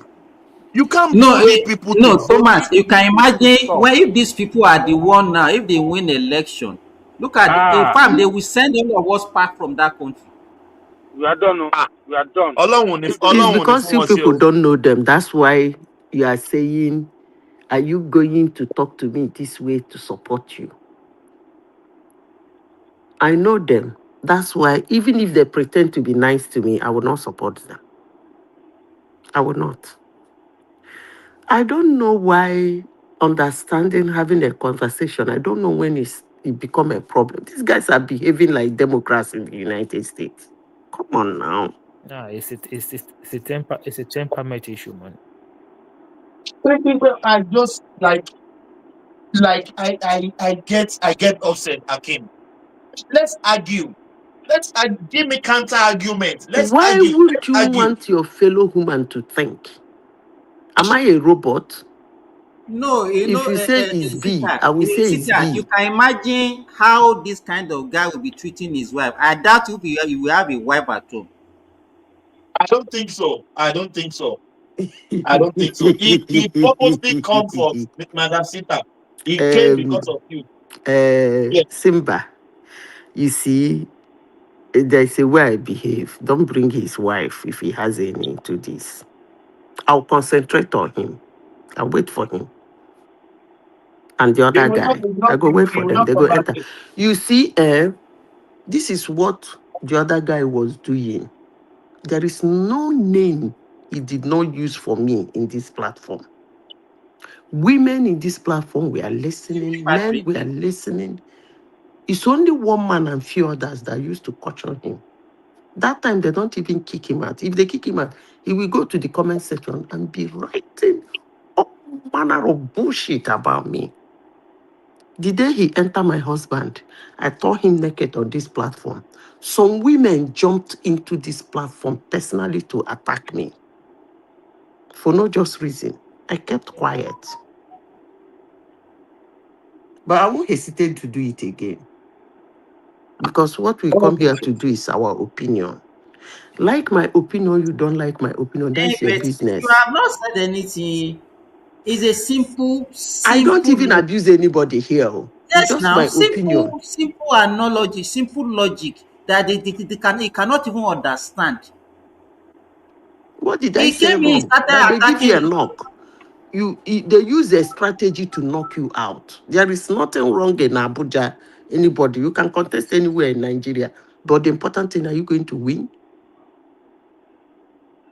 Are you going to contest for contesting sake? Don't worry. They will soon fight. They already started the fight in Edo State. Now they are putting on APC. They are the one fighting themselves. They don't fight among themselves. They not gotta say the APC.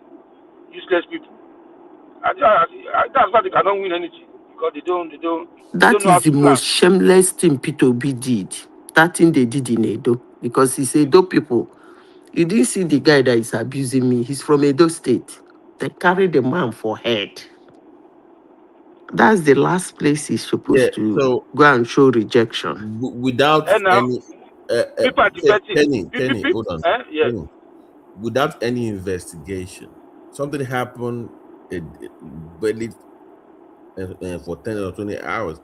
Everybody's already on news channels without any police investigation, without any official statement from the government. People are already saying it's the governor of Edo, it is APC that wanted to keep it. I'm like, why would you even allow people like that on TV? You don't come on TV to say such things. Why allow them to come on whatever channel? Yeah, because they know what they're doing now. They don't. It's already planned. They already planned it. They are looking for sympathy. They know they lost. They know they don't have sympathy anymore. Cannot be allowed. Is my point. You cannot allow that kind of utterance on national television. Because those are their TV. That's what they want. Then you have a government person that should caution those TV stations. They should be cautioned. You can't have you can't come, Kenny. You can't come on TV and say it was APC tried to kill Peter Obi on its on a rise. You can't do that now. Abachi has to stop Rufai say no, Rufai, don't talk like that. It will be as if you are maligning them. You cannot pinpoint that it's one side that do that because that's about how to do that reporter. Yesterday, Rufai was talking directly to APC and the governor.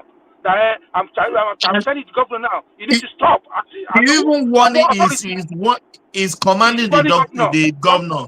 Is warning the governor. In what authority you are talking like this? Apache has to do to the reporter. That no, don't say that. You understand? They're frustrated now. Yeah, frustrated. They're very frustrated. The Tinubu has invaded them. They're frustrated. They're frustrated. No money. No money. They started the campaign. They thought some governors will decamp with them, some senators will decamp with them. It's not working. Again, instead, they're frustrated. Do you see them coming here any longer? They don't come here now. Before, they used to come here and tell you how they're going to kick Soludo out of office for insulting their God and personal savior, for saying that they are God and... What I heard in this platform in 2023, that Tinubu, Soludo is sure to lose election. He's now one-time governor. For what? Now, that he sorted Obi. Come on. That can say, if there's no bad news, he will not come online. He will not come here. Anything that is anything bad on the news like this, that's why he's going to come and start lamenting on this channel. But anytime we have good news in Nigeria, he will not come here. He will not come here. He will be listening. But let them say something negative about God. Let me say this, they continue hating me. I don't even know why they're interested don't mind them. Don't mind them. To me, to P2B is a political personal non-granta. That is one. Secondly, if they keep Obi and keep a goat, he goat, and say Zita, this is the two options you have to be the president of Nigeria. I go vote goat. So they should hear that loud and clear. Kenny, I will vote the goat to go to Asurok and be pulling the let me give you round sheet, the whole of Asurok. I don't mind. Yeah, hold on.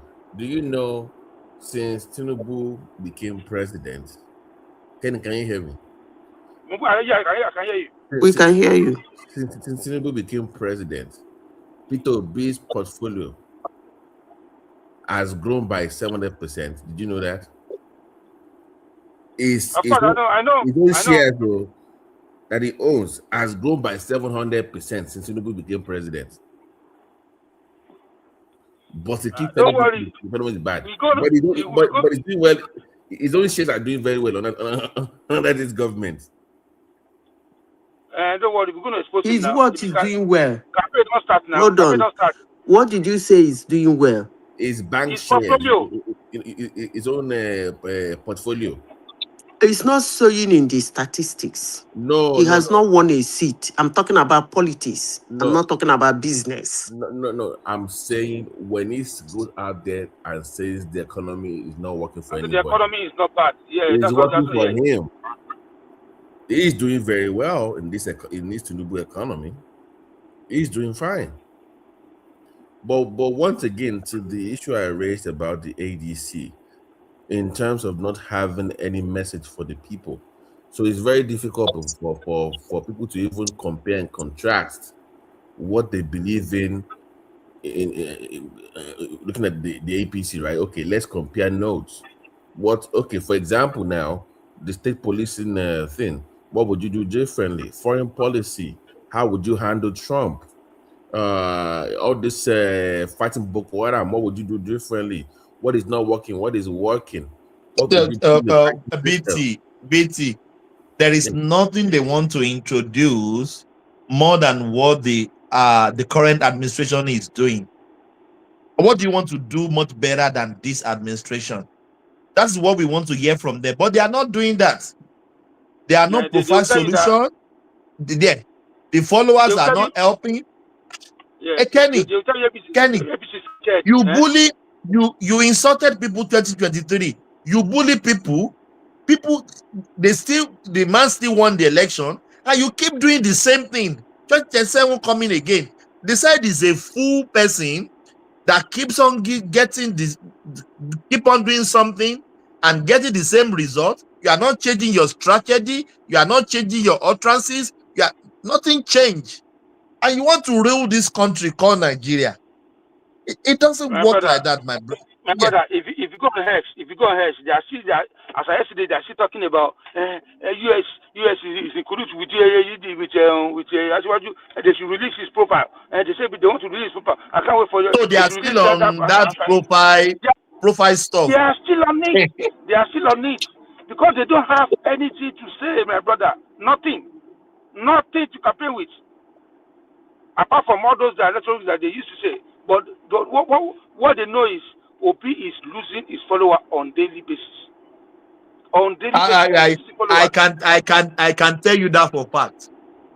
It's all their big wings in TikTok. They call one guy D1. That guy can die for OB. He campaigned, he did this or that. The guy, everyone is turning back. My brother, I'm on TikTok. You know many of them that are in our camp. Yeah, but Thomas, these are things we've discussed on this show for about 2 to 3 years now. You know, we said he was losing members for the past 2. We said this on this channel for a couple they don't want you to. They know he's losing. They know he's losing fan every day, but they won't acknowledge it. You know them now. They will never agree with you. They will never agree with you. Never.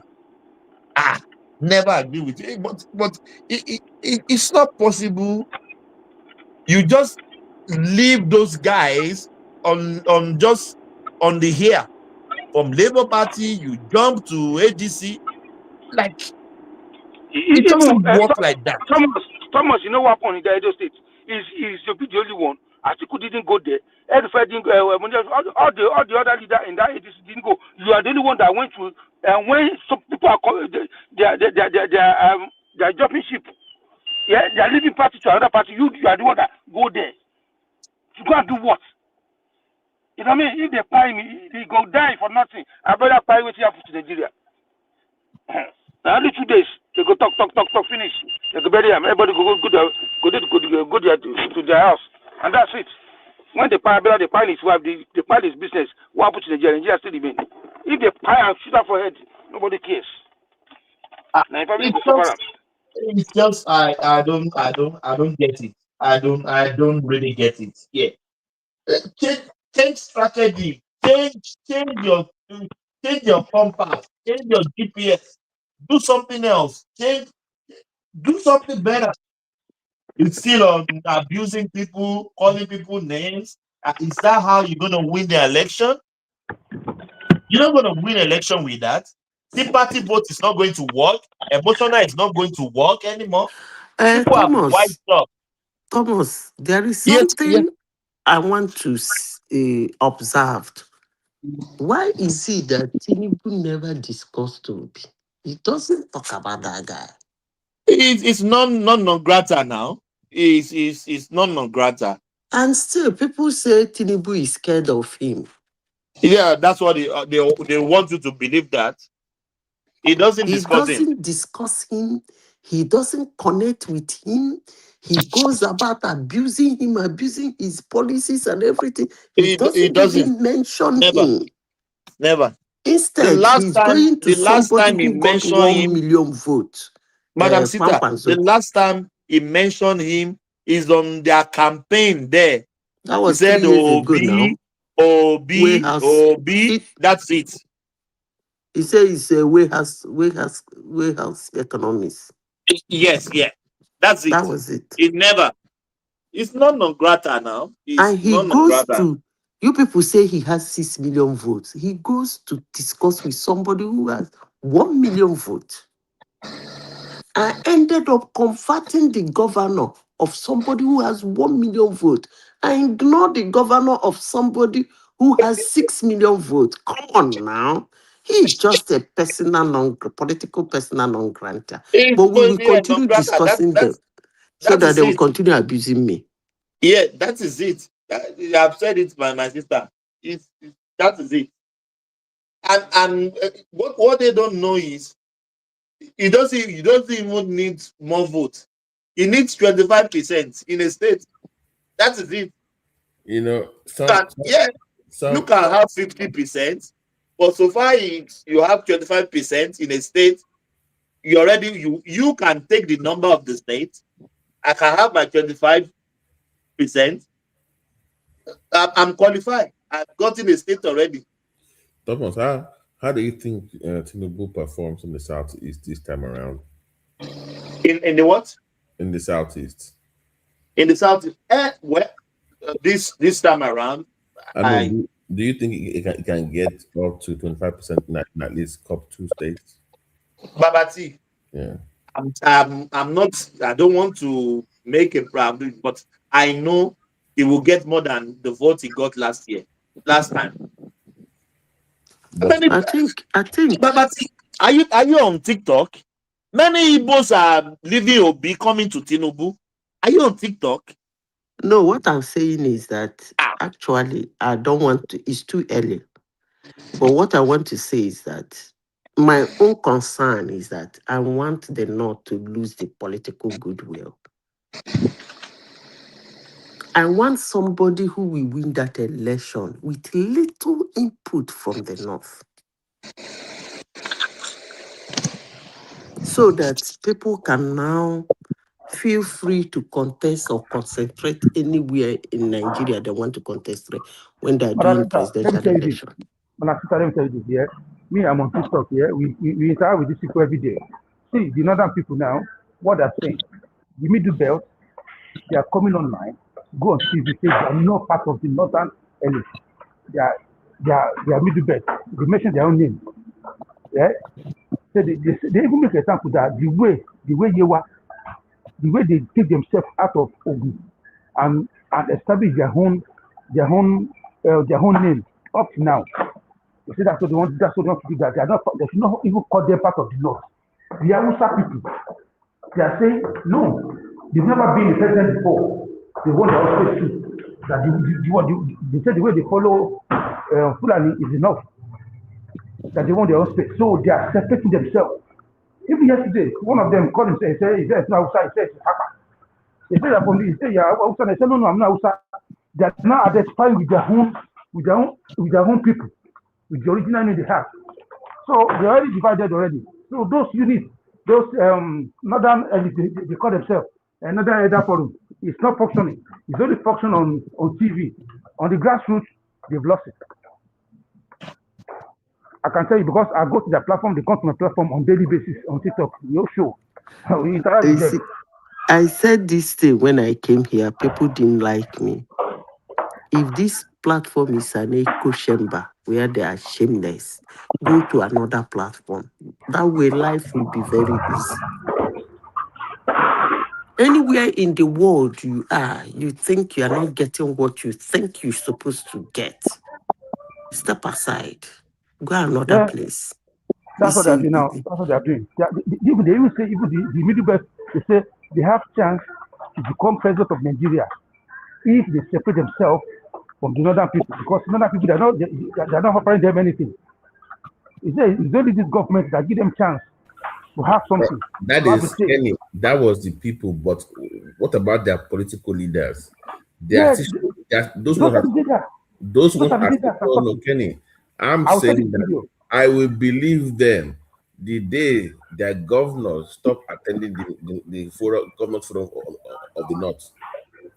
That day when I was like, okay, they're serious now. But my point is that their political leaders are not towing that line of defining what the middle belt is in the political space. But what I'm saying is they are speaking now. They are speaking now. Beyond speaking, stop going to those meetings. When they call the Northern Government Forum, if they keep showing up, I can't take them serious. The day they don't show up to that forum, okay, now you got something now. You see, this fight, you have to start from somewhere. You understand? So, and they know, see, the government cannot put themselves in. It's the people that put them in. So, and the people that put them in are not talking. Say, you know what? This is what we want. This is who we are, and we are we are identifying with our own people. You understand? It's all about the place, and they cannot say they are not listening. And they know. Tell me, number 6, since how many years have you ever seen anybody from Middle Belt become anything in government? No. They become now. Babangida is from Middle Belt, and Salam is from Middle Belt. No. I'm talking of this political era, not through that. It's talking about the First Republic from 1999. I think the closest is the Senate president. And the secretary to the government. That's been yes. But in terms of the way Tinubu has put them now, INEC, defense, they've really been visible under this administration. Exactly.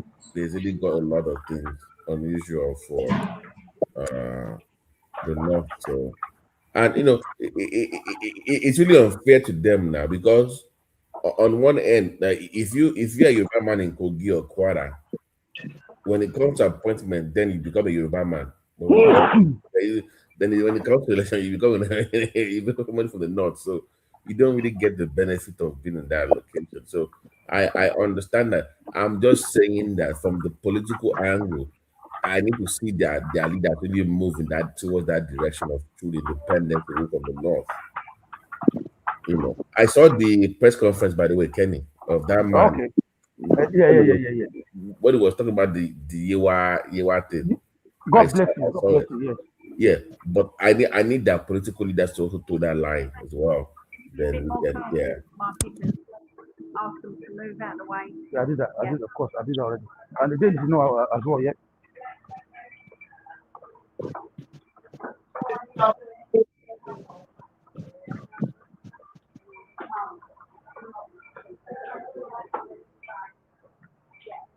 Hello, guys.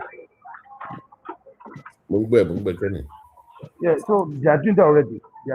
So see, what give me joy is they are now speaking now, unlike before that they are not talking. You can't see that kind of conference before, but now you are seeing the kind of conference. You are speaking out. You are going online talking. So, and the reason they can hear everybody. You can hear what they're saying.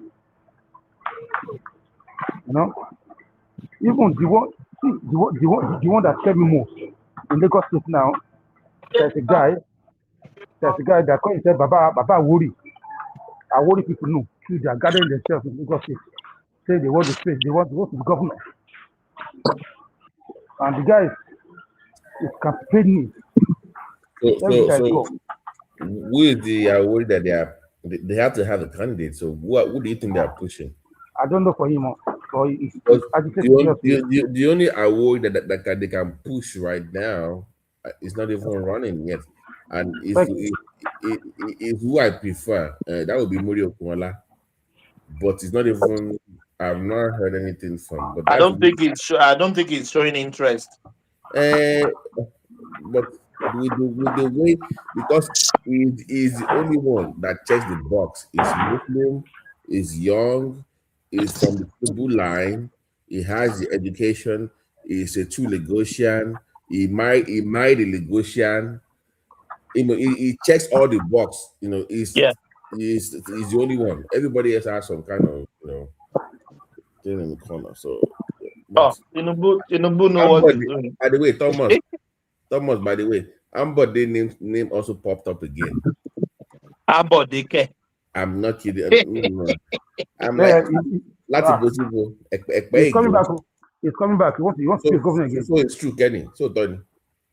Now. So Tony. Man can't pay. Oh, this is jingles and other. This is jingle and as well. Which party? APC? APC, yes. So the lot tuba lọ́dọ̀ Baba Tinubu. Not Tinubu. Oti bought so many bridges now. It's like we forgot how this guy lost it. You remember what he did now? Calling lose sight patients. Baba, if they didn't give him tickets and he goes to another party, that guy might win. Atofo.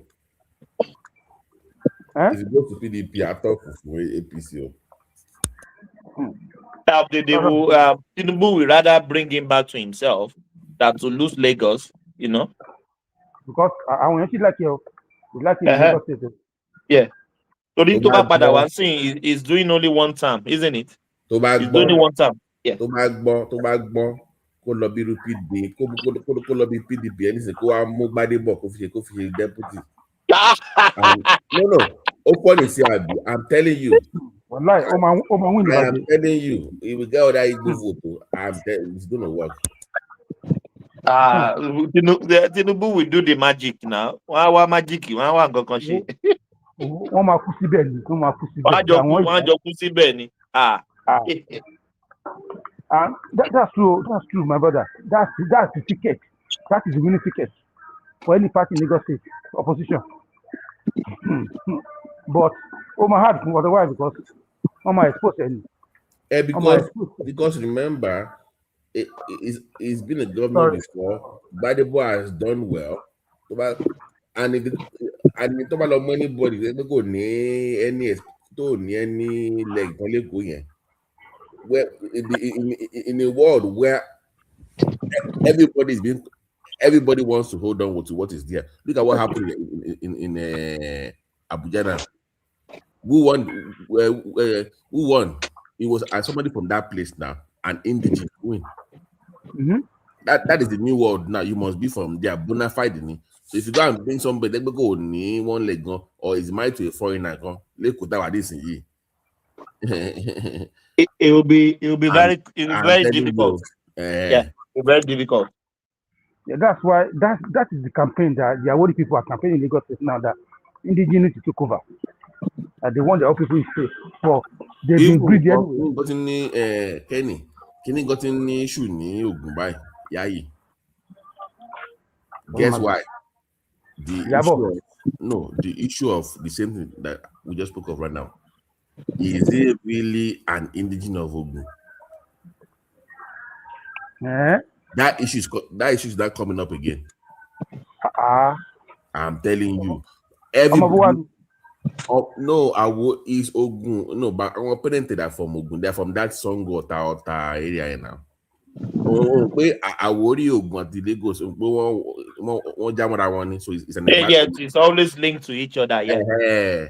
But the way the world is going now, everybody's now doing they want it. So that's the world now. Baba T, actually wọlé.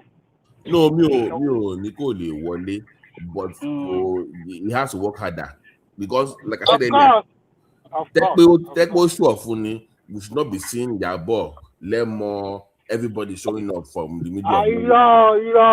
Baba T, Omopogu says it's not like that. People will still show face now. They will show face. No, because okay, continue. So yeah. If they were all in the APC from the beginning, Mani, you are right. But you now have former PDP members. Yeah. From nowhere, just join. They are not really grounded in APC. Exactly. To me, more could join. Probably we have Remy. My guy, but I made inquiries. They are serious. So I am not kidding you. Against who? This is what I'm telling you. It's not a joke. Okay. She's not trying to get an appointment on her. She wants that position. Her going to the APC was not or Baba and buying not a sini. On the table to pacify Obasanjo or what? I wonder. No. Politically, support her. So, what do you have on the table to support him? I don't think Tinubu will accept. You want to support me already? No. My point is. More understanding, from day one, is cast like that. We'll not have to work out. With deputy governor is from Yewa, Noimot. Yewa, yeah. but unlike it because they didn't really help out that area. I'm not there for your run. By the way, don't forget this woman too. Yusuf Sharafa also wants to run too under APC. Everybody just like so. Normally on a good day, as Yayi right now, nobody should be popping up in your party at this point. Thomas, do you see my point? I understand. Yeah, I understand. Nobody should be. It should be yours by now. Nobody should say I don't come right now. So why? No, Babati, I don't agree with you. People will pump out because they want something or the other. Later on, Baba and by APC, when she consensus, one look Joko. Look at what happened in Missouri now. Consensus of people buy a Joko now. So it's the same thing that will happen. I am saying that for Yabo, she doesn't want anything else. She really wants that position. Yeah, but he cannot get it. That's what we are saying. Do you think she can get it? That one is a different argument. But that's want it in anymore. So yeah. Of course, yeah. Everybody wants something we don't finally get it. So you can want it. Let me give you a scoop, Remy. Bàbá lórí àwọn ọ̀tá. Pé ẹ mọ̀ pé ibi ìbàdàn ló gbé dàgbà ní ọ̀tá yẹn ló gbé dàgbà. Ọmọ wa lélẹ̀. This is our own daughter. Ọmọ wa níye wa ni. Pé ẹgbàá ni ò bọ̀ ti ibi tó gbé dàgbà rè. This girl, funny enough, she now wrote an article some few days ago online, Yabo, claiming that Yayi so much feel entitled. Babati, I'm sorry, we have to call it a day. We can speak in the background. I have to jump to somewhere very quick. Thank you, everyone. Thank you. We'll see you tomorrow. Yeah, carry the conversation in the comment section. We said peace. Yeah.